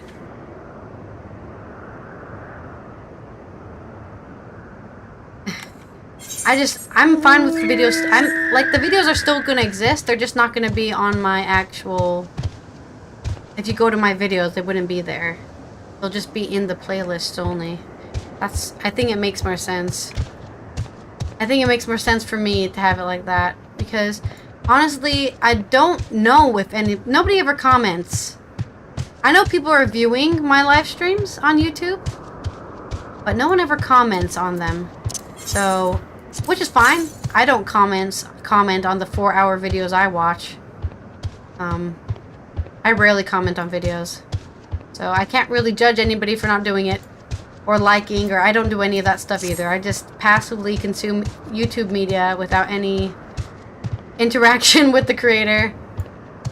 So totally fine. You don't have to do any of that stuff. But because people don't do that, I don't even know if people enjoy it, I guess. There's no feedback. Basically. I have no idea what's going on with anybody who subscribed to me. Except for the small few vocal ones, like Red, for example, who comments on all my yoga videos, for example. There's plenty of people who comment on my yoga videos. Which, you know, is expected. Where is this Aether current, dude? Yeah, I get retention metrics, which are not very good on 4-hour or long live streams, so... I think most people watch all my live streams for like 10 seconds, and then they either decide they don't like my voice, or like my voice acting, or they just don't want to watch what I'm playing, so then they stop watching. It's not like I'm getting 1,000 views. I don't think I have a video with 1,000 views. Not a one. Oh god. I was gonna go look at my analytics, since we're just doing an either quest that I'm not paying attention to. Where is this air? This current somewhere to the northwest. Is it by these fire boys? Their attention on my channel is probably god awful. I feel like if I was talking about something important, like philosophy or politics or something, somebody would listen to me for 4 hours. Oh!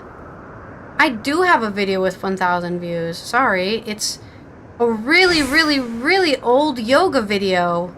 Why particularly this yoga video has 1,500 views? I don't know. I don't know why this yoga video has so many views. Maybe I had it on my channel, so when people clicked my channel, they saw it instantly. I have no idea. Because it's there. It's from freaking May. It's almost it's a year old. And it has so many views. But the viewer duration on all my videos is less than a minute. Nobody watches my videos for more than a minute, for the most part. And it's usually all my yoga videos, which I know why that's not taking longer than a minute. Hey! You should be ashamed of yourselves. I wonder if I can I sort this by viewer? Why doesn't it let me sort by viewer duration? I'm more curious about not yoga videos that have longer duration. But I don't think I have any non-yoga. Oh wait, I have some. For some reason, somebody was watching a Guild Wars 2 video for 3 minutes. Somebody watched my last live stream for 9 minutes. Okay, so there's somebody watching all of my Dawn Trail videos for a long time. Somebody watched another episode of my Dawn Trail for 6 minutes. But in general, there's not the percentage of viewer rotation is not any higher than a couple of minutes. Nobody's watching anything for 4 hours.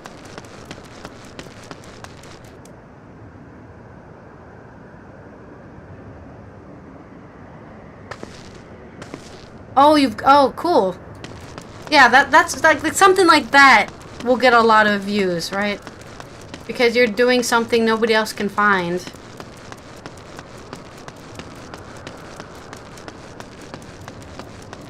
I don't think I have anything special that people can't find other places. There's 2 million people streaming Dawn Trail right now. All on different parts at different speeds playing Dawn Trail. So, and I'm not doing anything special. What I'm doing that's special is being myself. Though I'm sure I have personality that is similar to other people. And depending on who you are, you like their personality more than you like my personality. Oh, there it is. It's on the other side of the circle. I'm sure if I was British, I'd get more viewers. I feel like British people get more viewers.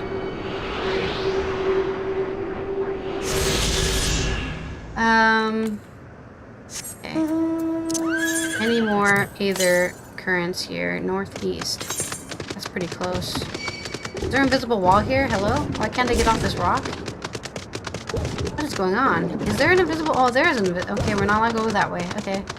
That's weird. Why did they... They got lazy with the... the ground. They're like, we're not going to let you go back there. Don't let me jump off this either. Ah, they don't let me go in there either. Flyers only, they said. This is also weird. There's so many weird invisible walls here.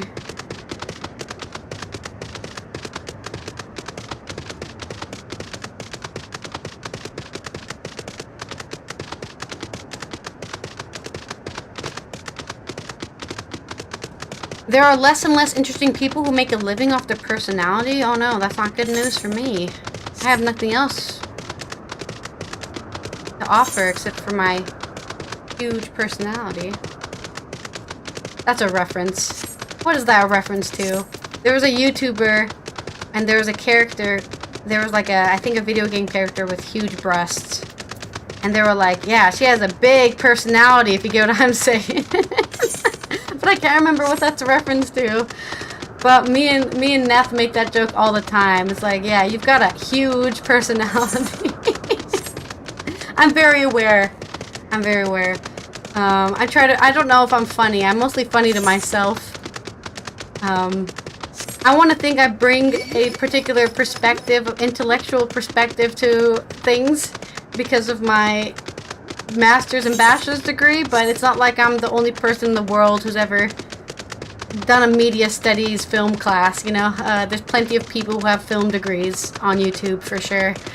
So the only thing special I guess I bring is I'm biracial, half white, half Mexican / Native American, and I have a middle child complex. So want any of that, just that this is the place to go for that kind of perspective, I guess. And I have terrible luck. If I were to make my character in an RPG setting, or if I would make me into an RPG, I think I did that actually on my Instagram. I wonder if I still have that. I would give myself the lowest amount of luck possible because that is my life. I'm not lucky. I've never won anything luck-based. I think everything I've ever achieved is due to my own tenacity. I wouldn't say merit because I don't think I'm a very hard worker. I think I'm a moderate worker. But tenacity, I don't give up very easily. I'm very stubborn. But once I do give up pretty hard, and I try my best to keep disciplined. Let's see if I can find this post I made a long time ago. I'm pretty sure it might have been a story. Oh yeah, it might have been a story, so it's not on my Instagram. I thought I made it an actual post, but I think it was a story. Yeah, I think it was so long ago, I can't even remember.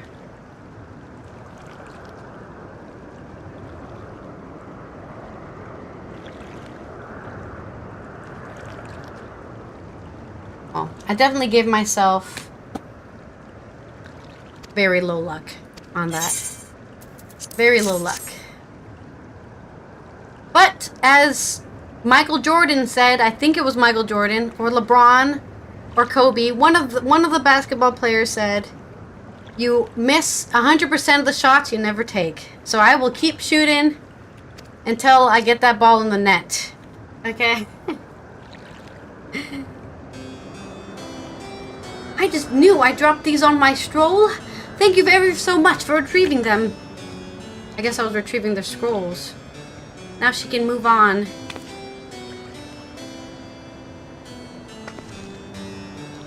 When we first began development on the Meso Terminal, I drafted these blueprints for its design. If you can believe it, the finished product is the work of yours truly.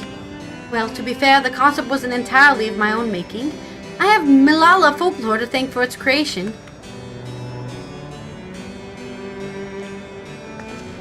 According to said folklore, we Malala were refugees from another world. Our ancestors once lived in a sun-kissed paradise by the sea. That is, until those very seas began to freeze, and calamity engulfed everything in its path. Under the protection of the Great Speaker, my ancestors were guided to this world and left in their homeland a towering statue of their savior. The Speaker was a compassionate and selfless soul, sacrificing all she had to save her people. Not unlike Queen Sphene, no? With the legend of the Speaker as my inspiration, I incorporated Her Majesty's beauteous visage into the top of the terminal. Forever at the heart of our city, a flawless design, idea, if I do say so myself.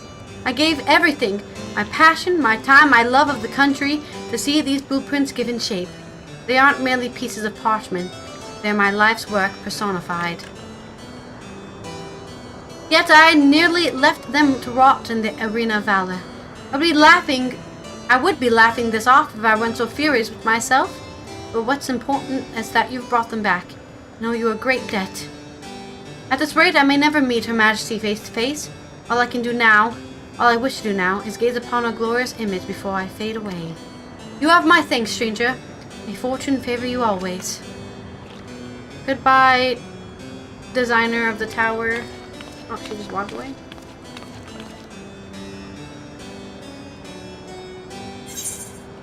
Blueprint protocol. Supposedly you don't call them blueprints anymore. I worked with a person who's actually a trained architect, and she said that people just call them plans. You don't call them blueprints anymore. It's because they're not blueprints. That's an old-fashioned word. That's like saying floppy disk to an architect. Anyways, I have terrible luck. I break mirrors all the time. I spill salt, like I step under ladders, umbrellas and doors. I do all of that stuff, so I probably deserve it because I do all of the bad luck things.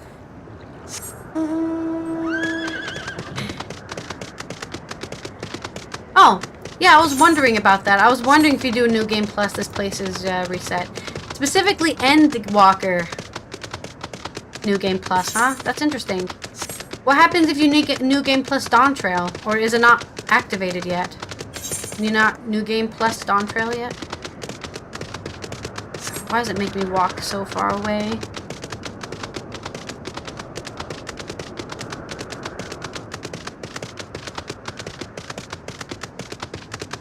I understand why they did it this way, because they want the changes in the environment to reflect the story. But it is kind of sucky. And also, there's things you can't do in New Game Plus. Okay, I see.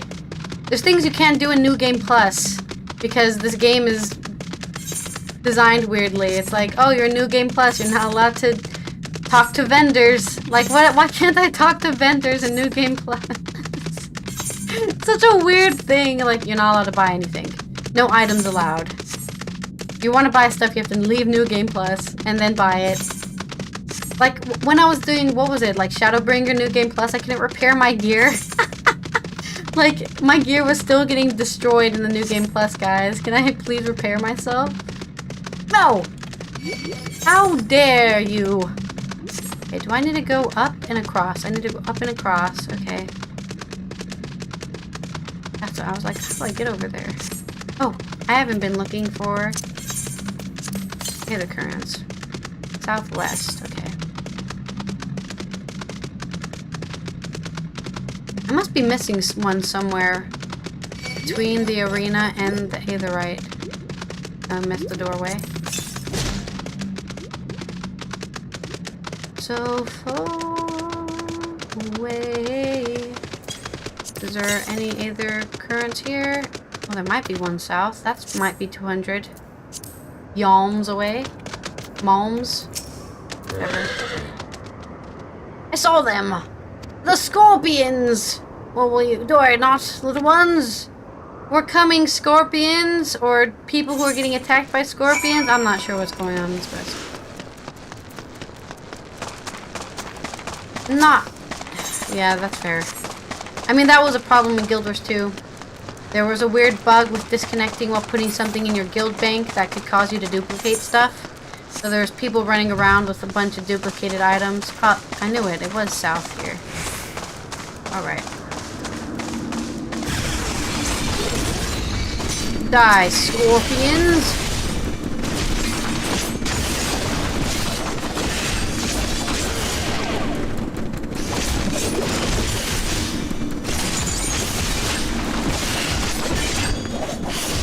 Did I activate super mode? I don't think I did.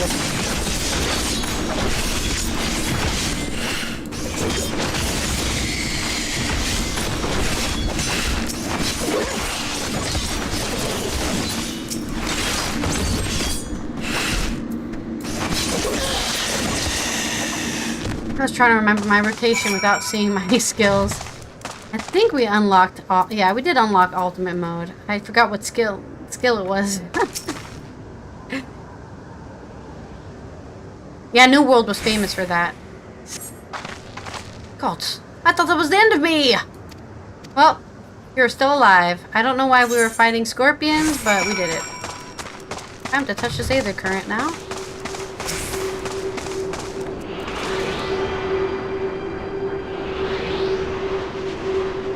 What time is it? Oh shit. Oh shit. I knew I should have played this game at 2 p.m. instead of at 7 p.m. I was like, it's the end of the game. It's going to be way longer than I think. And it is way longer than I think. But we will finish, even if I have to stay up until 4 a.m. to finish this game. We will suffer. I will finish the game today.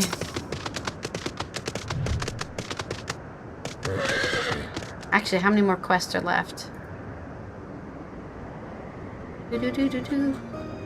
You, my weapon-wielding friend, our lifesaver. I realize this all escalated rather quickly, but you performed admirably under the pressure. It's almost like I've saved the world multiple times. To tell the truth, I had a bit of a history with those scorpions. In my precious life, I was tasked with introducing new and exciting creatures into the Matchlock Menagerie, that our guests might know the wonders of the animal kingdom. As one might expect, the prospect of scorpions posed a great risk, and we often argued with the upper management as to whether keeping them would be worth the cost. In the end, however, the menagerie's curator ordered us to take them in. Supposedly, the scorpion-based vodka was a popular delicacy in Alexandria before the war. The higher-ups sought to recreate those drinks and share with them the masses by way of a new exhibit. Time passed, and I finally returned as an endless, only to discover the menagerie in shambles. Those thrice damned scorpions have the run of the place now. Should have argued against the curator's plan when I had the chance. Should never have agreed to this terrible exhibit. No matter how hard I tried to let things go, the pangs of regret never abated. So when I spotted those innocent creatures wandering into the menagerie, I felt obligated to return and save what little I could. Thanks to you, my conscience is clear, and our fuzzy new friends are none the worse for wear. Oh, look at the cute little guinea pigs. Or capybaras. I think they're capybaras. Capybaras and guinea pigs look very similar. Perhaps these little ones were seeking out some hot springs. Yeah, capybaras love hot springs. I think they're capybaras. You may be onto something. Some species do love a good soak. If that's the case, they might have lost their way on the road to Opal Springs. Regardless, I can rest easy in the knowledge that these two will have each other, even when I'm long gone. I should be able to escort them to safety from here. You have my deepest gratitude, and presumably theirs as well. Goodbye! Yeah, they had their bug report. I was watching, what's his name's? Josh Strife Hayes' complete history of the fuck-ups of New World. I've watched that video multiple times. It's very entertaining to me. He like goes over the timeline of all the things New World fucked up. I never played the game. I was never interested in playing it. It's about Spain. As I'm a Spain hater. I'll admit it. I don't like Spain. I'm sure it's a great country to visit, but the historical context of what the Spanish have done to my ancestors is not something I am proud of. And unfortunately, I am 24 or 27% Spanish due to those interactions. I don't know. I don't identify as Spanish myself. I don't even want to speak Spanish. It's a colonizer language. I'd rather learn the original tongue of the people from the New Mexico region before I speak Spanish. I can understand it though. I'm as I speak English here, my anti-colonial, what can I do? What can I do? I can't do anything. I can't win. I'm a result of colonialism, settler attitudes, and all sorts of fuckery, really. That's why the first documentary I want to write is some weird documentary about the original people of where I'm from. To find out if there really is a place for me there, I guess. I'm gonna sneeze. Right back at the sneeze. And, well, the thing is, it's not just because it was about Spain, but it was specifically about conquistadors, and I'm like, yeah, nah. I have no romantic feelings about wanting to be a conquistador. I'm good. Goodbye. Go tie somebody to a rubber tree in a different society, in a different video game. Thank you. I was interested in, wasn't there an MMO coming out? Like a new one that was supposed to be on like a beta or something. And I can't remember what it was called. Ashes of Creation. What happened to that? Did that come out yet? Is a periodic spot testing with Alpha 1 testers. Okay, so they're in Alpha still. Ashes of Creation. That was the first one on the list. I looked up list of games coming out soon and was like, this one. But the problem is, it's gonna be similar to Arcade. And Arcade was a good game, but I don't know. Punk just looks like a weird WoW clone. Chrono Odyssey is a Korean MMO, so probably not gonna play that. I have a terrible experiences with Korean MMOs. Japanese ones too. This one counts. So this is it. There's something about their design philosophy that I just don't enjoy. Like before, it will be hard, but we must honor Cachuia's wish. Oh, Erdenville. Still has nothing to say, and it's really bothering me. I need him to have emotions or something.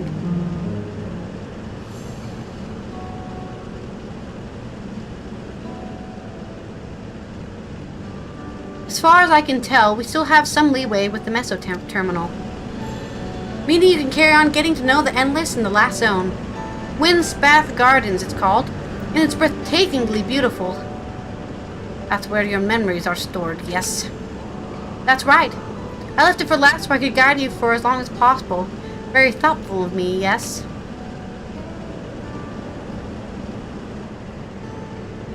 Oh, a great idea just occurred to me.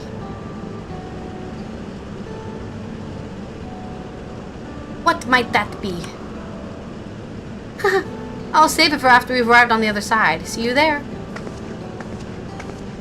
Well, can't still herself. Oh shit, NCSoft is making a new MMO as well. Gross. Their great ideas are generally less than great. Hey, Erenville. As much as I'd want to grant your mother's wish, I also want to respect yours. When all is said and done, I want you to be happy. I hope you know this. I know.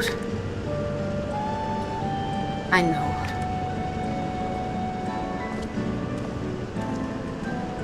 He's so introverted, man. Cachuia isn't only his mother. She's his mentor as well. They can only make it harder for him to say goodbye. Let's go. For now, we keep doing what we've been doing. Seeking out the Endless and learning what's dear to them.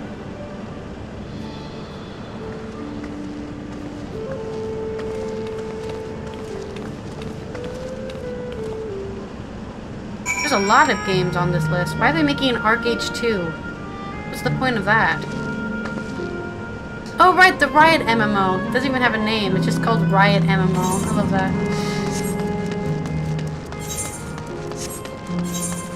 Oh right, I need to do the Aether quest in this zone too. Forgot about it. Can I get back there? I think I can just ride this.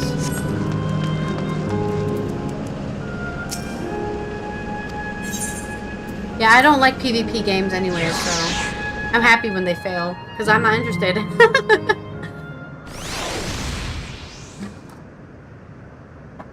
I do not. I like MMOs. Well, that's why I have a problem with this MMO, because it doesn't need to be an MMO. Realistically. There's nothing about it that is very MMO-like, except for having raids. But those raid stories could exist without actually having the raid part. Like, having multiple players with you doesn't affect anything in this game. Only because it's an MMO do they even add that kind of stuff. Okay? This game could be a single-player game, it would be the same. Because there's nothing in this game that, other than instances, that require other people.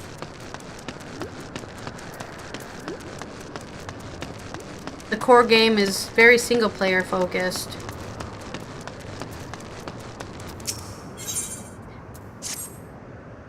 Hey miss, can you believe it? I just finished setting up a brand new game for my friends. Oh, right, but then they disappeared. I guess I'll have to play with you because I didn't get to play your last final game. Like, to be fair, it's not like Guild Wars 2 also has some sort of MMO requirement in it. But at least you can bring your friends with you into the story instances. That's all I'm asking for this game. I'm not asking for anything crazy. If I'm in a story bit, I want to be able to, like, story sync. Like, even WoW has story sync, where you can sync the story with your friends so you can still play it with them, and you don't have to have them waiting around for you to get to the next quest or the next step. Right? You can both be doing it together. I don't know why they haven't done that. Maybe they just don't want to, I guess. That's not in their philosophy.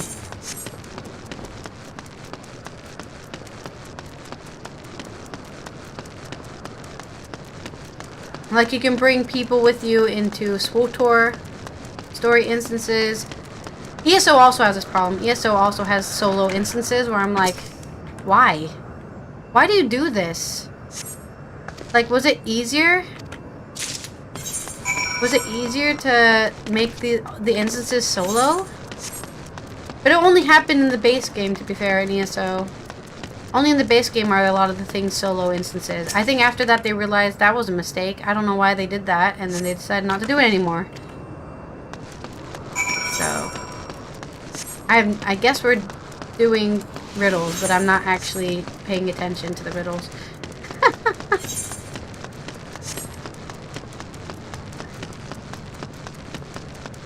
Wow, is that one of the, like, S ranks there? She looks like she could be an S rank. Let's not talk to Sally the Sweeper anytime. What else? What other MMOs have I played? Guild Wars 1 obviously was built on having friends. I would say that's the more MMO of most of the MMOs, even though it's not even an MMO. It's more of like a multiplayer game. I wouldn't really say it's mass. It's not mass multiplayer. You can only have like 8 friends with you at a time. So it's more of a multiplayer game than a mass multiplayer game. Yeah, Arcage definitely has Arcage, Black Desert Online. A lot of Korean MMOs definitely have more of a single player story. I mean, it's really hard to make a multiplayer story, I think. I don't know why, but it's just hard. Guild Wars 1 was awesome. Let's do a playthrough of Guild Wars 1. We can make a team together, Nanako. What am I doing? Oh, I'm going up here. Maybe I can convince Neth to play Guild Wars 1 and another person, and then we can actually have a full people playing through Guild Wars 1. I've never done the pre-searing. I've never done the pre-searing achievement, so we could do that too. That's fine with me. I really do like playing with friends. I don't know how long you've been watching, Nanako. I think you've only started watching since I started playing Final Fantasy XIV, but I used to have, during these winter time, I used to have multiplayer evenings where I'd play games with my friends on Thursdays and... No, not on Thursdays. I think it was Thursdays and Tuesdays. I would play... Yeah, it was after I got kicked out of my World vs. World guild in Guild Wars 2. I just started playing random multiplayer games on Thursdays and Tuesdays since that slot was freed up. So I was having a lot of fun playing all sorts of random games, but it hasn't happened for a year since then. I don't know what I'm looking for. Is it on top of this tower? Is it behind this tower? There it is.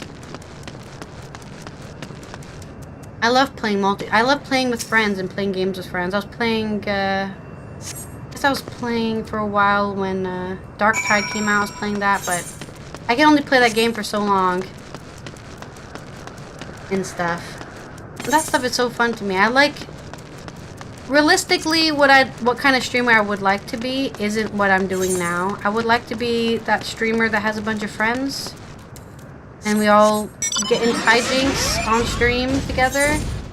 But the thing is, you have to find friends who are willing to be also there, right? and be on stream. And you have to get along as well, which is mostly just Neth. Mostly just Neth. Oh, the rest of my friends live in the NA, right? So the time change is a bit harder to go around with. And yeah, I don't have a lot of European friends that I can convince to play things with me and also be on stream. Europeans, I find, if I can make an American observation here, I think Europeans are much more... They enjoy their private time, their private space, and they're not as open. I think Americans are way more open to sharing their lives with people, which is why so many content creators are Americans with their weird family YouTube channels and all that weird stuff. And I think most Europeans are like, why would I share my leisure time? Because a lot of people find video games to be their leisure time. I want to greet your kitty. Did I get wrong? Wrong. I want to feed your pony. I got it wrong. I want to be your canary. Wait a minute. No! The Final Fantasy IX reference! You idiot! I've played Final Fantasy IX multiple times. God, so dumb. I should have known it when I read the canary line. So stupid. I feel so dumb. Oh, God. That's what happens when you don't pay attention to a quest, everyone. You missed the obvious reference. Alright.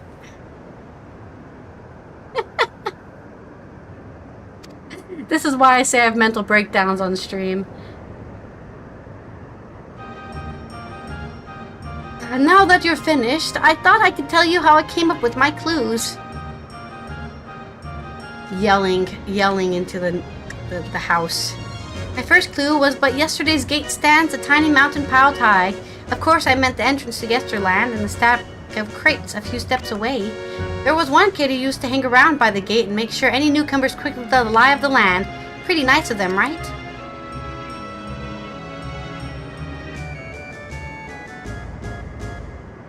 Alright, time for the next one. The 4 lamps looming over streets of glass. Well, they're the street lights in Starglass.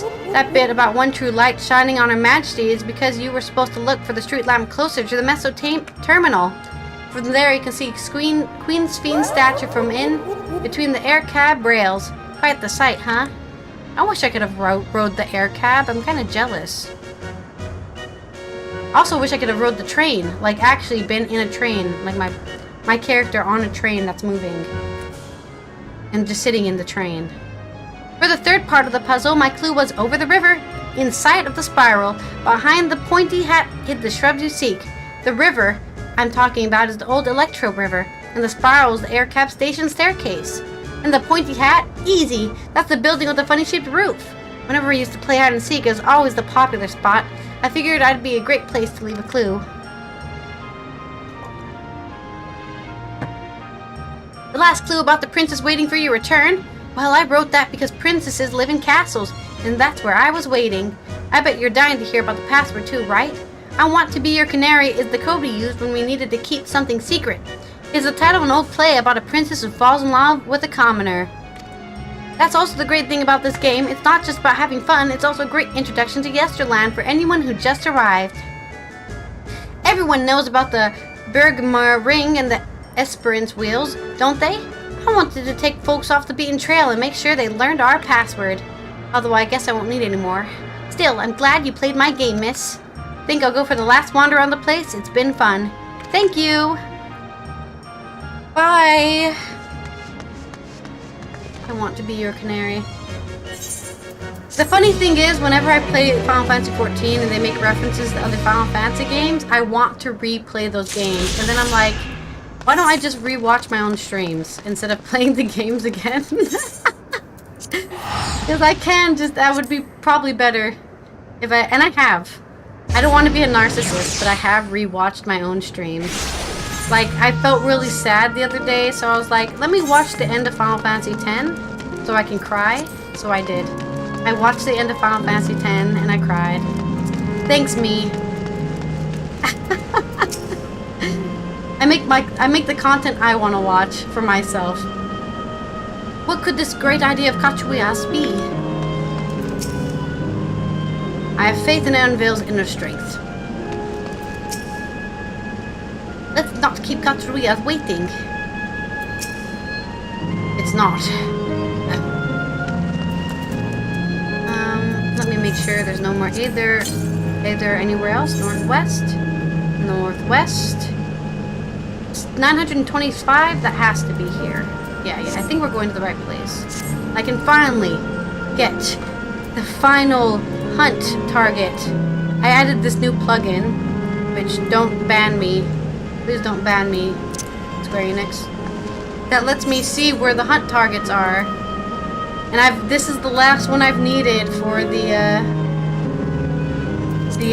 Dawn Trail ones, and I just like couldn't find. I was like, I haven't been there yet. I can't get there yet in the story, and I didn't want to skip through the story just for a hunt target. So now I can finally get this tree that I've had for like a week basically. I think I've had this.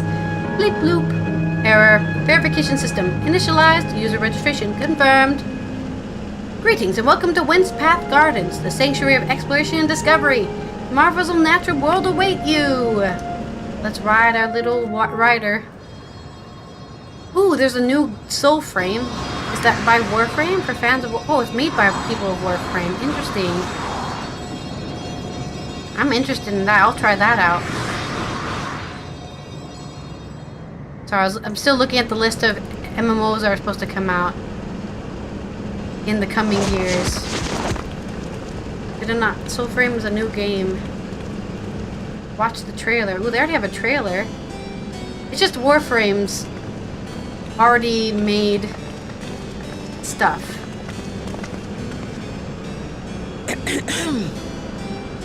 If I could have everyone's attention, I know we have pressing business, but I'd like to say a few words. It's not that pressing.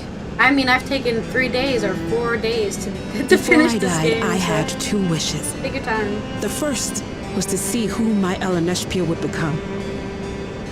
We've got that part done, I would right? say that wish has been fulfilled. Indeed, it has. For the boy who once shunned company has returned a somewhat sociable man. Somewhat. Surrounded by wonderful friends. As his mother and mentor both, I couldn't be more proud. What is his deal, dude? He has mommy issues out the ass. As for my second wish, that was to see all manner of nature that I had never seen before. I hoped to explore every corner of the world and there find thriving life.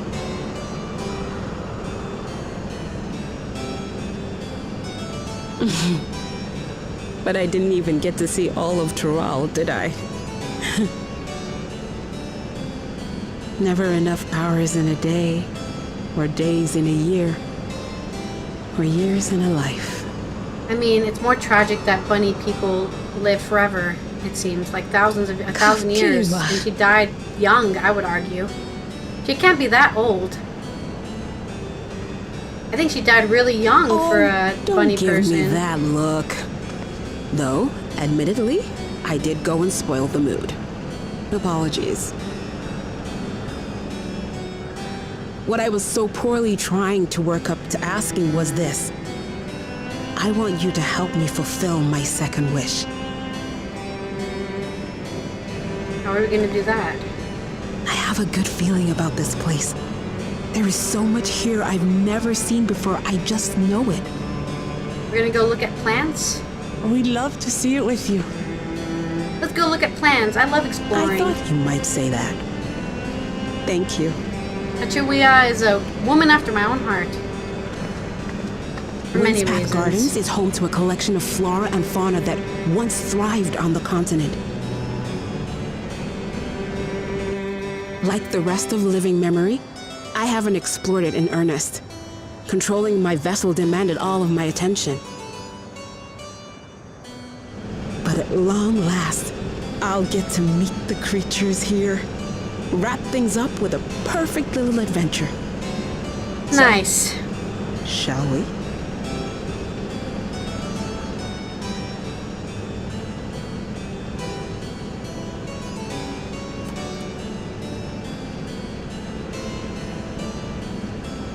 Absolutely not.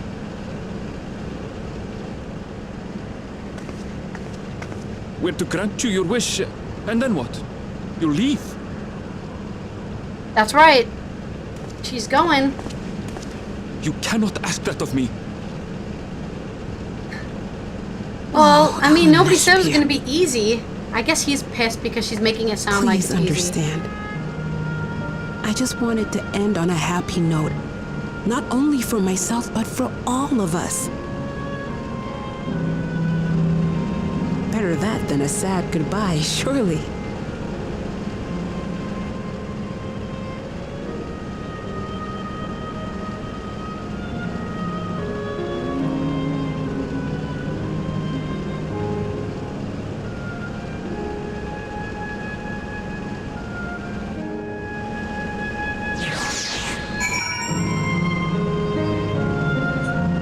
Alright, we'll use the bathroom, and then we will continue this. Ugh, I'm stuck. That bro, I'm stuck. My chair won't scroll. My chair won't scroll? Roll. What a... chair scrolls.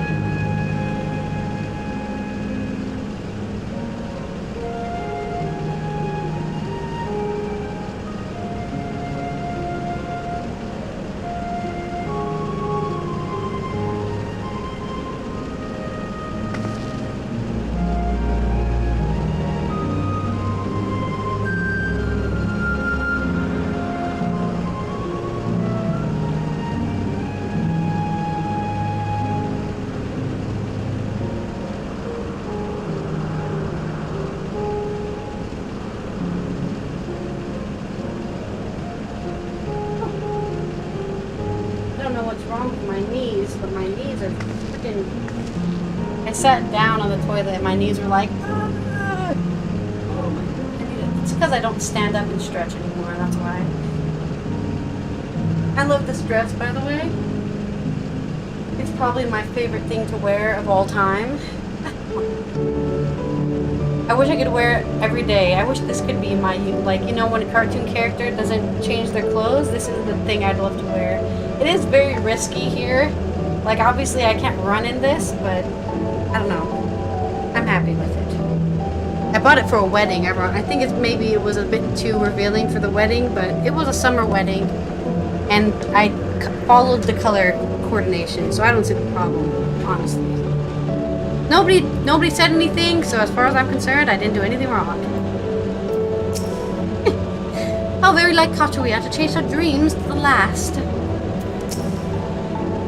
Let's help Cachuia make some great memories. A century of exploration and discovery. Quite fitting that Cachuia's memories are here. I agree. He's still pissed. Then with your consent, let's begin our adventure. Naturally, while we go about this, feel free to continue befriending Endless.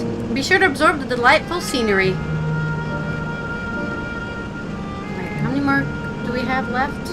I think 1, 2, 3, 4. 4 more. No, I don't think so. I showed up at the party. I showed up at the end of the wedding. I didn't even show up to the actual wedding. I just showed up at the end. And they didn't hold a lifelong grudge against me because we played board games together all the time. And we were invited to both their children's birthdays, and I think that means that you're in good standing if you're invited to birthday parties for their children. Like, they're barely humans, and I'm celebrating their birthdays for them. Very weird. It's actually kind of freaky. Anybody out there who's still a child or at least still, you know, like 20 or something, let me tell you, becoming 30 and realizing that those adults that were at your birthday parties when you were 4 or whatever, and now you're that adult, is really a freaky experience. It's a really freaky. Oh, why did I do that? That killed it. And reawakening killed the enemy instantly. I'm remembering that I have to blend in my 3s now. That was something we unlocked at level 100. Honestly, this class is too cool. Specifically because of that. The reawakening thing, that is so cool. It's like somehow a cooler Reaper, and I think Reaper was cool already. But to be fair, I haven't played a lot of melee characters in this game. I've only played Dragoon and Reaper and Viper now. I've played Ninja, I guess, as well. I haven't played Samurai at all, Pugilist at all. I think Samurai is really good right now, right, Nanako? Isn't your main a Samurai? Or at least when you were clearing the Bahamut raids for me, you were playing Samurai, I think. I don't know what your main is now. Yeah, exactly. It is super satisfying to press that reawaken button and just blue light and kill everything. It's just... You don't... Oh yeah, same. Fair enough. I don't mean anything either. Look at me. I just thought maybe your samurai... Well, maybe you had a favorite class, I guess. What a lovely garden. The scenery here is nothing short of remarkable. To think that Sphene and managed to preserve it for the endless. I somehow anticipated this. Why is he so angry, dude? You play like 5 jobs at once, no rhyme, no reason. I get it, totally. We're the same there. I thought those things were some sort of enormous tree, but they're actually sculptures. Oh yeah. They're just covered in tree stuff. They're covered in tree stuff, I said. This particular garden is called Blooms of Discovery. Beautiful, isn't it?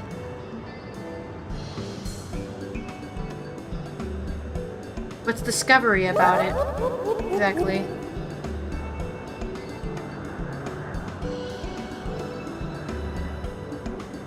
This reminds me of the Lopunny. Hello? The Loporrit's garden that they made with weird technology trees. It's absolutely stunning. And they are all actual plants. They are indeed. These specimens were brought here hundreds of years ago for conservation, as the calamity had pushed them to the brink of extinction. So this zone is like a great conservatory. Precisely, my dear Kryle. Here you find flora and fauna like the likes of which no longer exist elsewhere. Doesn't that thought just set your heart aflutter? I suppose. He likes animals, though, not plants.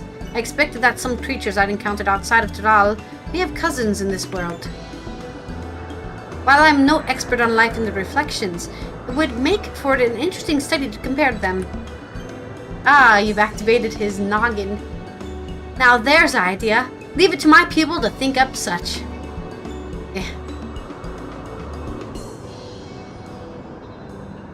Here we have not only a world's traversing adventurer and a veteran gleaner, but a pair of Charlene's finest scholars besides. It's a veritable gathering of inquisitiveness. I'm thrilled to be part of it. Lamachi is just like, and you're here too. And the ruler of a nation. Yeah, whatever.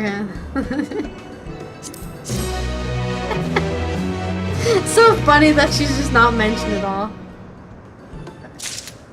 That's so funny. Cachuia looks awfully happy, doesn't she? Some creatures here do indeed appear to resemble those in Ozia. Such was the case in the first, too. Yeah, we had walking trees in the source. When it comes to inquisitiveness, I reckon I'm a match for both you and Erinville. That is true. I can't recall the last time my mother was so excited. Cachuia's eyes sparkle in anticipation of discovery. To begin with, I'd like you to scout out the vicinity and report back with any points of note. This would be a good opportunity to speak with the locals. They're bound to be familiar with the area, after all. As Ellen Shipa suggested, it would be interesting to compare the creatures here with those native to the source. I never ventured outside of Tudal, so I look forward to your insights. Just leave it to us. I've only ever seen Charlene myself, but I'd like to think that I know interesting when I see it. Alright, let's go get interested. Of everyone, I dare say you've been to the most places. I cannot wait to hear your thoughts. Right, let's go look around then. Actually, did we unlock the... Did we unlock the Aetherite yet? That's up there. We'll get it when we go up there then.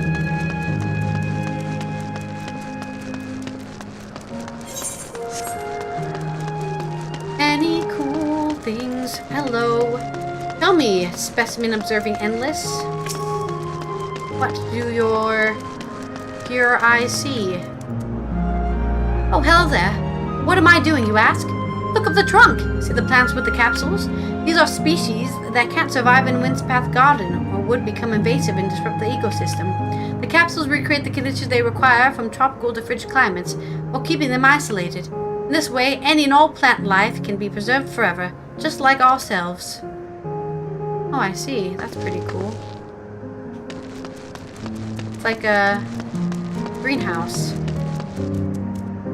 Technically speaking, you're a Viper main at the moment since that's the only job you've got ready in time for normal raids releasing on Tuesday. Oh, raids are releasing on Tuesday. Cool. I thought they were already released. Are raids not automatically released at the beginning? Oh, interesting. Not that I care. I'm going to be doing the raids all at once, so I have to wait until 2 years from now to do the raids. I know, it doesn't make any sense, but I'm doing it for the story, not for the difficulty or anything like that. Not really interested. I would care about doing savage raids and stuff if I had friends to play with, but I don't. So instead, I'll just simply be a casual, and I'm happy with that. Thank you. If there's anything I want from a raid drop, I'll just wait 8 years after they've been released and get them then. I'm patient. I see a creature wandering about that resembles the tree ants native to the Twellswood. Yeah, I indeed murdered one earlier.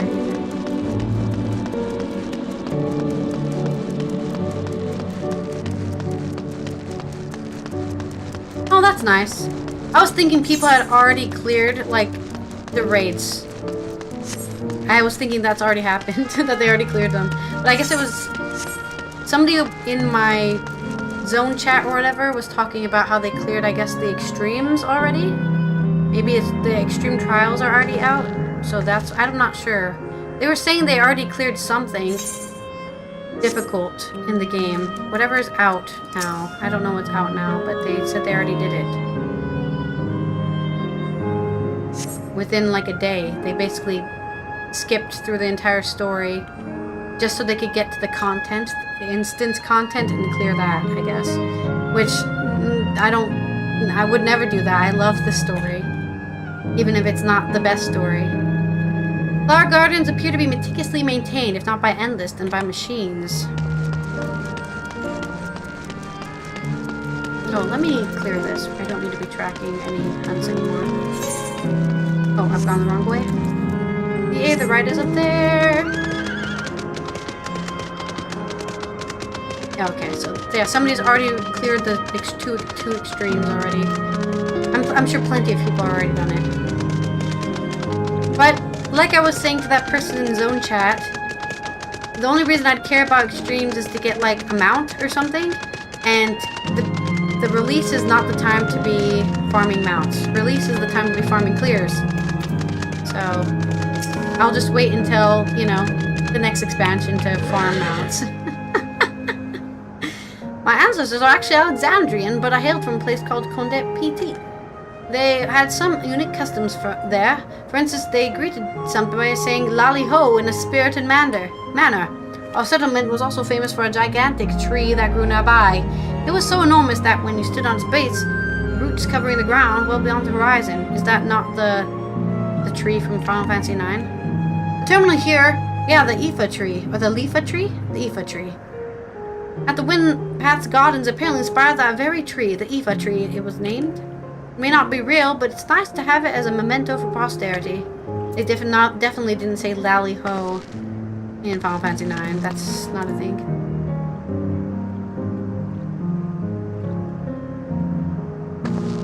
You know what? I didn't even know they changed the drop rates. So, that's a good idea too. Just wait for the drop rates to be buffed. I mean, I've only unlocked the original A Realm Reborn special mounts, right? I have the... What was it? I have the Unicorn, and I have the... Not that. Where is it? This one, the Kieran. So, that's the only mounts I've finished collecting. I still need to collect, I think, all the dog mounts, all the eagle mounts here. Which I think the eagle mounts were Heavensward, and the dog mounts were Stormblood. Wait, I have one dog mount. Because I got it using the Mog thing. I can't see it. Oh, there it is. Yeah, this one. And I'm sure I can get those at some point. Because I can just solo those instances.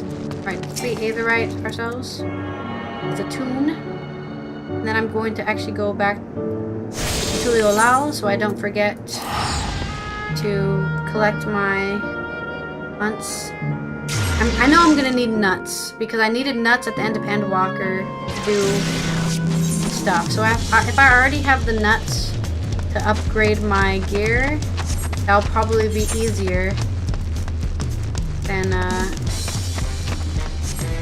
well, I think the best thing to do for me is how I've been playing all these games is to wait for all the content to be released and then doing it in one sitting, than to actually play it, because it's going to cost me more over time, right? Because there's no way it's going to take me a month to clear, like, the first Alliance raid, or the second one, right? So, for me, it's just a waste of money to be subscribed for a month so I can play an instance that will be out for, you know, that would take me a day or something to complete. So, for me, it makes way more sense to just wait till it's all released and I can do them in that month. I think even now I'm gonna have 2 extra weeks that I don't need. So, I think. How many more days of subscription do I have? I think I subscribed on the 28th. So I have I have a bit under 2 weeks left. 1, 2, yeah. A bit over 2 weeks left of my subscription. And I'm basically already done. So there's like 1 week of there's gonna be 2 weeks of me not even playing this game for any reason. That's why I'm being as slow as possible, because I want my 11 euros or whatever I spent to go properly, be used for something instead of just, because I think even when I finished Endwalker, I think I still had like a week or something left of subscription that I just ended up not using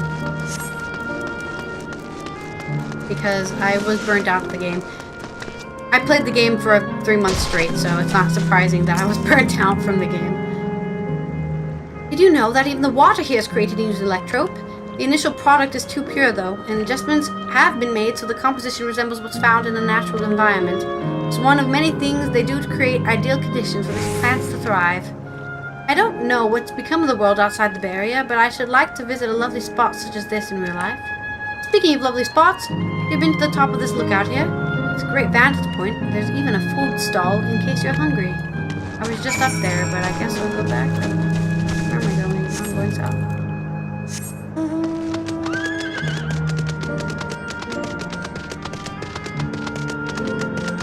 I kind of wish they gave me free sub for the first month of the expansion, but I guess they wouldn't make any money then. Well, I mean, they made money. I bought the expansion. I think I should get a free month of sub from that. I think WoW does that, or WoW used to do that. I don't know. I don't like sub games, but I'm playing this. I'm doing it. I'm breaking my own personal ideals because I do enjoy the game, but it does make me feel bad spending money on something that is free in other places, I guess. There was a beast I had never seen before.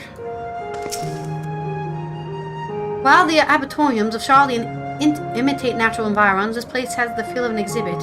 In that sense, the word garden does suit it well. I did pay for the super duper edition, so I should get free sub for this. Ah, welcome back, Kokoro. Kryle has just delivered me the most fascinating report. You have some engaging impressions to share too, I hope. I've got my Garnet Mini and my Zidane Mini. I am bought the super duper edition. Well, that is all very interesting indeed, but I must say I am most fascinated by the ambulating trees. While there are similar creatures in Urkopacha, could you tell me more about these tree ants as you know them?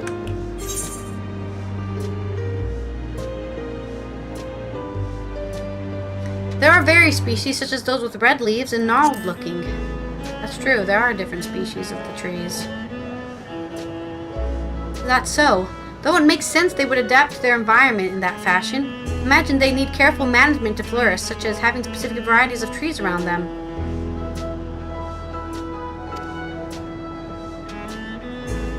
Super duper edition. The management of ecosystems. That calls to mind Labyrinthos, does it not? That it does. Lest you wondered, Labyrinthos is a storage facility deep beneath Charlian that contains a recreation of a temperate climate zone. Such a place exists. Amazing! By the by, did anyone also catch sight of the large scalekin? I did not see the scalekin.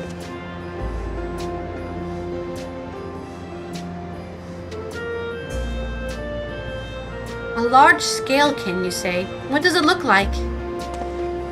Nothing I've ever seen before, but it has a rodent-like form and walks on all fours. If it looks like a rodent, wouldn't that make it a beastkin? No, it is covered in scales, ones that appear to mimic succulent plants.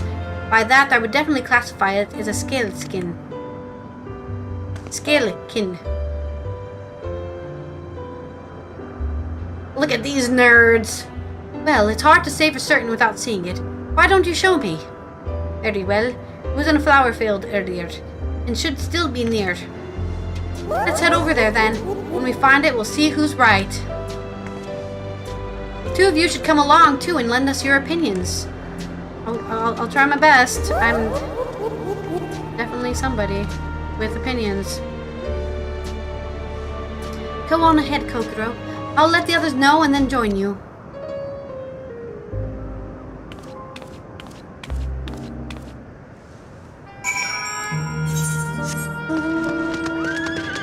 Scalekin, or plantkin, or whatever kin. Where are you? Here we go. This is the area. The beast didn't give the impression that it moves frequently. This is so exciting. Come on, help us find the creature. Alright, I'll look this way since you guys are looking that way. These flower fields look clear. Am I role-playing here?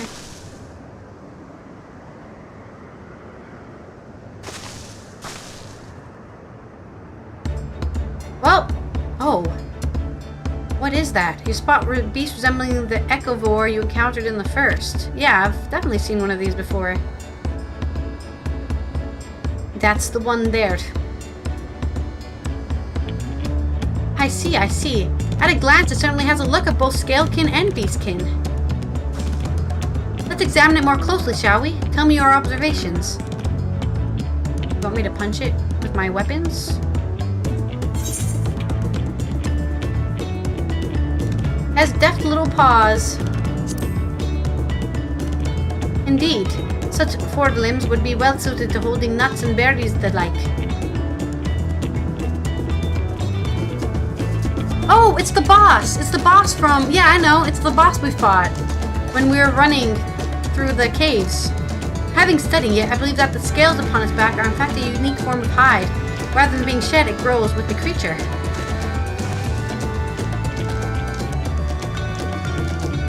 You may be right. We considered that along with its other characters, such as face and hands, it's more likely to be a beastkin, like you said. A physical examination would be needed to confirm this beyond doubt, but I'm satisfied simply to have seen it. It seems you alone were familiar with the species. Where did you encounter it? The first reflection? The fairy kingdom of the first! Kokoro has been to the very edge of existence. She has seen life that others could only imagine. Amazing! Creation truly holds no end of mysteries. Oh, how I'd love to see them all. The life beyond the bounds of our star and plane both.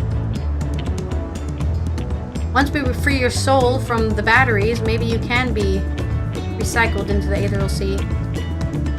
Looks like we're having fun.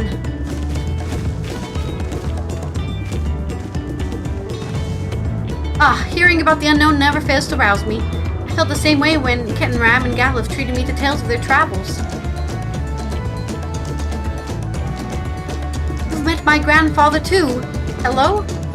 Kryle, did we miss the part where they were all in the squad with Ulol Jaja? Did we miss that part? Krill, are you paying attention to the story? I feel like I would have heard that bit. Oh, didn't I mention it? It was when Galif came to Dural to investigate the Golden City. I happened to have business with Ulol Jaja, so we met in Tulilal. I don't know how Kryle missed this important information. Little did I know that tiny babe he was cradling would return as you. To think that our paths had already crossed all these years ago. Just, not only yours and mine either.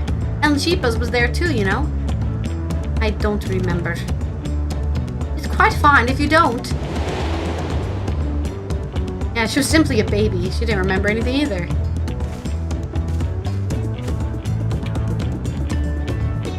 It was actually because Galif told me about Charlian that I later urged Ellen Sheepa to take up cleaning. My fussy bun was growing up dour and withdrawn, and it was when I was at my wit's end that I recalled your grandfather's story about gleaners. Seeing the world through their adventures would inspire change for the better, I believed. I'm sorry, I was dour and withdrawn. If you ask me, you still have some work to do. But it's grateful you're that way. You're that way that you're with us now. I am one grateful.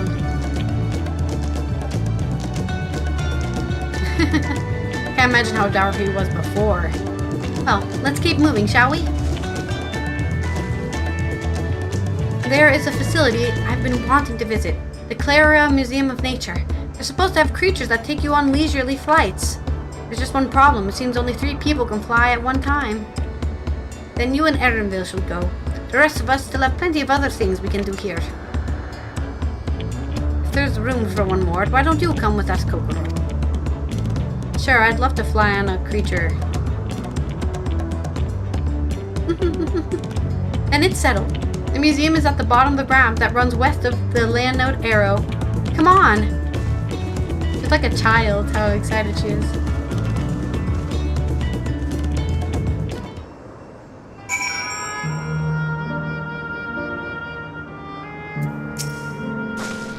Look after Erenville for me. Don't mind us and just enjoy yourselves. Shall explore a little more and then make our way to the terminal. All this time, my grandfather was the common thread between us. Yeah, how did she miss that information? I don't know, man. It's pretty sad. Oh, speaking of sad, I'm probably forgetting to collect Aether Currents. Southwest.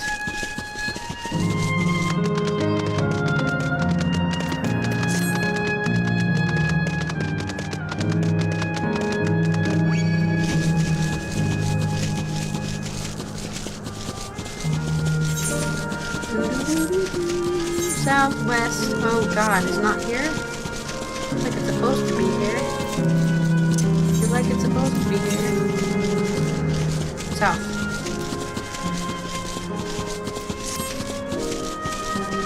There it is.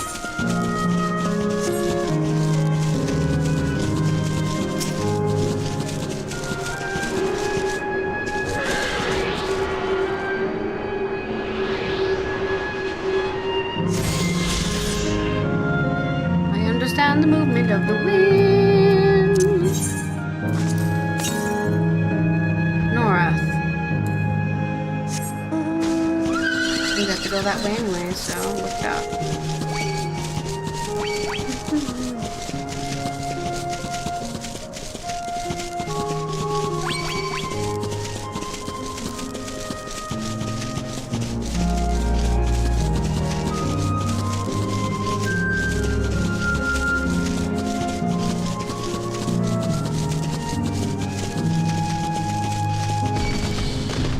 Can I go over there? Will it let me? Maybe I need to go more north. Maybe there's one under the... and the right. Northwest. Oh no, we're definitely going this way. Okay.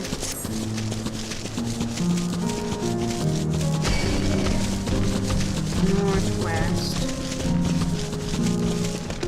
Oh, there's the node. Maybe it's under us? I feel like it's under us. The thing is, I see these wind sprites and I think it's an aether current. But it's not, it's just a wind sprite. I do have really weird LOD though, so I probably can't see one yet because it's not loaded in, I'm not close enough. It's getting late enough, my contacts are starting to stick to my eyeballs because I'm not blinking enough. Blink more.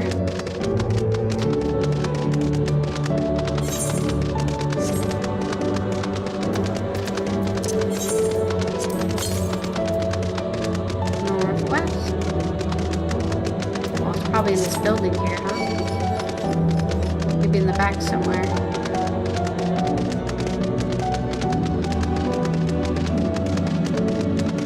There it is.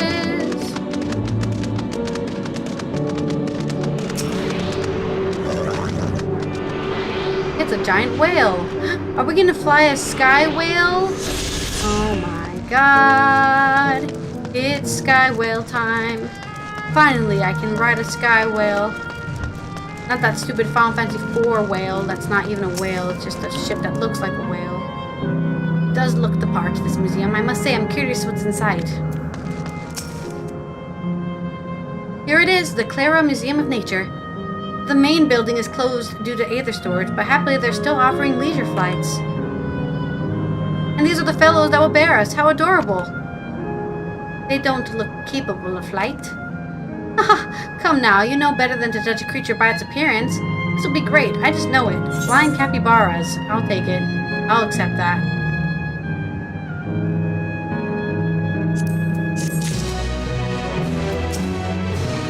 Hello there, come to ride the Mewa Pyros, have you? Oh, we're getting our last aether current. I know one shouldn't judge by appearance, but still. Cachuia is ready to take the sky on a Mewa Pyara back. That's a word. That's a mouthful. Begging your pardon, but this is where we can get on leisure flights, yes? Indeed it is. Bearing you will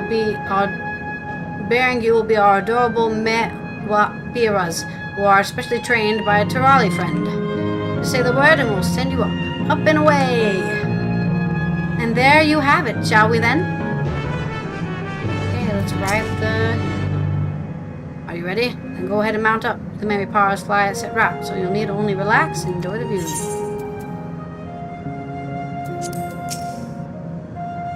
My guess is that the Mary Paras themselves cannot fly, but rather their saddles are imbued with levitation magics.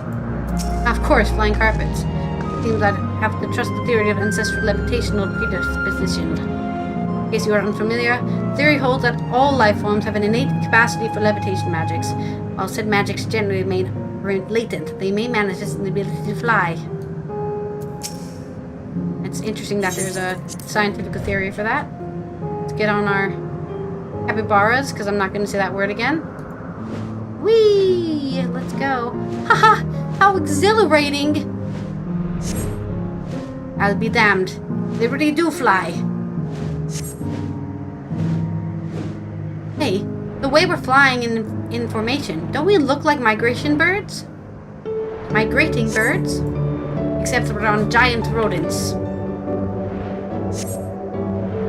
Speaking of migrating birds, the mallard is where your name comes from. Did I ever tell you that?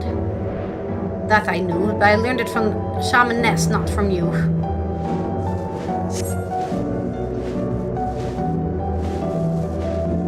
A migrating bird can fly anywhere it desires, even across oceans to distant continents. And you've done just that. My clever mallard. I feel like I should not be here for this conversation. I'd thank you not to call me that. I really don't feel like I should be here for this conversation. Oh dear. It's over already? Time really does fly when you have fun. What a joy seeing living memory up from up high.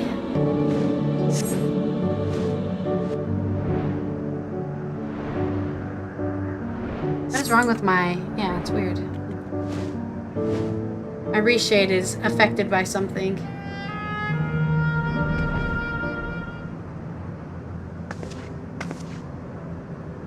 Aw, that was wonderful. An experience worth saving for the very end. You two enjoyed yourselves as well, I trust? Yeah, it was really fun to be a third wheel. It was enjoyable enough, I suppose. From my fussy bun, that's high praise. I'm glad I invited you and Kogoro. Thank you for indulging me. If I could, I'd go for another 100 rides, but I must settle for this one. It's time we are headed to Aero Terminal. If there are still things you wish to do, you'll want to do them now. When you're ready, make your way along the path yonder. I'll find the others and let them know the same.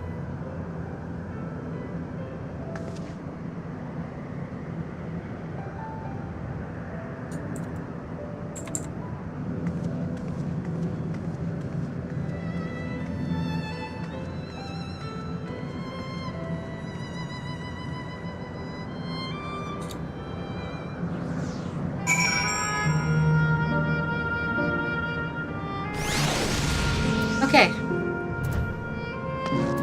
Any more ether currents around here? I missed... Oh, I didn't... I got them all. Hell yeah, baby! She's only a fussy smell, constructed from her memories. I understand this.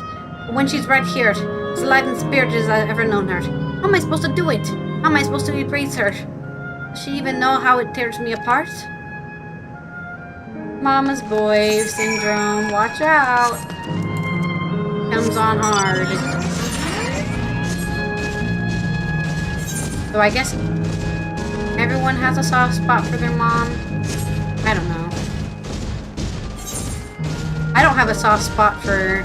I wouldn't call it a soft spot in my case. I would just call it a normal empathetic feeling towards my parents. I don't think it's a soft spot. It's not special. It's almost expected, I guess.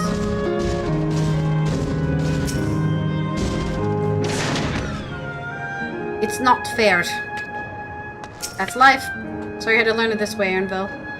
It will be hard, but let us send Cachuia off with a smile. We saw you from below. It looked like you were having fun. Oh yeah, that's right. We flew around them, didn't we? We'll be there for an Ernville. That's the best we can do.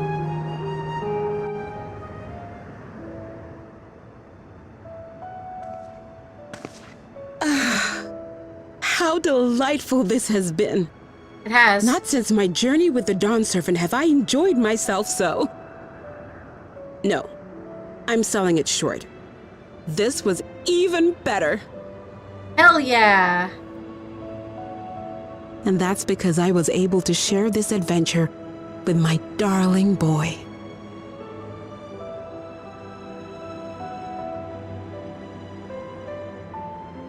Well, this is as far as I can go. As for the rest... Just stop. You're doing it again. Deciding everything by yourself, and then disappearing. Let it out, Ernville. Elenespia, you're my pupil, so you ought to understand. Everything that lives must one day die, and that which has died isn't meant to return. This is the way of nature. Yeah, there's no Mine necromancers is an in this unnatural game. existence, and I've suffered it only because I had to unmake this twisted mausoleum. But now that brave souls have appeared to whom I might entrust my mission, I may finally embrace the end. As it should be. Can't you be happy for me? I know it's contradictory, but How you can could do I be both. happy? Bittersweet, then. I was actually quite scared, you see. Scared that I'd be trapped inside the barrier forever and denied the thrill of discovery for all my days. That does seem pretty fucking scary, dude. Your coming gave me courage and comfort, Elenespia. More than you know. And now here I stand, unburdened and free. In this moment, the happiest of my life.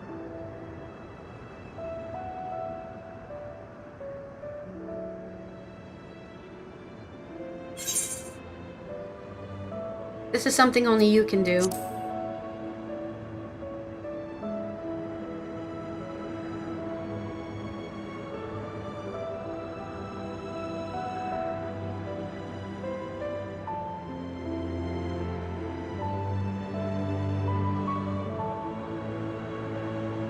As you wish, Mother. I'll continue what you began. You were right, of Yay. course. Leaving home has broadened my horizons. I've met my friends and found this place. So I bid you leave your dreams with me. And no, I'll go where you couldn't go. And do what you couldn't do. I will.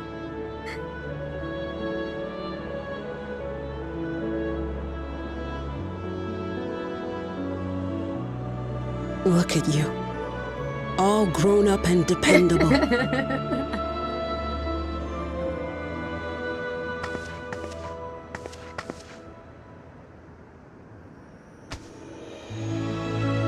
Yet with so much more ahead.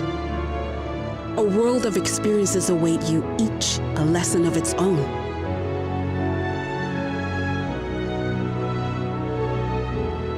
You may know failure and burning regret, but these two shall become beacons to guide you.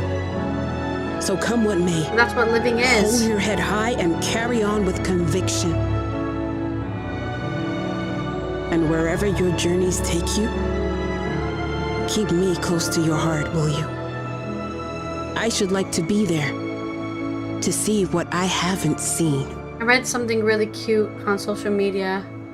That whenever you miss a family You member will be, who's gone, Mother.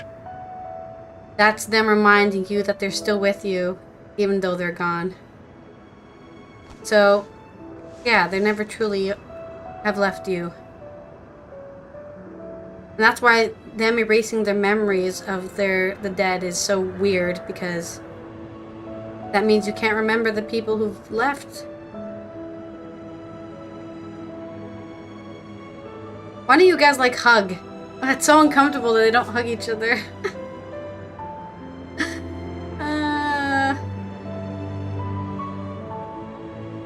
Now, run along. And never forget that you're my pride and joy. I trust you all can handle the rest. Take care, and farewell. We got this, Cachuia.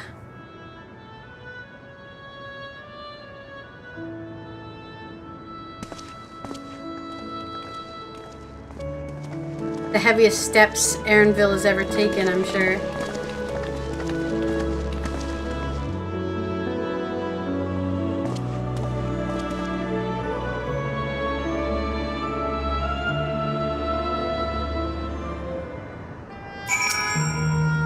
couldn't have asked for more fulfilling final hours than these. I'm so happy to have met you, Kokoro. You and everyone.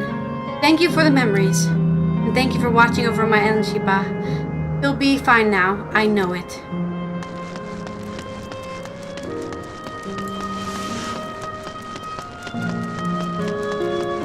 Let's go kill everybody. I mean, we're not killing them. We're setting them free from this hellscape nightmare. Whatever this is. The Undying Lands. Let's see our task through to the end. We carry on with their hopes and memories in our hearts. No more doubts. I will shut the terminal down. We leave this to you, Erendil. I won't waver. Not anymore. If you're ready yourselves, then so am I. Right, goodbye, Aero Terminal.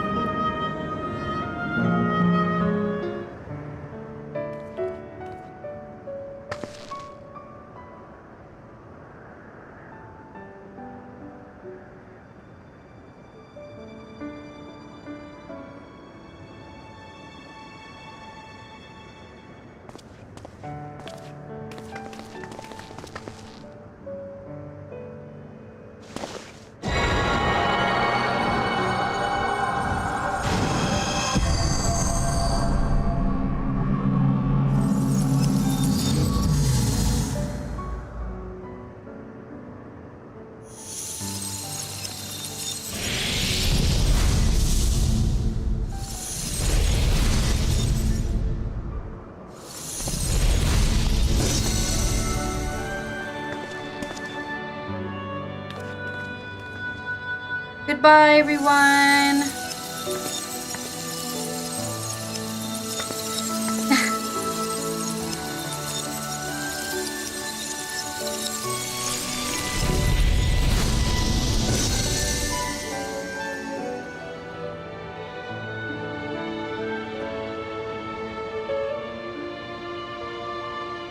That makes all of them. All that remains is to wait for the meso-terminal to become vulnerable when it's about to initiate fusion. And then we strike.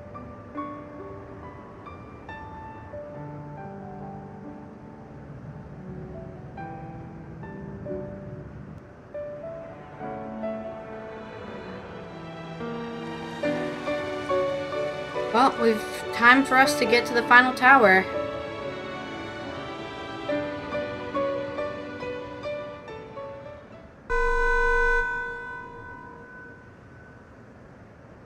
Please be advised, we are entering the final phase of world bridging. Repeat, we are entering the final phase of world bridging.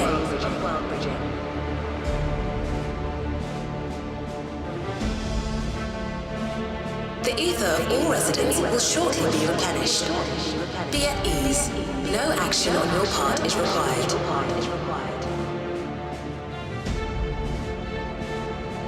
We thank you for your patience. Well, don't get too patient, because we're about to go blasting in. Wait, it's already begun?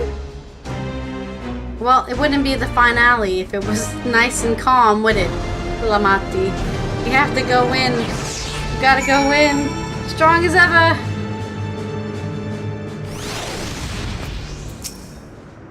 No time for tears. Just as well. We won't let Cachuia's hopes be in vain. Let us finish this. Not a moment too soon. It's as if she's saying she won't let us do as we please anymore. Through our time here, we've come to know what it is Sphene seeks to protect. But that doesn't change what we have to do. Hey, we can fly!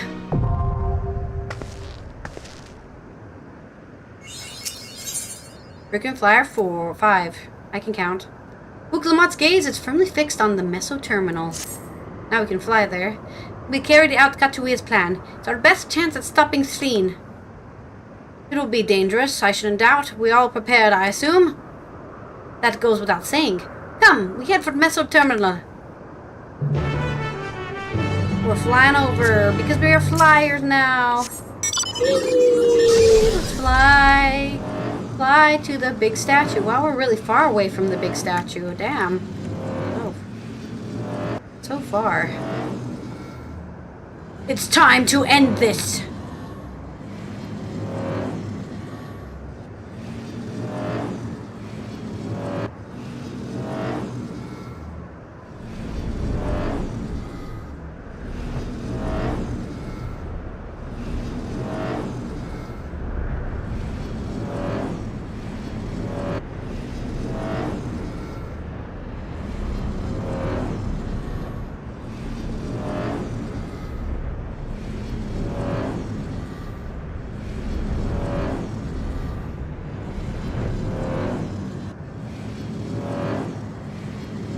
Where am I?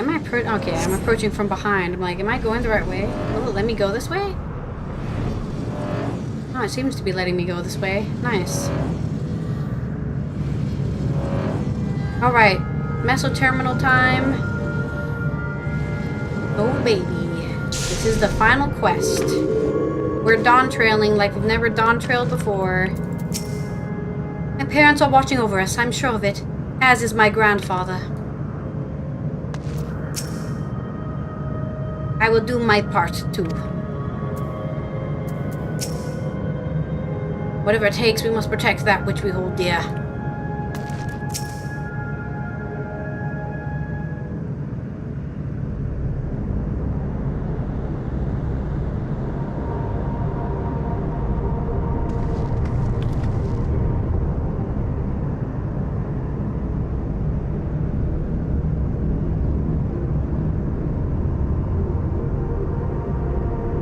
No good. It seems we can't simply shut down the Meso terminal like the others.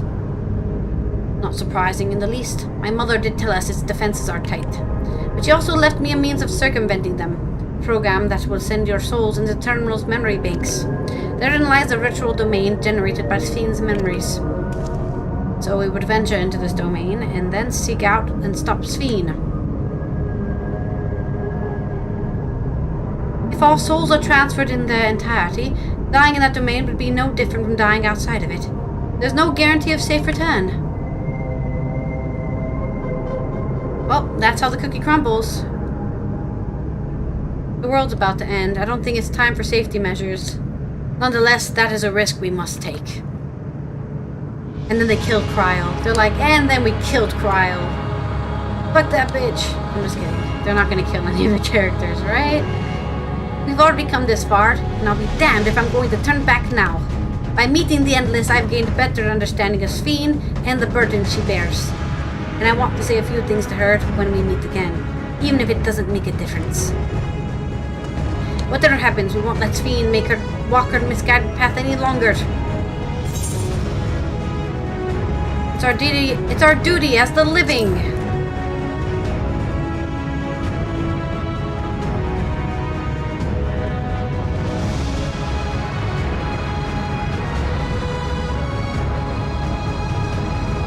I'll do all I can to provide support.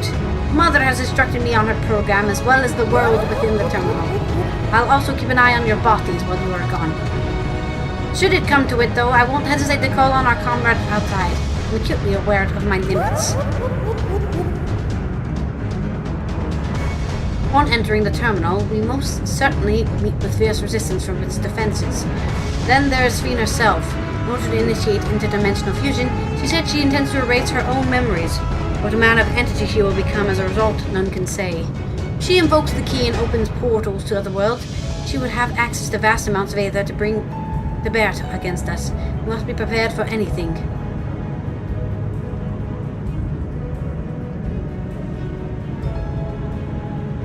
Whatever we encounter won't change our objective. And I won't change what I'll do. Come, my friends, it's time to settle this. Let's go into the spooky portal. Spooky portal time. Or I guess it's not technically a spooky portal. I'm gonna call it that.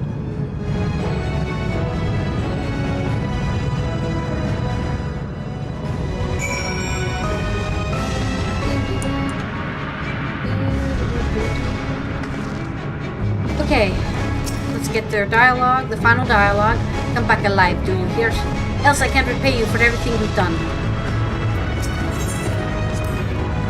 Since we averted the final days, it's been one existential threat after another. Now lives and all reflections hang in the balance. But considering the key and the power it wields, I cannot help but feel a sense of destiny in our being here. Would you not agree, my friend? As much as we've been able to learn, there's still much and more we do not know about the key. What I do know, however, is that interdimensional fusion must be stopped.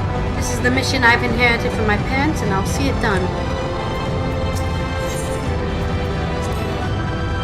Part of me still clings to the hope that we can avoid fighting Sphene, but even if we can't, I want to see her people and their legacy live on. I don't know what awaits at the end of this path, but together we'll walk it all the way. Let's go inside Alexandria. Looks good to me. Let's register for duty.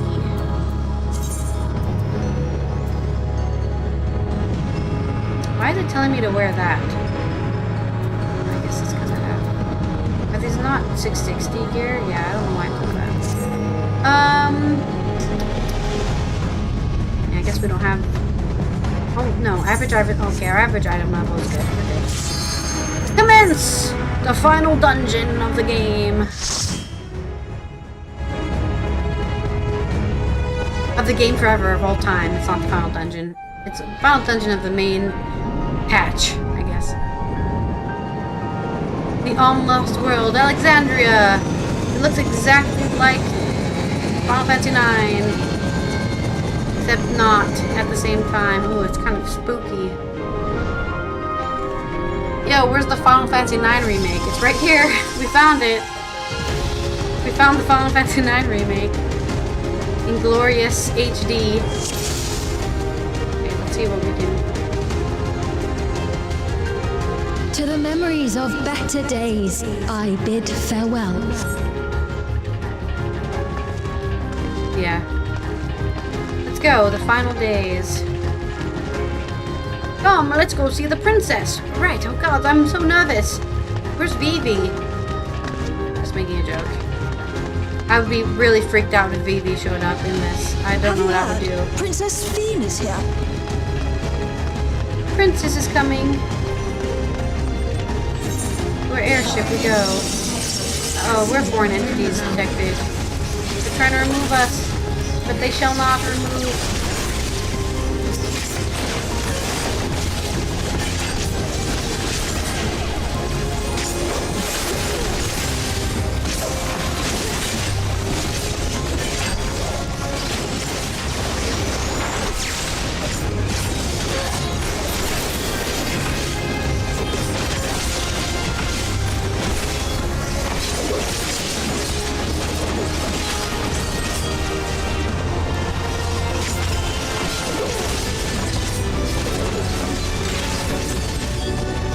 Ready to awaken, it said.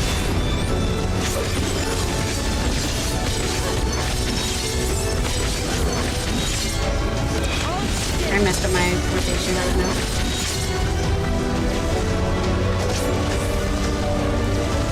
Definitely messed it up. I was like, I did something wrong there.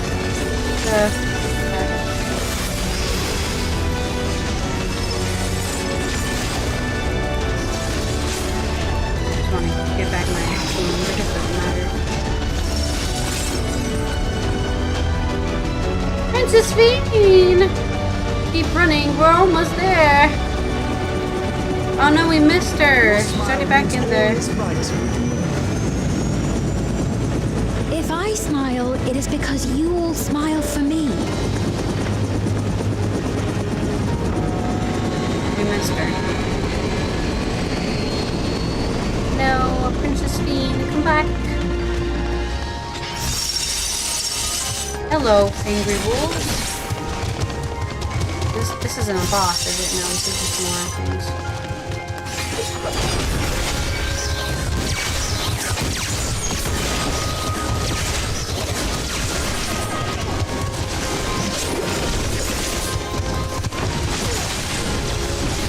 Oof, the mob is not looking so hot. Do something!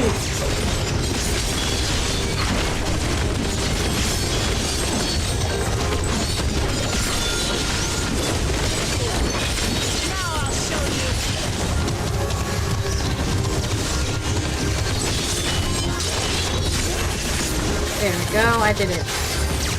I did it.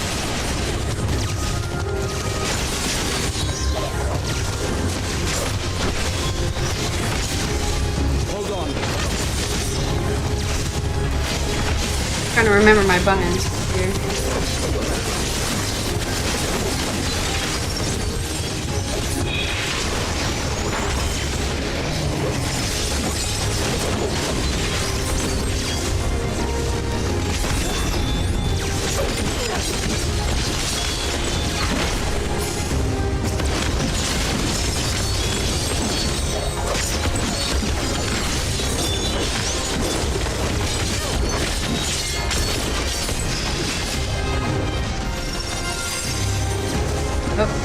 Wrong button. I lost my buffs and I used arm link for some reason. It's a giant elephant.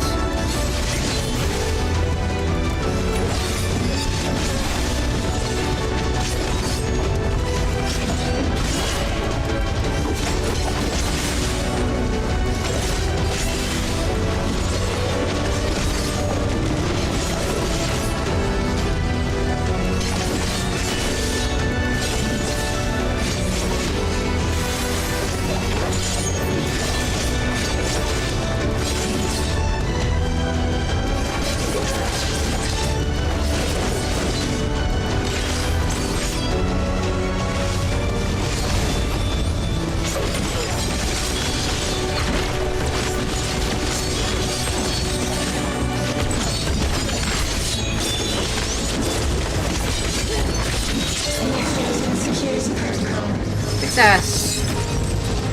And like, because I'm using my brain to remember my rotation, I'm like, doing my rotation so much slower than if I weren't. Okay, it's fine. We can actually just use our hotkeys here. So I know how dead the boss is. It is fun though.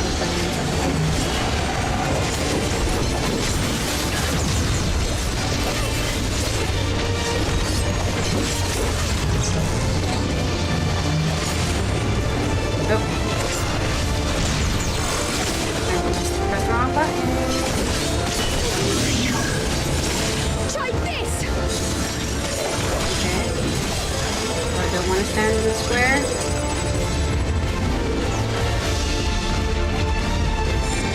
Oh, I see. Oh, I see.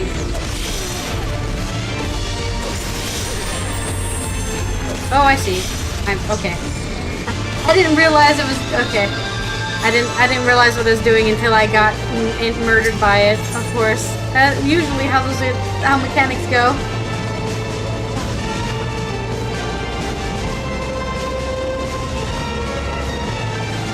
Try that again.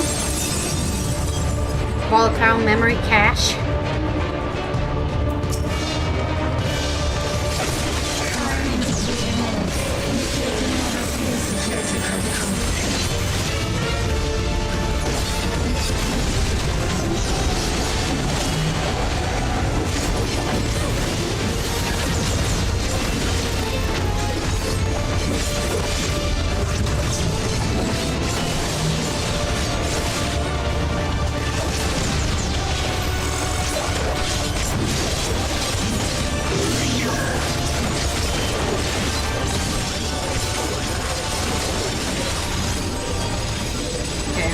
Should be safe here. Why did I do that?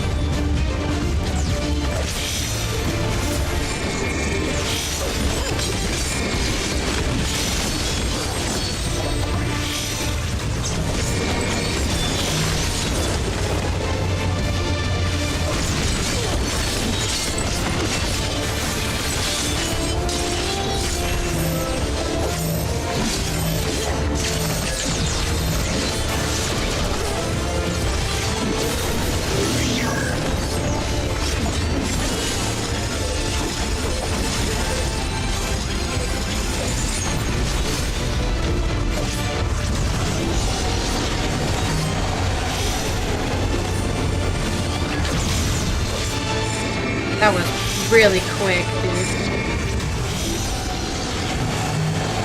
Oh, I was standing way too close.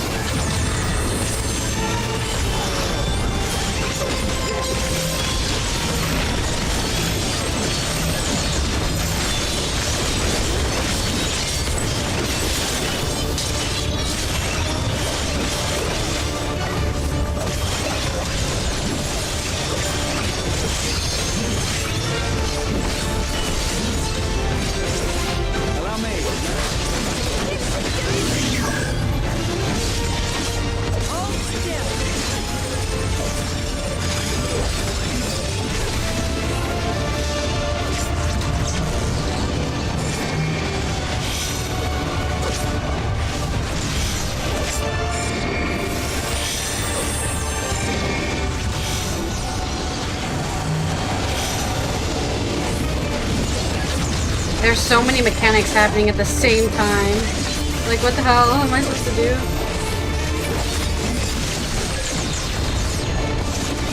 Hold on. I have so many vulnerability stacks.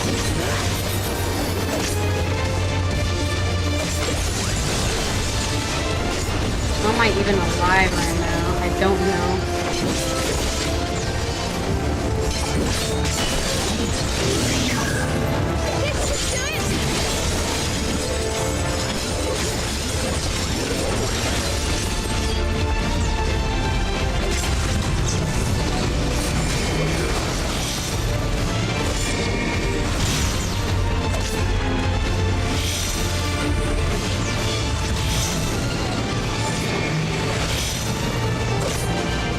I don't have time to do any attacks during that, dude.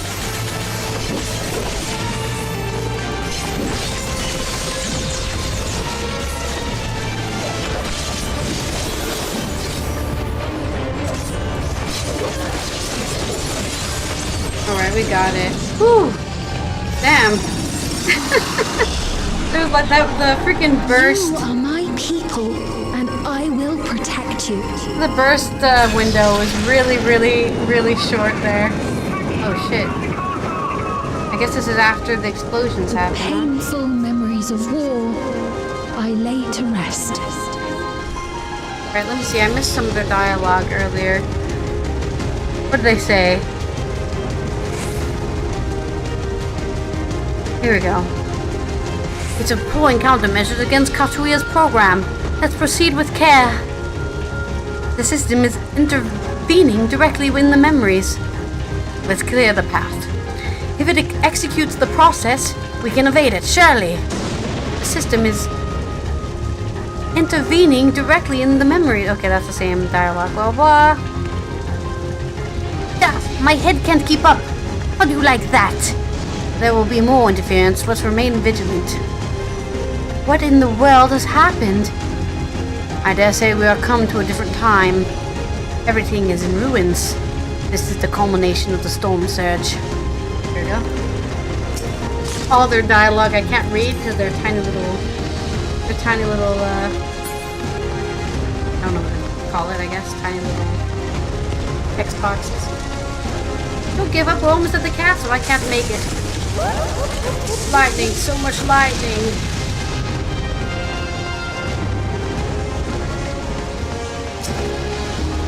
The dialogue pops so fast, I can't read it fast enough.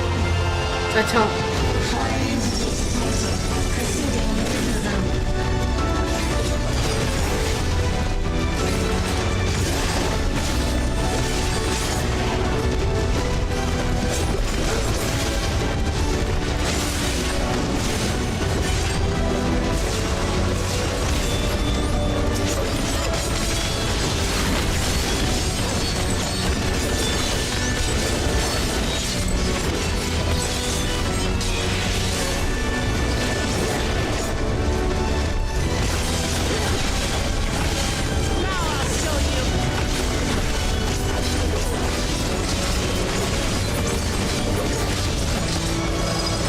Goodbye, losers.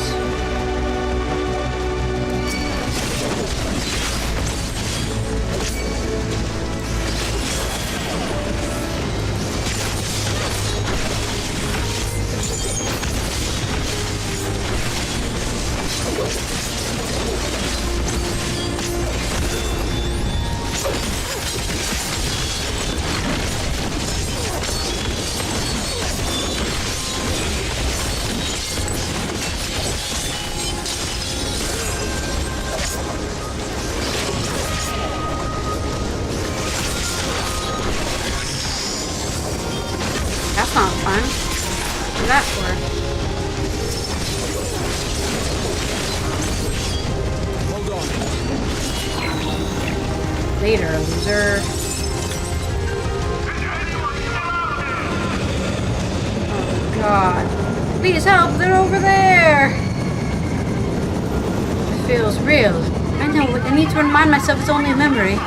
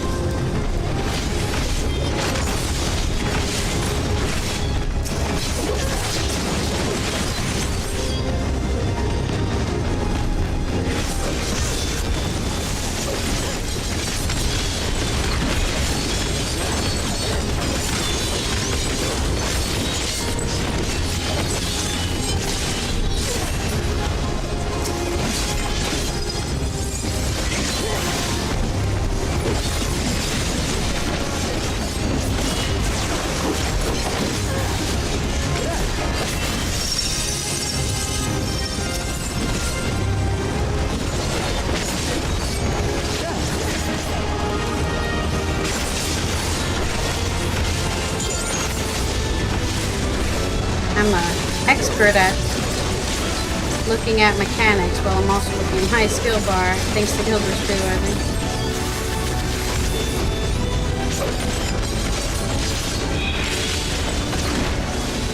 Oh, missed.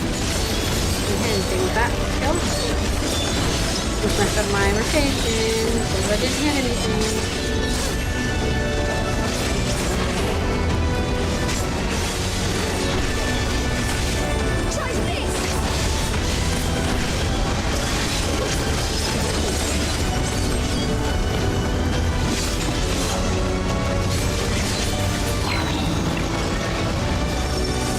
Crashed airship. Oh god.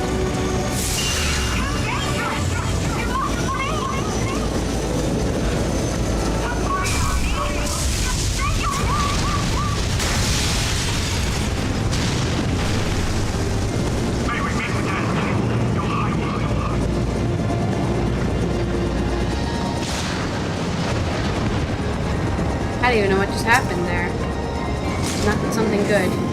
Oh, my inventory's in school. 3 more slots remaining. I'll clean my inventory another time. Actually, I could probably do that real quick. We'll just get rid of all these materials. If I need to farm materials, I will. Okay, I don't need it in my inventory.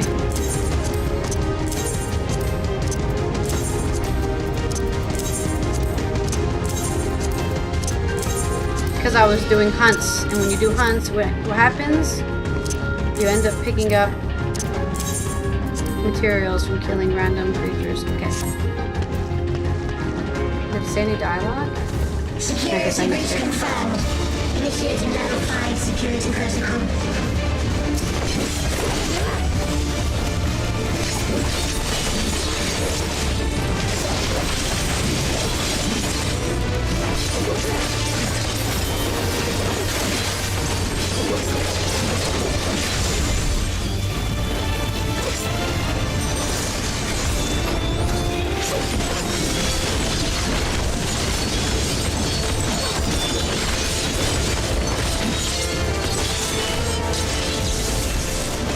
I'm so happy I was standing in the right place for that.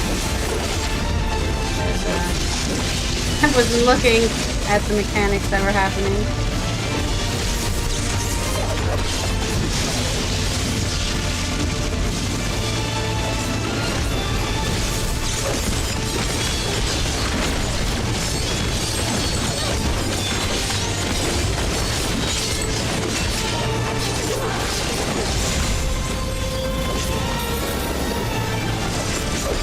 Oh, I pressed the wrong button.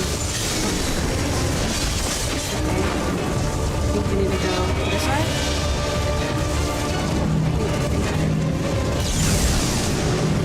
Spread out.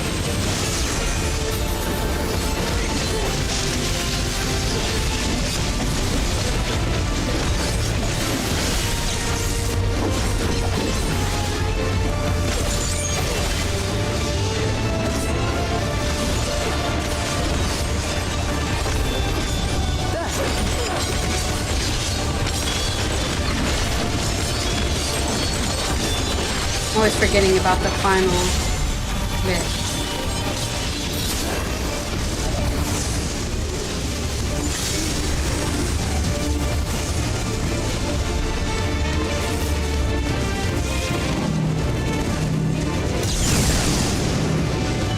Run away!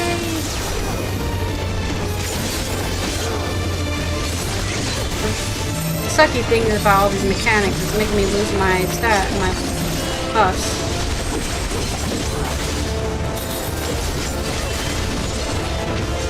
Am I considering the sucky thing yet?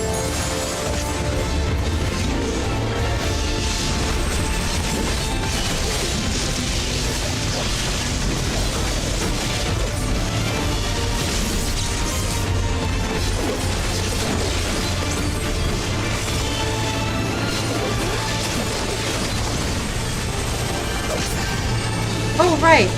Whenever I use Control 3, I end up unlocking the ability to use my my awakening without using anything for it. Forgot about that. I think it was a trait I just got, so I've already forgotten about how it works.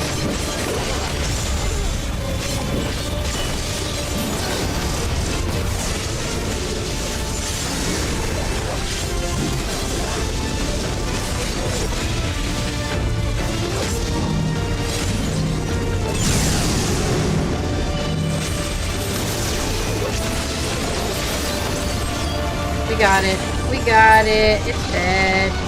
Look at that. First try, baby. Hell yeah. Hell yeah. You will all live on. I got into the zone there, didn't I? I basically didn't even see the mechanics. My brain just already automatically saw them without me thinking. Let's see. The airships are in trouble. 12 have mercy. It matters not what bars our way. We'll brush them all aside. Ah, very funny, Kryle. It's split into pieces. It's definitely up to something. Beware the spheres yonder. It changes tactics by rearranging itself. And that's that. Another obstacle out of the way. Are we in a different time again? It appears to be the same place. I grow with each run. I think I just need to get... I have literally done 0 combat this entire 6 hours, right? This is the first actual combat we've done this entire 6 hours. Because we did the role quest, which was... like, there was one part And at the last, where we did combat my there. panel. And it's been 4 hours since we did that, so it takes me a while to get back into actually playing the game. Instead of, you know, reading dialogue and talking too much. I also discovered that when I use the Dreadwinder of Crit of Dread, it automatically puts my buffs on. So I don't need to do that. I don't need to do like an opening rotation where I put my buffs on, so I can just press those buttons instead. And I only just realized that now, so...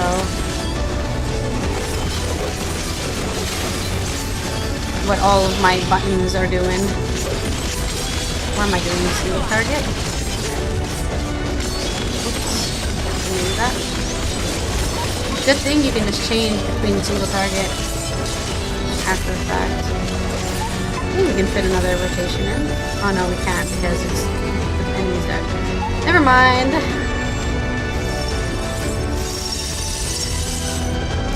We're gonna run out. Our buffs are gonna run out, but that's okay.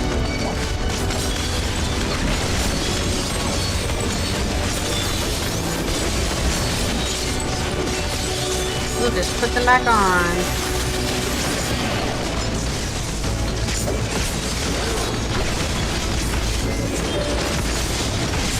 I mean, a class like Viper is so weird because it kind of starts out already being a class, but you've only just started playing it. So it's a bit confusing in that way, I guess. Because it's definitely like... if you played the class from level 10, well, it probably would have sucked, but if you played the class from maybe level 50 or something, it makes more sense to slowly learn it. But when you start at level 80, you're basically like already a class. But you don't have any of the hours in, the experience with it, to understand what the hell you're supposed to be pressing and how they go into each other, I guess. What did I do? What's this for? Did I get something? Did I kill enough? Did I kill a certain amount of enemies with my... with the Viper? Is that what it was? Oh no, just I've defeated 5,000 enemies. 50,000 enemies. I'm the exterminator. Okay. Really, it's taking me this long to kill 50,000 enemies. That's crazy. That's insane, actually. They've done it! They've prepared the Queen! We can't give up! Not until keep complete! This place is really fragmenting, huh? Just her, she's slowly erasing all her memories. Breaking down.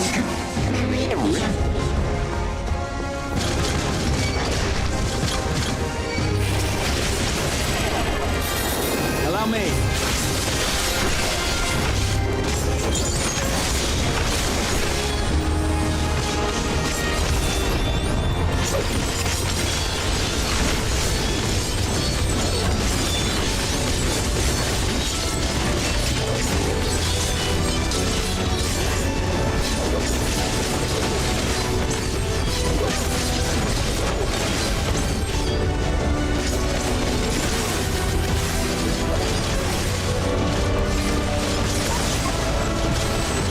I mean, in a way, the auto attacks don't even make any sense.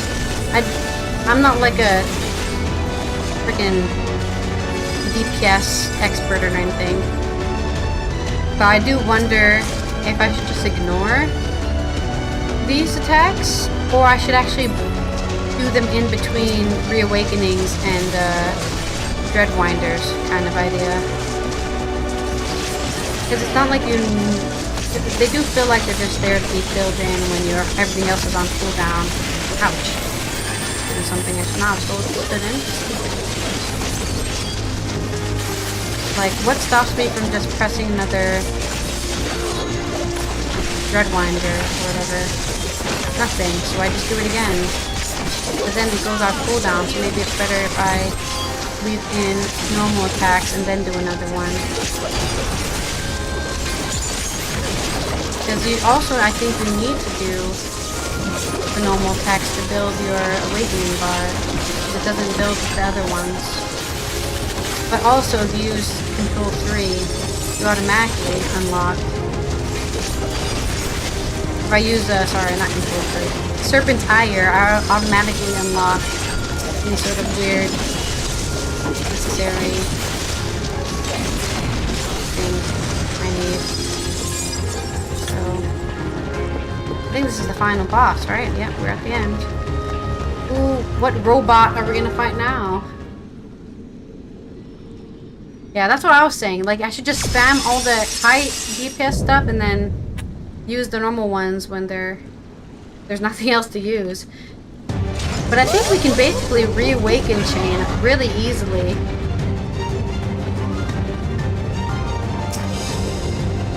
Alright, let's go. It's not because of us, is it? We're coming, Sphene.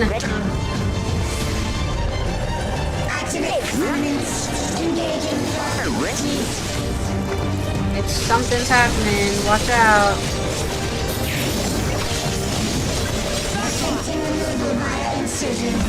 It's doing something with its sword. Watch out. Oh. I'm gonna stand on the other side real quick. I have a feeling it's gonna do that again. I have no idea what it's doing. But everyone moved over here. Okay, I was correct. I was indeed correct. Oh. What's happening now? It's doing something. It's doing... Something's happening. It has a giant hand. Okay, well, I don't want to stand over there. Oh, shit! Okay. You got me that time. You got me that time.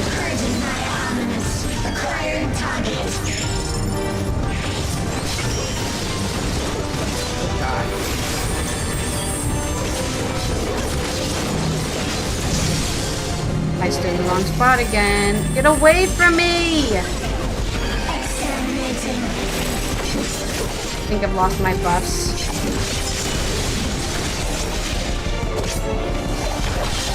Have to reapply them now. And then I can reawaken.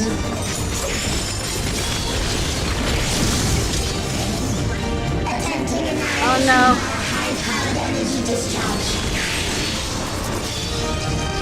Oh no. Oh no. Need to be on this side, I think. Oh fuck. I misunderstood the mechanic. No.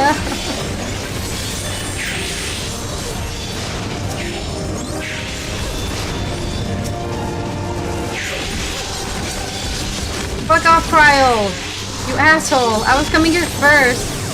God, I hate when they do that. It's like, I don't know where they're going.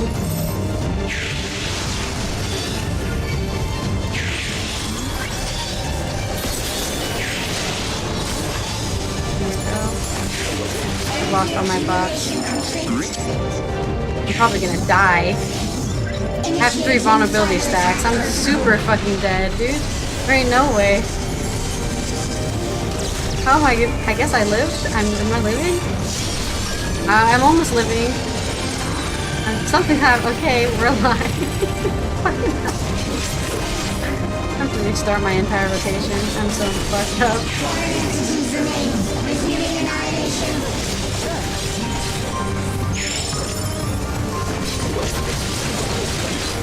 Oh, probably should stand here, huh?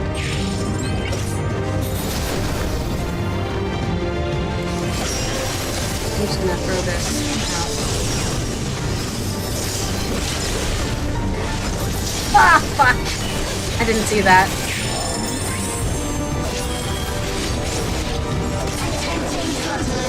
I should just follow Graha. He knows what he's doing, right? Oh god. Graha, take me to the good place.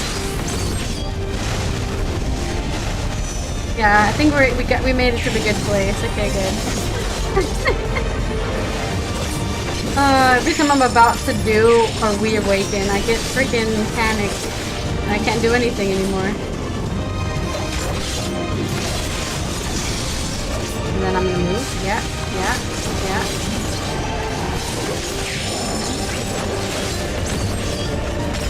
Alright, now we can do this freely. At least we're back to, we're gonna lose our vulnerability stack as long as I don't fuck up in the next few seconds.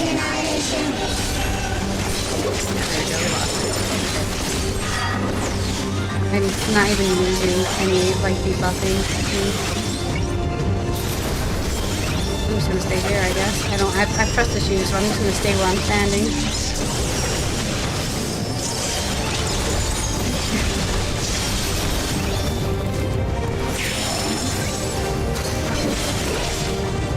Lost my buff. I pressed the wrong button as well.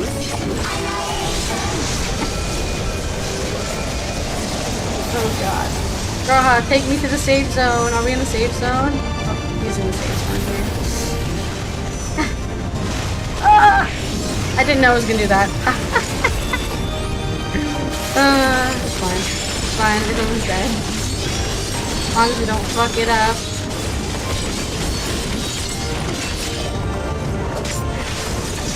And then we move. Yeah. I think we can do this now. Yeah. I think we can just limit break it. Yeah. Go. First try. Oh god, I was so ready to die at the big AoE healer check thing. But Graha's got me as usual. He's the best healer, and hands down. I've never had any problems with him. So, if I could have him in every single fight, it would be him. The most reliable healer on AI. Alphinal's AI is awful. I don't know what they did, but he's terrible.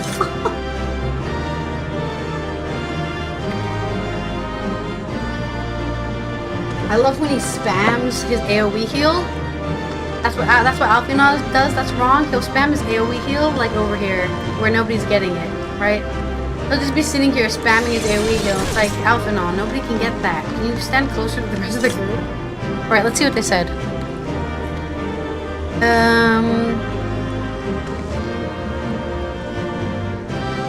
We're coming, Sphene. We'll find her as soon as we've dealt with this. The sword changes sides. It controls it with lightning. Have care on the weapon side. The piece on its back has separated. It's controlling its part remotely. Want to get us at all directions, eh? It's harnessing power. Though through these contraptions, it seems. Then we'd better destroy them. It's harnessing even more power. Here comes the big one. Quickly, stand together. Okay. Now, what is their actual ending dialogue? Yeah? These precious memories, who would erase them all? Without her memories, what will Sphene become? There's no telling what may happen. Let us stay alert. Alright, I'm staying alert. Grawha's just superior in every way. It's a fact. I don't know why he's not number 1 on everyone's favorite character list. Maybe he was in Shadowbringers. No, Emmett Selk was everyone's favorite in Shadowbringers. Emmett Selk's cool too. I think he gets even better in Endwalker, obviously, but...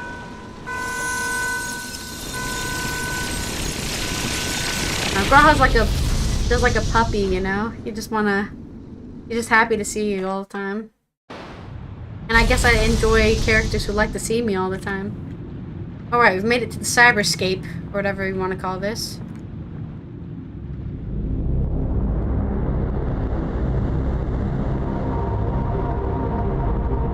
Welcome to the cyberscape.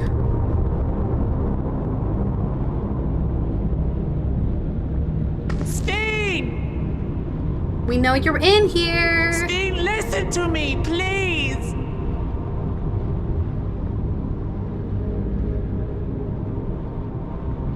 I'm yeah, afraid right? She's gone. Synchronization will soon be complete.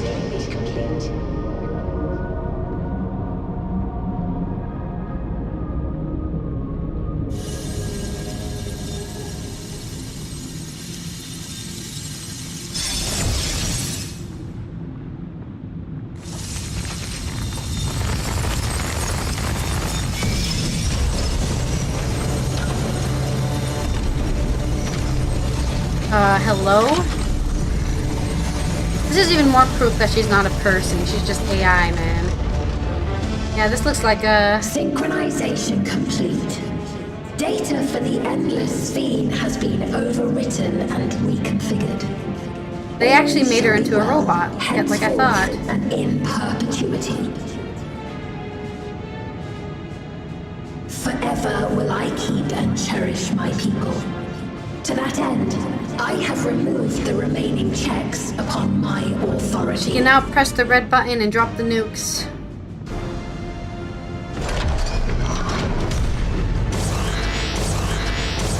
Oh shit. Obstructions to the plan will be summarily removed. Why haven't I been removed? I still haven't said... Be gone from my presence. Be gone from my presence. Oh no, they deleted my friends. I need those. Why didn't I get deleted?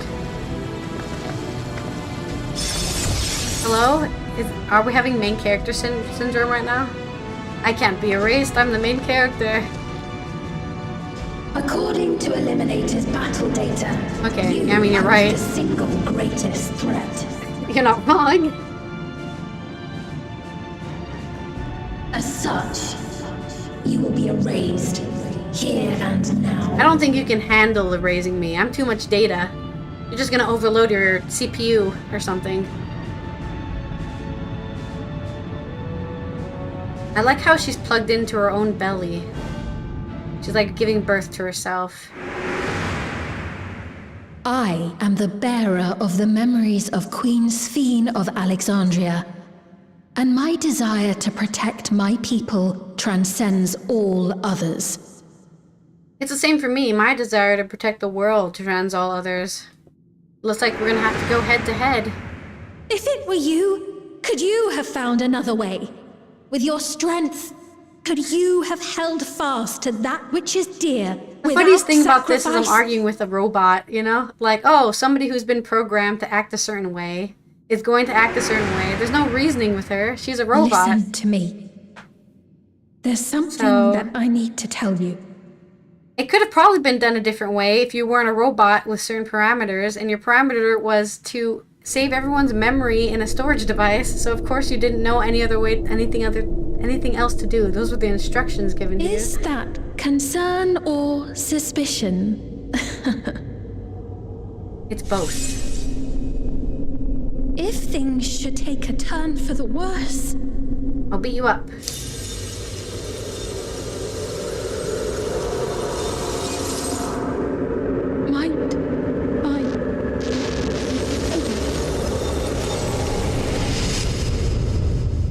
She did ask us to help her, and so we shall.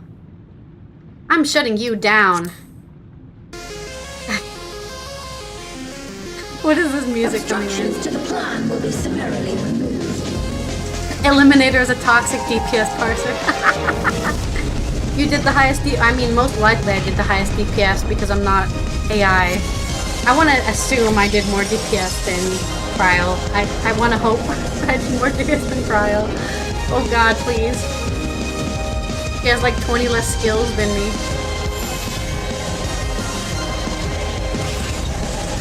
Alright, we've got our summon circle.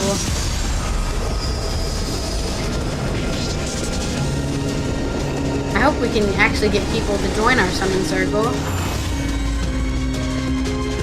That's only my worry with this. It's Sunday night and NA. Will people join my squad?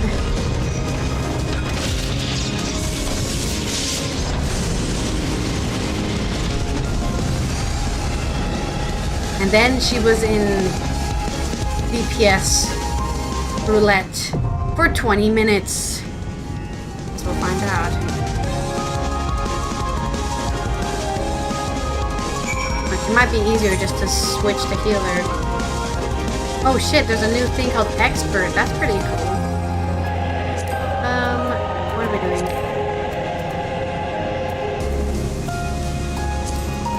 No, this one. Interfos.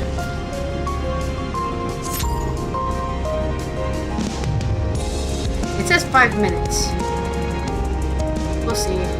We'll see if it's 5 minutes. Can I leave? 5 minutes. We'll see if it's 5 minutes. I have a big X to doubt that it's 5 minutes for a DPS. But we'll see. Okay, let me... For now, we're going to go do some hunting. Let's hunt some stuff. While we do wait for that.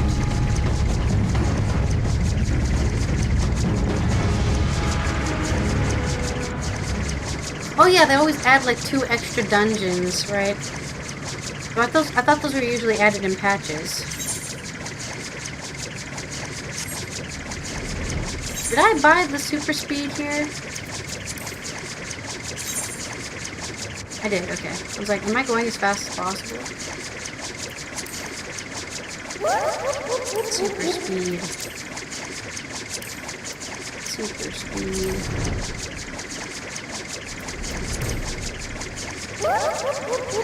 Alexandrine Clipper.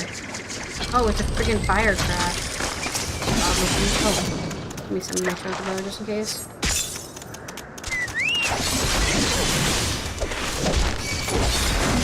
Uh-oh. We're getting attackers on both sides.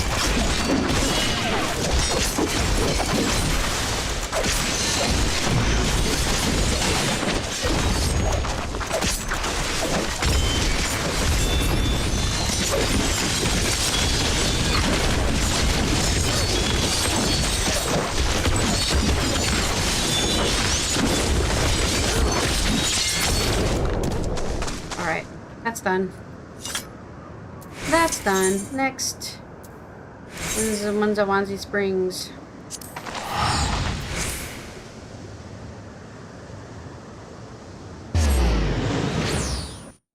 I'm so happy I discovered this plugin. That just shows me where the hunts are. The only thing it doesn't do is it doesn't show me where elite hunts are, because I think it's almost impossible for them to predict where that is. And also, it doesn't work with the original hunt system from A Realm Reborn. It just doesn't, or it wasn't working when I was doing it. Maybe it works now. Okay, what am I doing?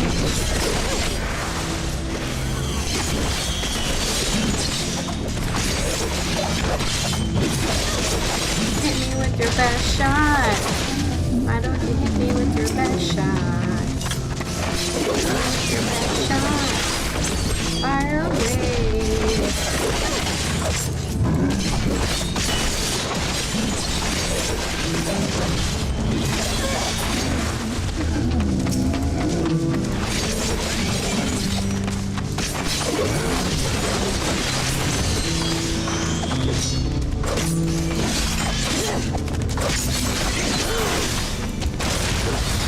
Didn't even do any damage. How embarrassing. Okay, that should be that for that. Yes, yes. Give me my nuts. Delicious nuts. Are these nuts edible, I wonder? Serpent Sires. Oh, the Serpent Sires is up. Let's go over there real quick. Just in case we're really, really lucky. Doubt it. And the freaking capybara event spawns. I don't think it will, because it never does, but never mind, doesn't matter. Yes, with our luck it does spawn. And we're currently in a freaking duty, so we'll miss it.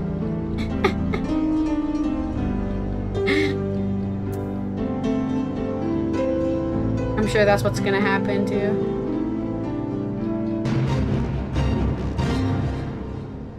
Wakey, wakey up, DPS. Today is not the time to sleep. There's not even anybody waiting here. Interesting. The DPS fell asleep. Oh, there they are. Pool party! Let us defeat this game. We shall be the conquerors of Sphene's stupidity. The walls have been bridged. Well, time for me to break your bridge. At ease, everyone. Your ether will soon be replenished. Not on my watch, asshole. Yeah, let's go. Let's all be Vipers. There's at least 5 of us that are Vipers. Great. I will suffer no interference. Anyone need some melee DPS real quick? We've got plenty in the party.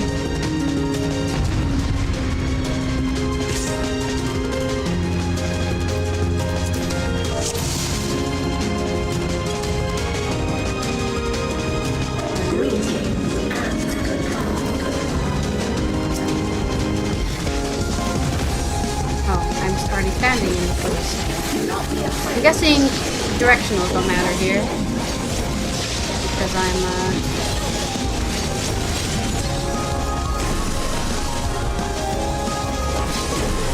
oh, whoops.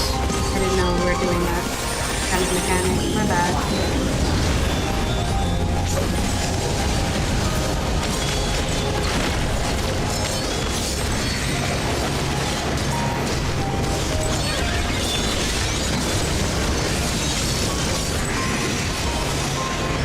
He's going in the middle, right? No? Oh, no, it's not it. No, it's going there. He's going in the middle now? No, it is going in the middle. Okay, I was like, hello? What are you doing, dude? I don't understand. Why am I not... lost all my buffs. Oh, I don't want to get hit by a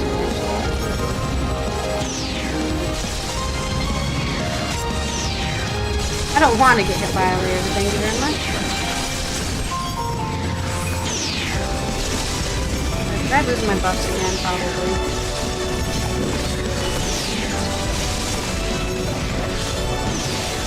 Do not be afraid. I am quite afraid. Okay. I think it's gonna do that hand, and then we can move over. That hand. Can we do anything in the middle, maybe?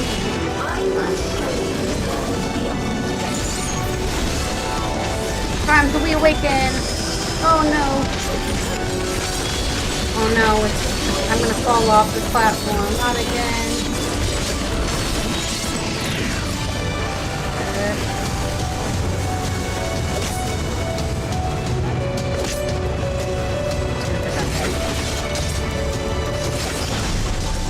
That seems good enough.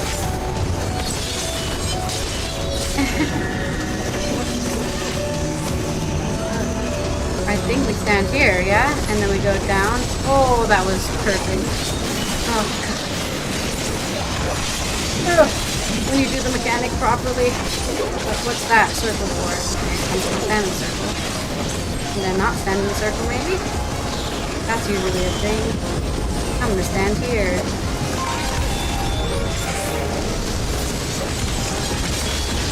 It's really hard to do your rotation and also pay attention to mechanics.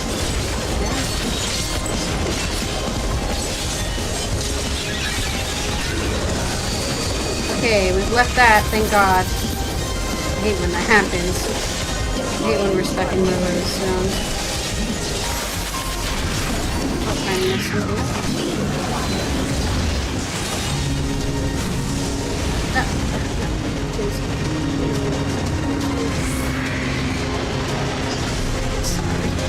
I'm trying to, I'm so slippy.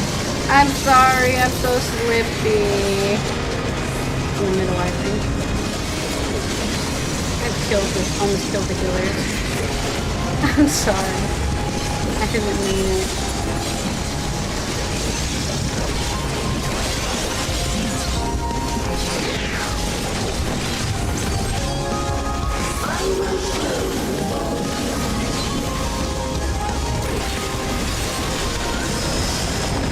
Not this. Okay. What the fuck am I supposed to do about this?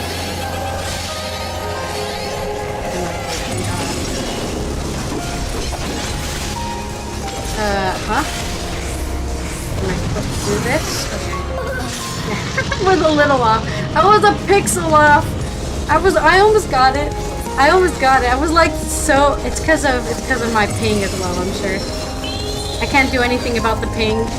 I think I'm there, but the game is like you weren't there.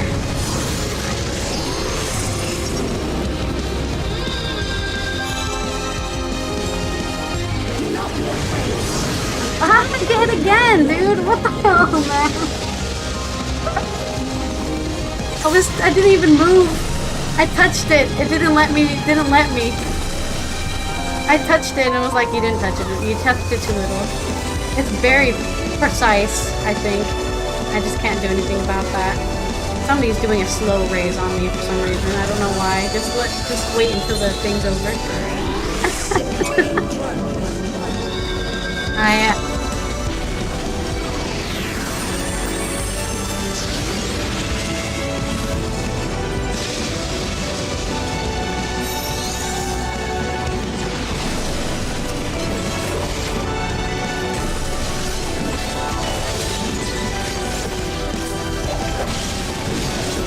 That kind of shit is not for me.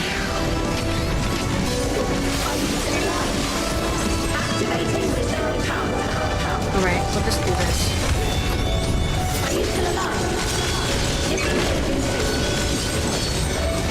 What the fuck is going on? Why is there red things happening? Oh no, I don't want to be erased.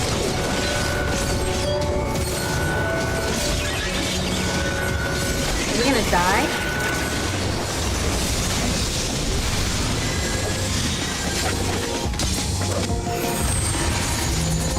Friends! I want friends! Ah, good, we made friendship. Oh god. Don't look at me. I lived, somehow. Somehow I lived.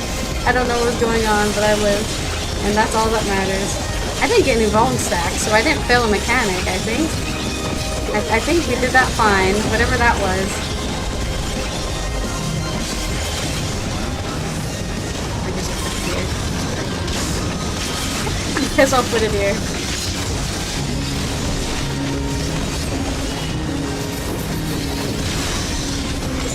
It's fine. It's fine. It's fine. Let me rebuff myself again. I think we should, in my experience, it's best to keep the limit break for when everyone dies and you healers to heal everyone again. That's in my experience, that's the best thing to do. Oh gosh, there's something weird happening. Was that happening before and I just didn't notice? Okay.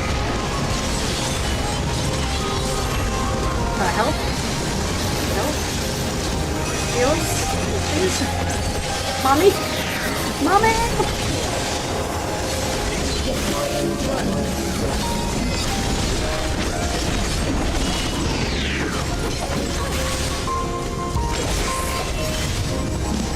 How about? I think it's chasing me.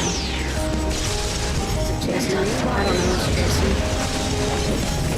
Oh. Sorry. Oh.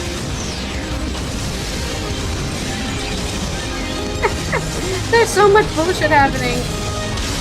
I just don't even know.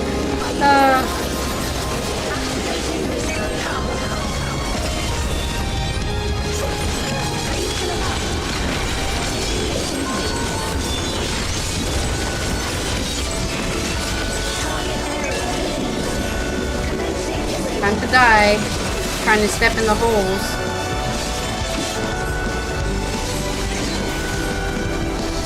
Oh no, this is not the holes again. It's just the don't get fucked again. Can we survive round 2 of not getting fucked?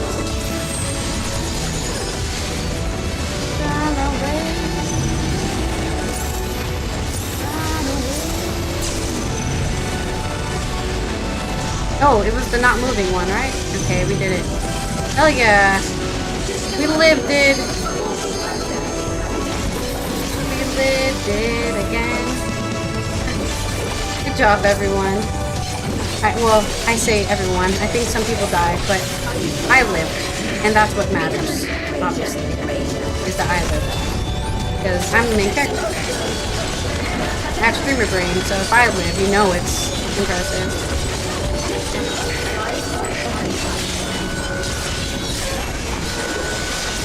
I really wish I knew what my parsings were, because I'm just curious, you know, how much damage am I actually doing while I'm trying to do mechanics? I have no idea. Do we not need to... Oh! Did we die? Did we fail? Is this a rift in reality? Has she lost control of the power? Yeah, she's going she's getting fucked up. Sphene! Listen to me! Where the hell did she come from? Not that I'm complaining.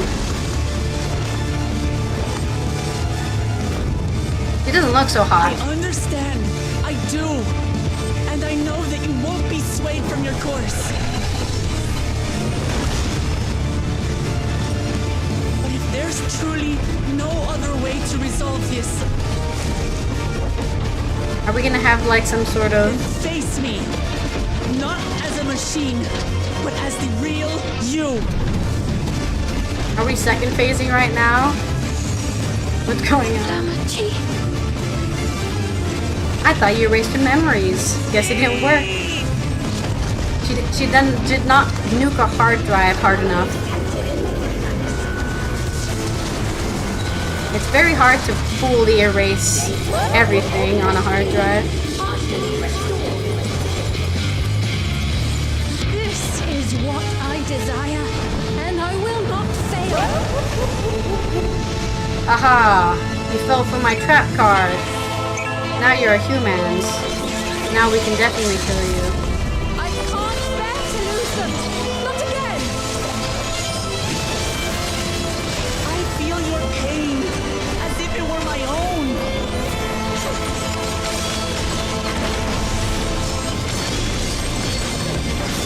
Last I know you. All of you. I knew I got hit by that because I couldn't fucking see it. I was like, where am I? Say that to me now. I lost myself. Oh, I pressed the wrong button. I didn't. That's for Ouroboros. It's fine. Okay. It's over, Sphene. I literally can't see when the mechanic has gone off. There's so many lights. Ah. No! I won't let you!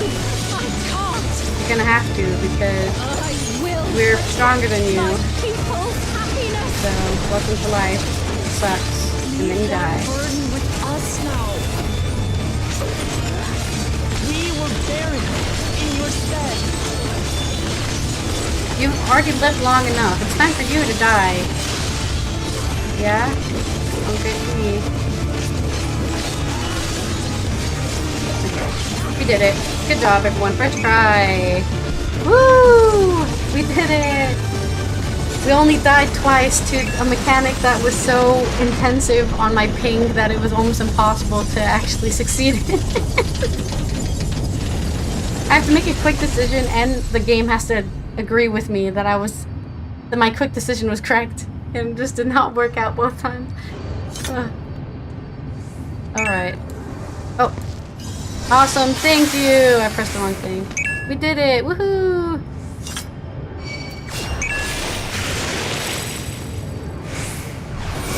Did I pay enough attention in the cutscene before this trial?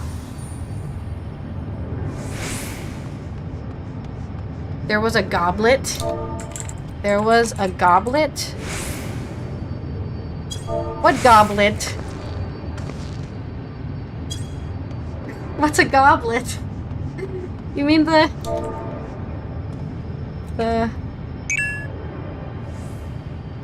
Oh! I thought that was a... What is it called? A sand thing? Whatever that's called.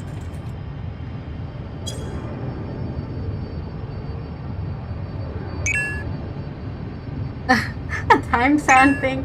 Hourglass. Hourglass, yeah. Ah.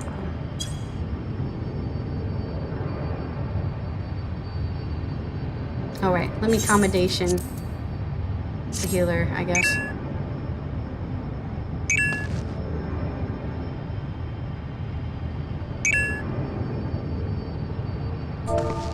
This person's going in-depth lore about the hourglass. I thought it was an hourglass. I didn't know it was a goblet. I thought it was an hourglass. What did you think it was, Nanako? I thought it was an hourglass. Because it has two sides that twirl like an hourglass. At the top of the goblet, there's Azim's Asian symbol. Oh, I don't know. I don't know those. Thank you. I don't know the Asian symbols by heart.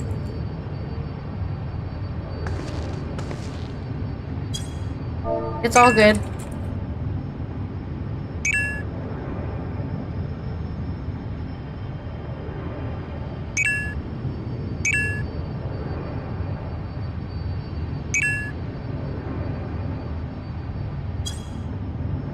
I do because I'm mentally... Alrighty, time to finish the MSQ, besties. Thank you again. I do because I'm mentally ill.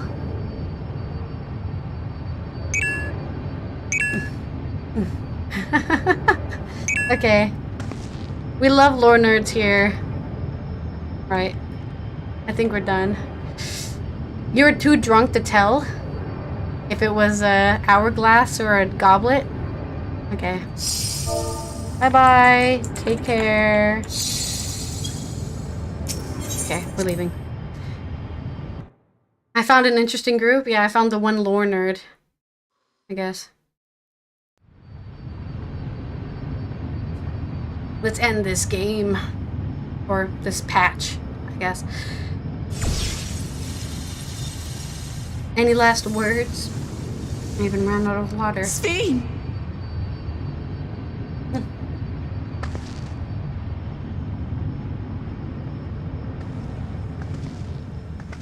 Your voice reached me, Lamachi. Is it really you? Remember, if you're No. Hard drive gets only in corrupted, part. just scream its name My and it will memories remember as a you. living person are gone. I've been remade from those I had as an endless. However, I cannot remain long, for the Meso Terminal will soon cease to function.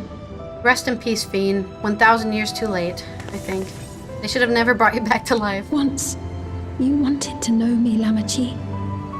Let my last act be to give an honest accounting.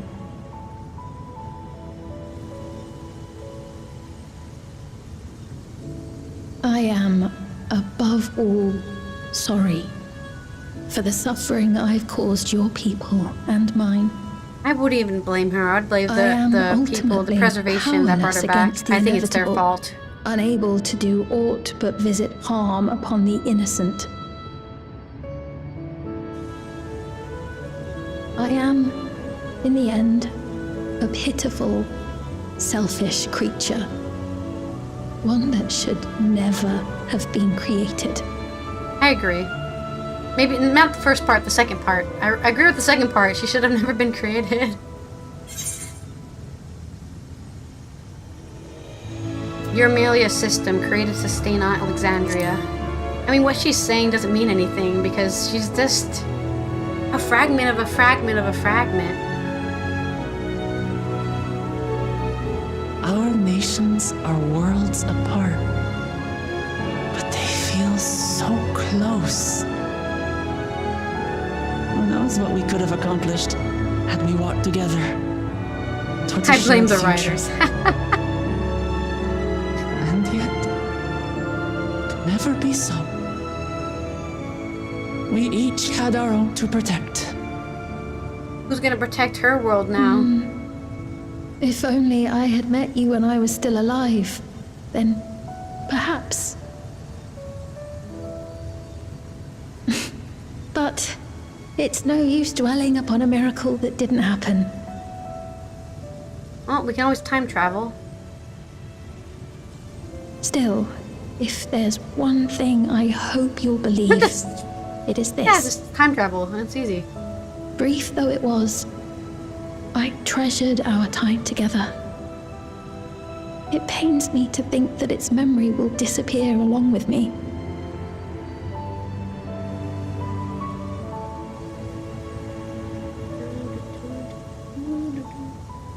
I know I have no right to ask this of you, but when I'm gone, my people, will you?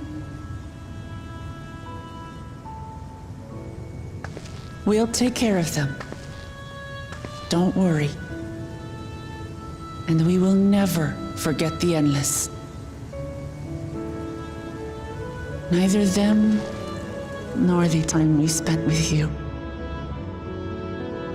So be free of your burdens, Sphene. Yeah, rest easy.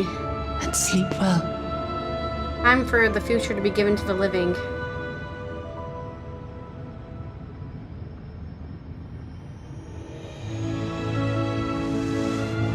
I will. Thank you.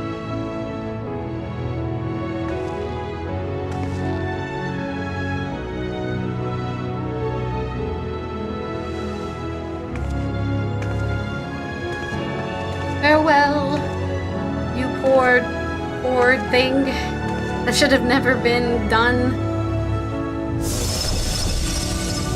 Yeah, we have to leave before we get erased.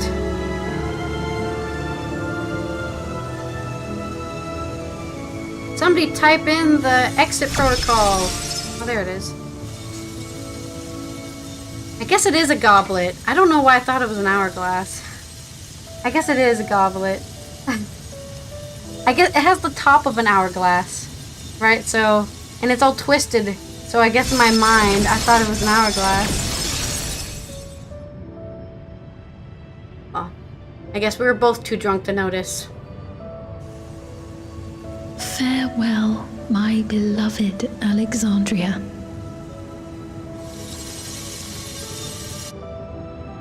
I mean, it's not like she's the first society or town to fall because of Ascian schemes. The source has had, what, like 10, probably 10 different like civilizations that have been destroyed because of the Ascians. Maybe even more. So it's not really, I don't have too much sympathy about it. I don't think it's a big deal.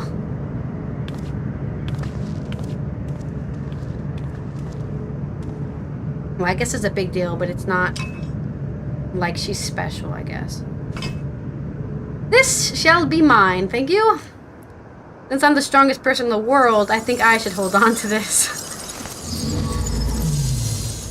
Special artifact used to traverse through different planes, yeah.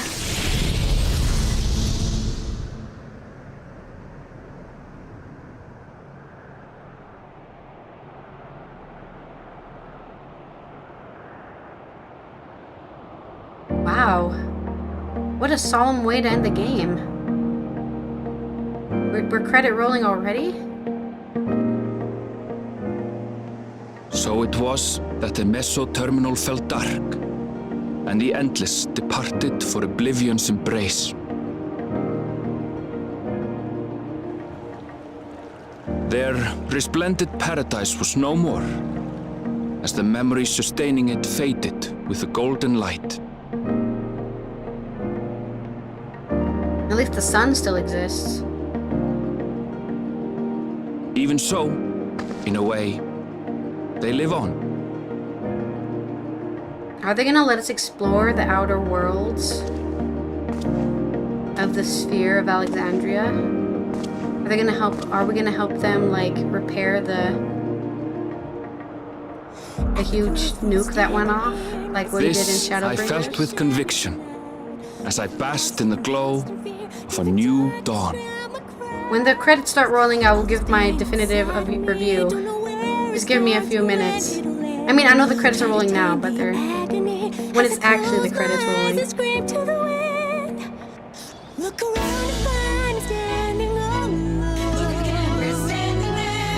What song is this? Is this the official credit song for this expansion?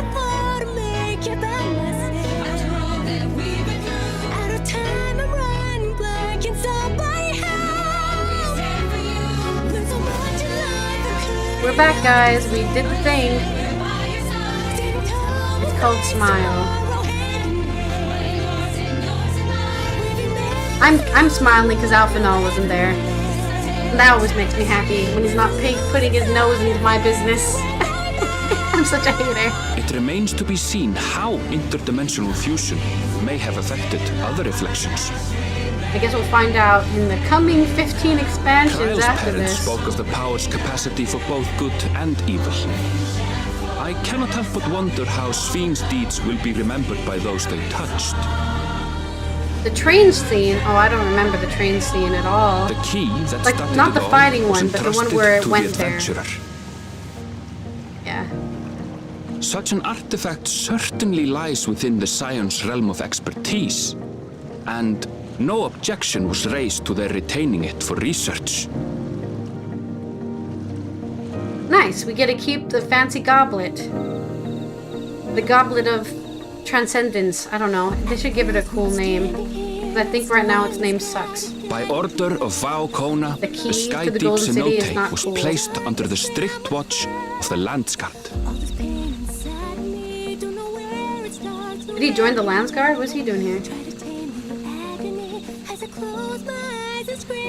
With the mighty Bakuljaja among their number, they shall not want Yep, for strength. he did join the even in Landsguard. Soralja's Amazing. absence. Good for him.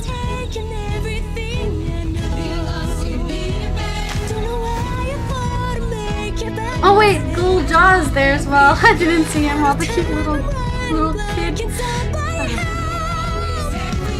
I want a plushie of Ghoul Jaw. Little tiny lizard boy.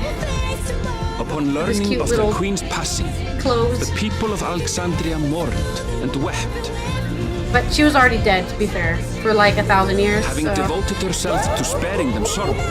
The sight might well have moved Sphene to tears. However, with Wuklamat carrying on her legacy, I have faith that her subjects will know joy once more. I guess these guys are now going to be part of the Tyrol. They're now part of the country of Tyrol, maybe, or like an enclave of some sort. As anticipated, the news that young Gw2 had succeeded his father as king was greeted with trepidation. Mostly because he's a 6-year-old, so he's not exactly ready to roll. Mixed when Gw2 came forward to name herself as the boy's guardian.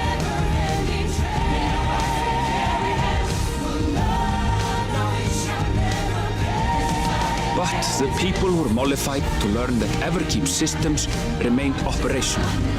And there would we be can no continue living in our impact on their cyber lives. city.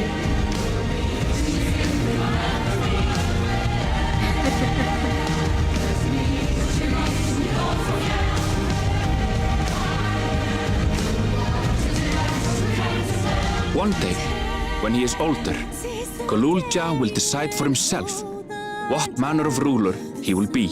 I think he's already decided with such a great mentor Till like that day Gw2. and beyond, may the path of the young king be illuminated by the love of family. I don't even think it's a question at this point.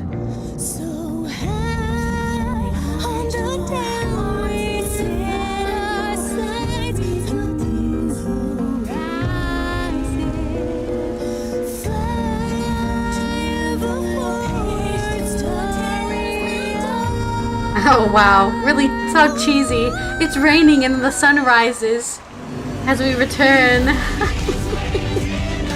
That's so cheesy. It's okay. Meanwhile, in Tuliola, the people came together to hail the new Don't forget, you have to do the dance with the feet. That's so funny to me. It's the funniest thing honored ever. those they lost, I loved it. they turned their attention to a brighter future and celebrated for 3 days and nights. What the hell? I want to go to a party for 3 days and 3 nights.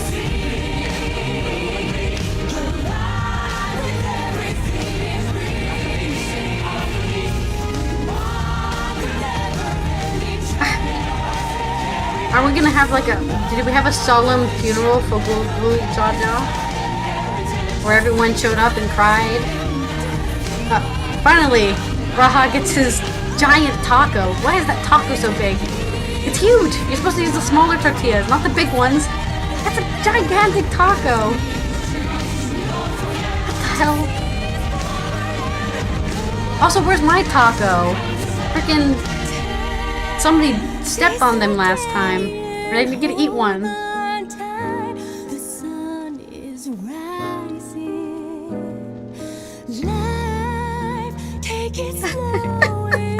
freaking love those bird people. They're so great.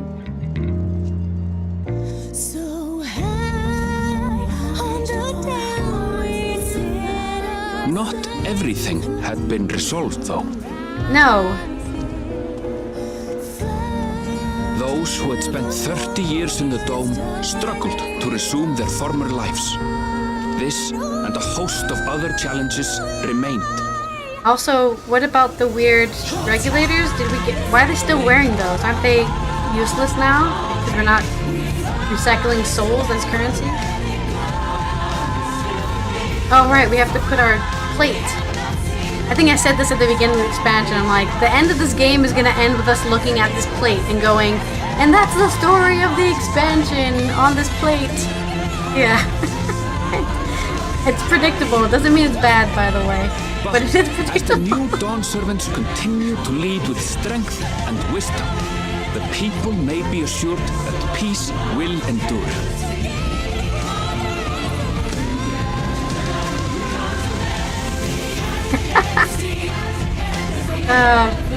Poor Guana. Is Allythology a scion now? Like, is he an unofficial scion? We trailed the Dawn real good, like. We're Dawn trailers. Official Dawn trailers.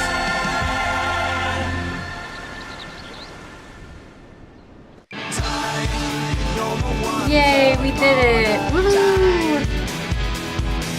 Why is it black? Video game? Oh no, is something happening? Why is it black? Did my credits break? Oh, there they are. Okay. I was like, hello?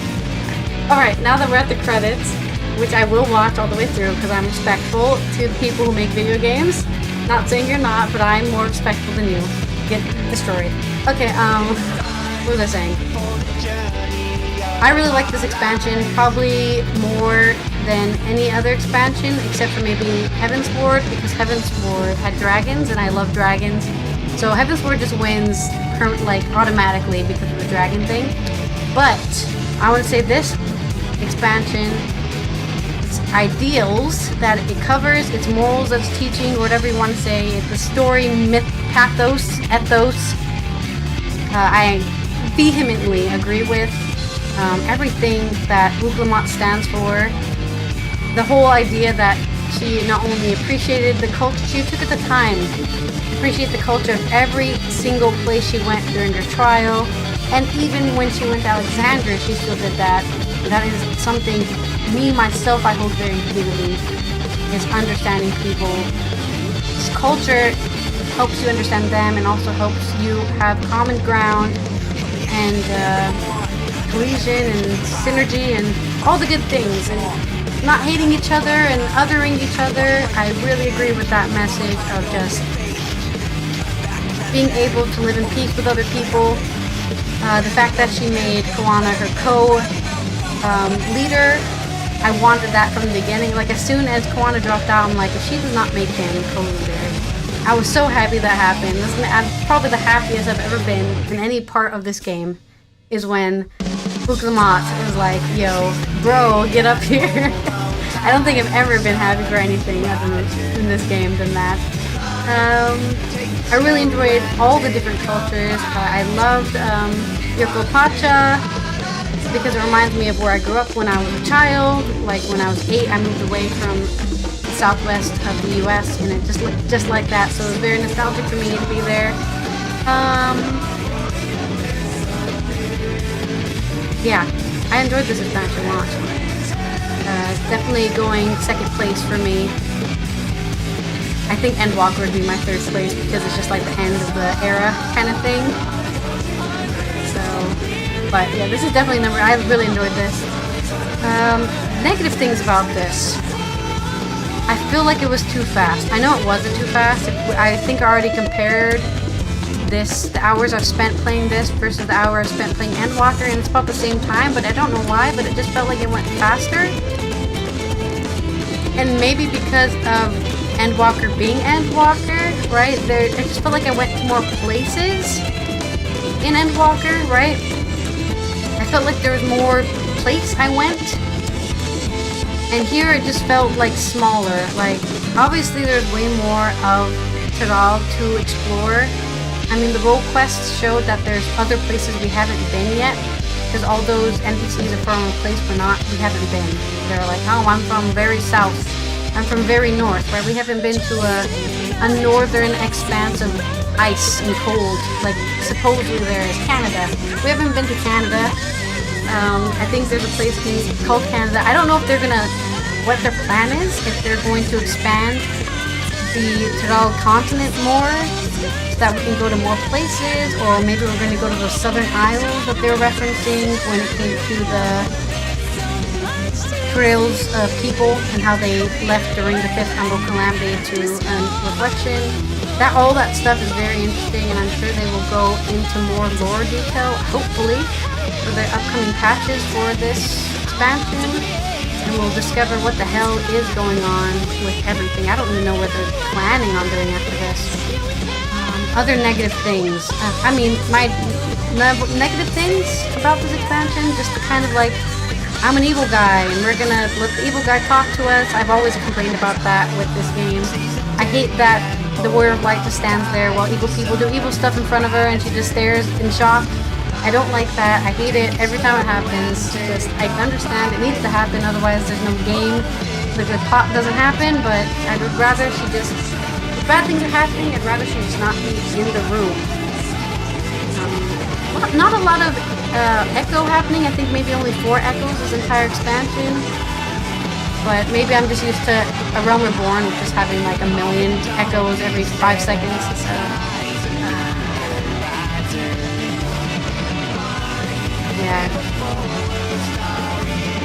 you wouldn't count on more zones, or you think they're just like, that's it, that's Tyrell, go home. That might be possible. It'd be very disappointing, but I really hope they do more. Go to more places, even if it's like in content patches. But I don't know. This expansion was really interesting because it had references to both Final Fantasy VI and Final Fantasy IX, which was interesting. Not that I'm not a huge fan of that. I think they should create their own game where they don't have to reuse information from previous Final Fantasies, but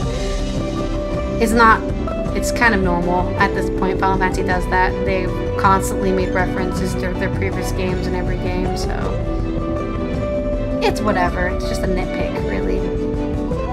Overall, great expansion.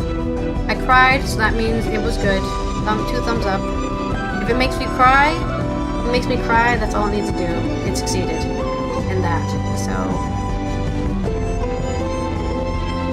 I feel like there could have been more. I guess there could have been, but I wish there was more exploration of everything. Because if they won't explore this stuff more, if like this is the end of Tyrell and we never see anything else about it, it feels like I didn't get enough of it. Kind of. But I guess you could say the same thing about like Thavnair. Thavnair just kind of got added in the game. We learned some stuff about it. Well, no, we got more Thavnair stuff kind of in the content pastures with the Void and stuff. So it's not crazy. I mean, I guess the best thing to compare this to would be to Shadowbringers, because Shadowbringers had the whole reflection, and this game also had a whole reflection, but we only get like one small tiny cut of the other reflection. And I believe the reflections are the more interesting part of this game. So if they're not going to go to each reflection and like explore them, what was the point of the chalice? Oh, that's another thing. I think the reason why that player in the last trial was talking about Azim's symbol being on the chalice is that's an explanation of where the hell it came from. So somehow, somewhere, who? Is Azim still out there? Walking around? Or is Azim dead?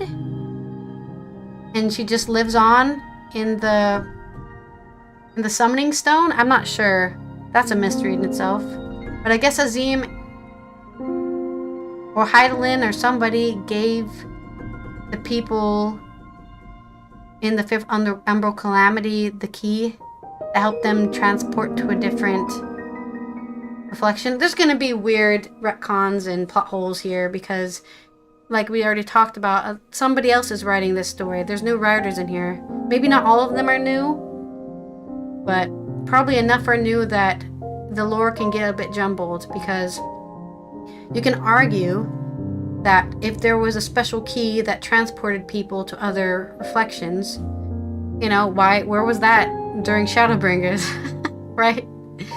They had to go thousands of years into the future. Freaking Sid and everyone was dead by the time they could get Raha to use the Crystal Tower to teleport to the first. In an alternate timeline, right? That whole thing is a jumbled mess. So maybe in that timeline, nobody ever went to Tyrell. I mean, the whole idea of Tyrell messes up the lore because there's a place that existed this whole time across the ocean that somehow was so isolated from everything else that was happening in Eorzea that they just they don't know what's going on. Like, what was happening when the world was ending? You know, it's just like anything that happened before now didn't happen to Tyrell. They were just unaffected by all the previous expansions, which is fair enough. It would be really hard to write in, oh yeah, I lost my dad in the final days, you know? Because, I mean, all the characters don't talk about that. I think thousands, if not millions of people died in the final days while we were flying through space trying to fight a bird girl and nobody really talks about that happening, you know? Oh, well, we fixed it. Were all those people who died in the final days, were they returned back to the Aetheral stream, or the live stream, or did they actually get erased from existence permanently? Because that was the argument I think Yustola made, that when people were dying from getting turned into blasphemies, that their souls were gone, or their Aether was gone or something. I'm not sure. I need to look back into that, but I don't know what else to say. That's my opinion. So thank you, game testers, for testing the game. I didn't see any problems with the game for game testing. No bugs. Pretty nice and smooth all the way through. Not that I don't know what I had to be doing to notice any bugs, to be fair. But yeah, good job. All of these guys. All of them. Look at them. There's so many game testers for this expansion. We're probably at like 50 game testers.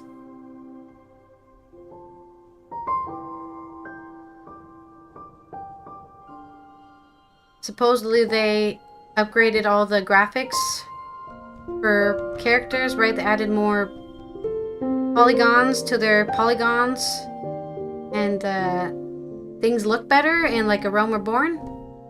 So I hear. I haven't played it, so I don't know what it looks like. I'd have to do a before and after. I'm sure there's a before and after image somewhere, right?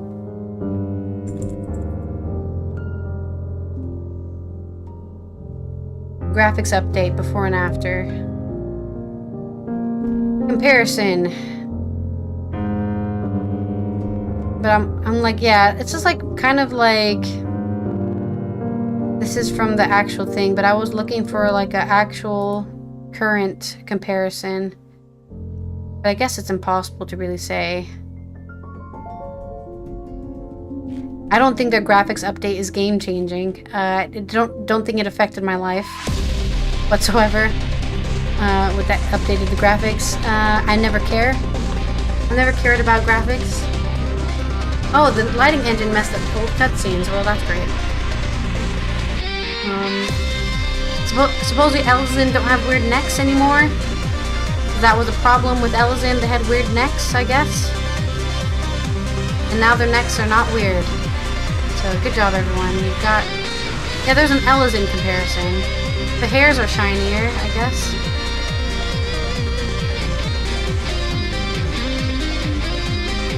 It's whatever to me. I play Fallout 1 and 2. What graphics? I never cared about graphics. It's never been important to me. I don't care about animation either. A lot of people will be like, oh, this show is really great, but I don't like the animation quality. I'm like, that doesn't affect my life. If the animation quality looks bad. What about the story, you know? What about the character? That's what I care about. World, lore, character, story. So, graphics are like so low on my list. Also, I'm playing with the reshade, so my graphics always look fucking weird. FFXIV, old graphics, new, update graphics comparison by Chocoboy James. On the PS5 though, well that doesn't mean anything to me. The PS5, isn't the PS5, what is the PS5 using? PS5, wait, did I ever?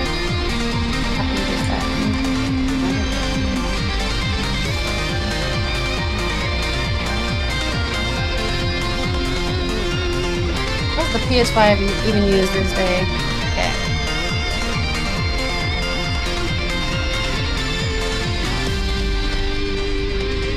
Well, yeah. I mean, depends what your PC is, though, Nanako, isn't it? Some people have totally different PCs than me.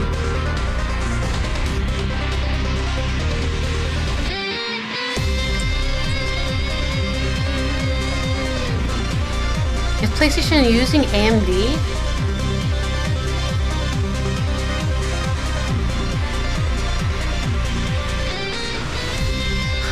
They've got teraflops. They only have 16 gigabytes of RAM? I have 64. Ugh. Hard drive speed? Whatever. GPU. What GPU? Oh, they're using an AMD GPU. Okay, interesting. Doesn't AMD use fake cores? Whereas Intel uses real cores, something like that. I have an AMD CPU, so... But I have an AMD CPU and an NVIDIA GPU, so I'm sure that's an interesting thing. It's 3.5 gigahertz of CPU.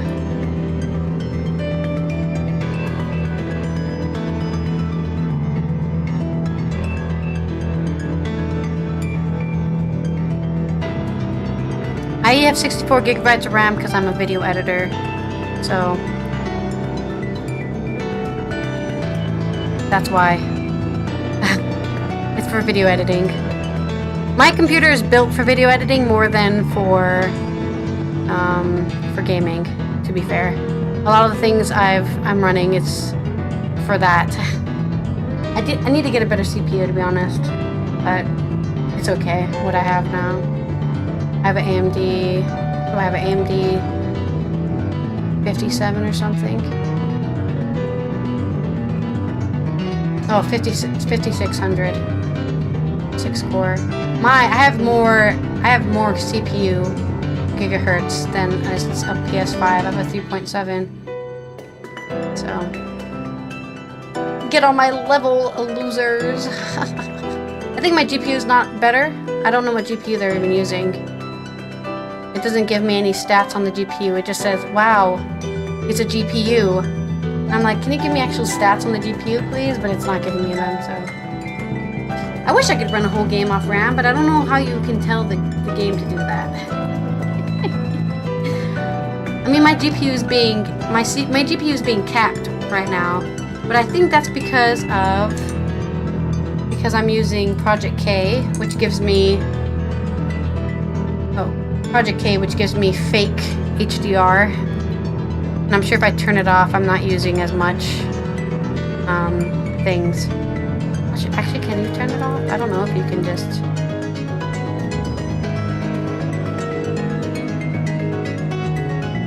I don't even know. Remember this game Windows bar settings, sure Windows game on, and shut the game.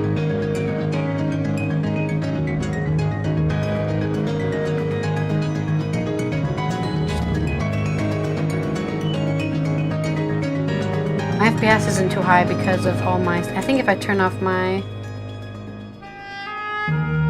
reshade, yeah, look, my reshade is really making my frames drop.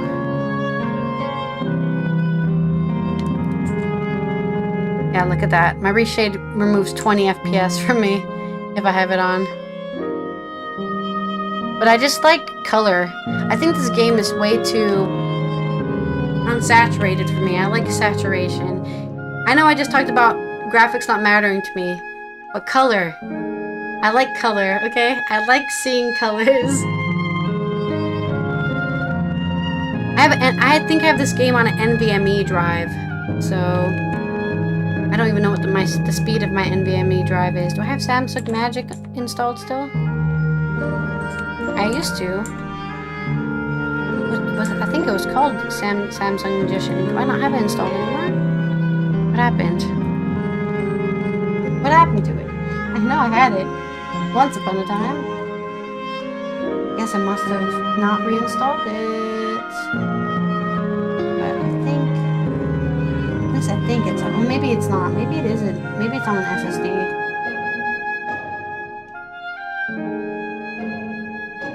Don't optimize. Ready boost. This device cannot be ready boost. I can't see the... Yeah, no, I think I just have this on my... I have a RAID, I think a 4 SSD RAID. Or is it 2 SSD RAID? I have a RAID of drives. And I think it's on that. Which I don't remember how big the drive is. It's almost 4 terabytes. So yeah, I think it's 4 SSDs. 4 1TB SSDs, Samsung things. I don't think it lets me actually look what my drives are. Unless I go into Device Manager.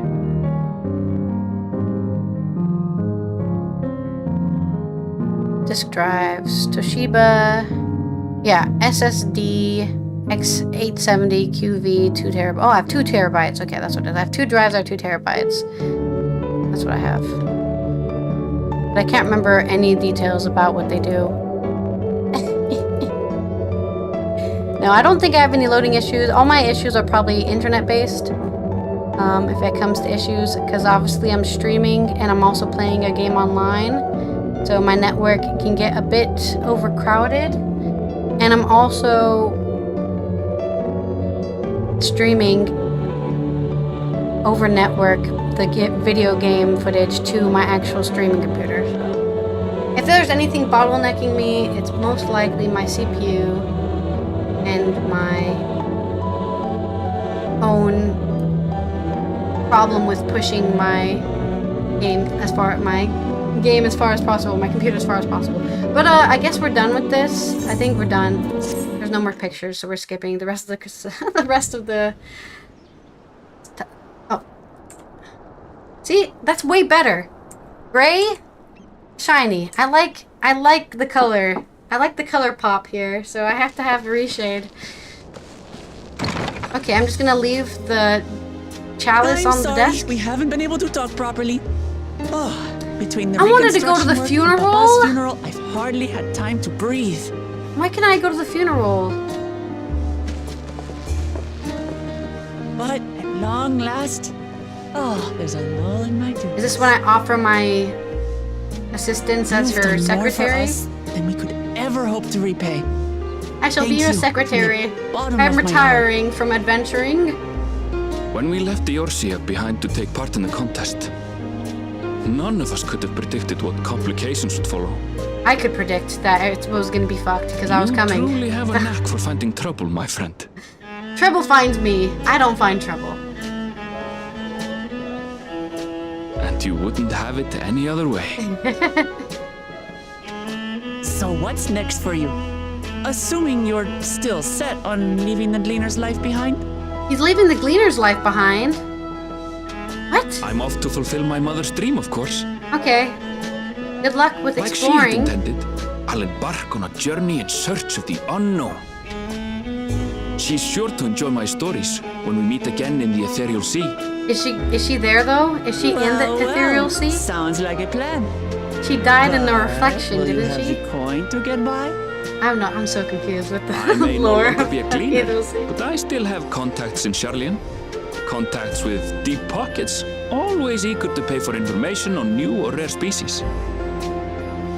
You've got it all worked out. And what of you? Any new adventures in the offing? Yeah, I'm gonna go Regardless, the Southern Isles or something. You're our guest here in Tulihiola. And this time, I won't pester you to take up a post. By now, I know you well enough to know you can't stay in one place. I'm always moving. More than you can ignore the plight of those in need. Your path will always lead you elsewhere, and you'll continue walking it. Isn't that so? That's An me. adventurer to the marrow you are. What is it exactly that spurs you on? New discoveries. New adventures and new friends. My love for the star. Because as we all know, I'm Azim. 100%, okay? I don't care anybody else's theory. The Warrior of Light is 100% Azim sundered, okay? And that's why me and Heidelin got along so well. Because I'm basically just Azim. And that's why I can use her summoning stone, because I'm Azim, okay? And that's that, okay? I don't care any other facts that come out. I'm Azim.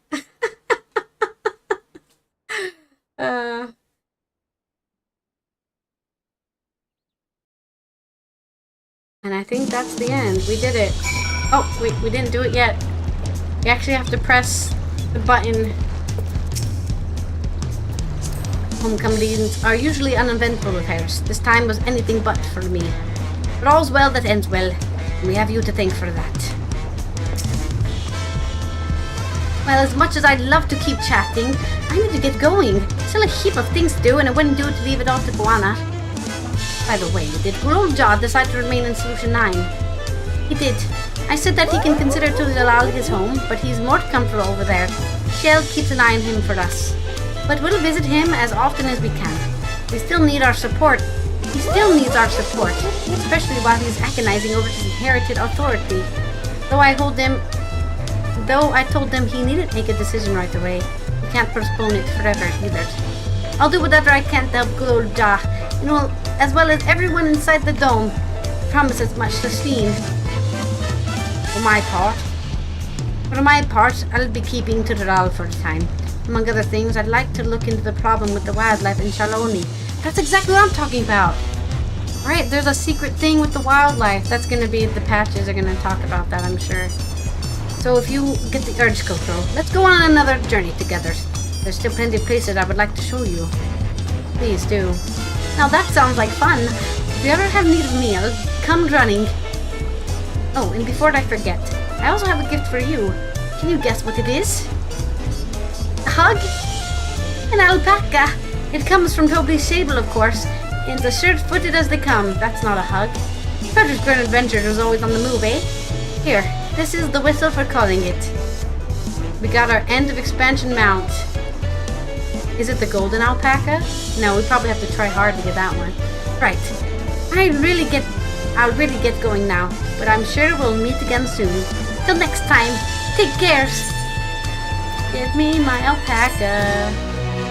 Got our alpaca. Bye, losers. And with that, we've completed oh, another cutscene for us. Not over yet. Are we getting a cliffhanger? Dude, I really wanted to buy that rainbow drink. But as an effect, permanently on my body all times. Is everyone really depressed? What the hell's going on here? Depresso Town. Oh. Fellow citizens of Alexandria, ever since our beloved queen's passing, you have understandably abided in grief. Sorrow darkened your once bright faces. But this is what Her Majesty would have wished to see? No, most assuredly not.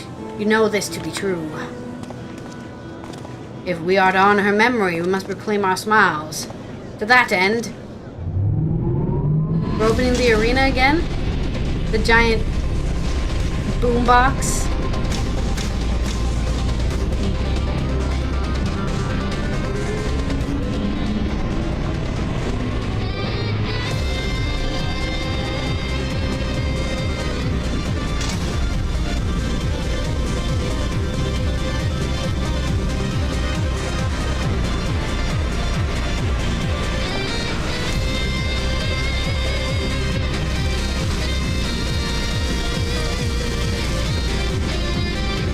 What is happening?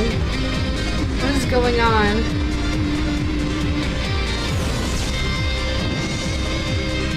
Oh god. It's a freaking Lalafell with a cowboy hat. That's right, friends. After a long hiatus, I'm pleased to announce the grand reopening of the Arcadion. The realm's finest fighters stand ready to entertain you in a glorious and thrilling combat. Come and join us, I bid you, and let your cares be forgotten. I wish I knew he had a cowboy hat, because I would have given him an accent earlier.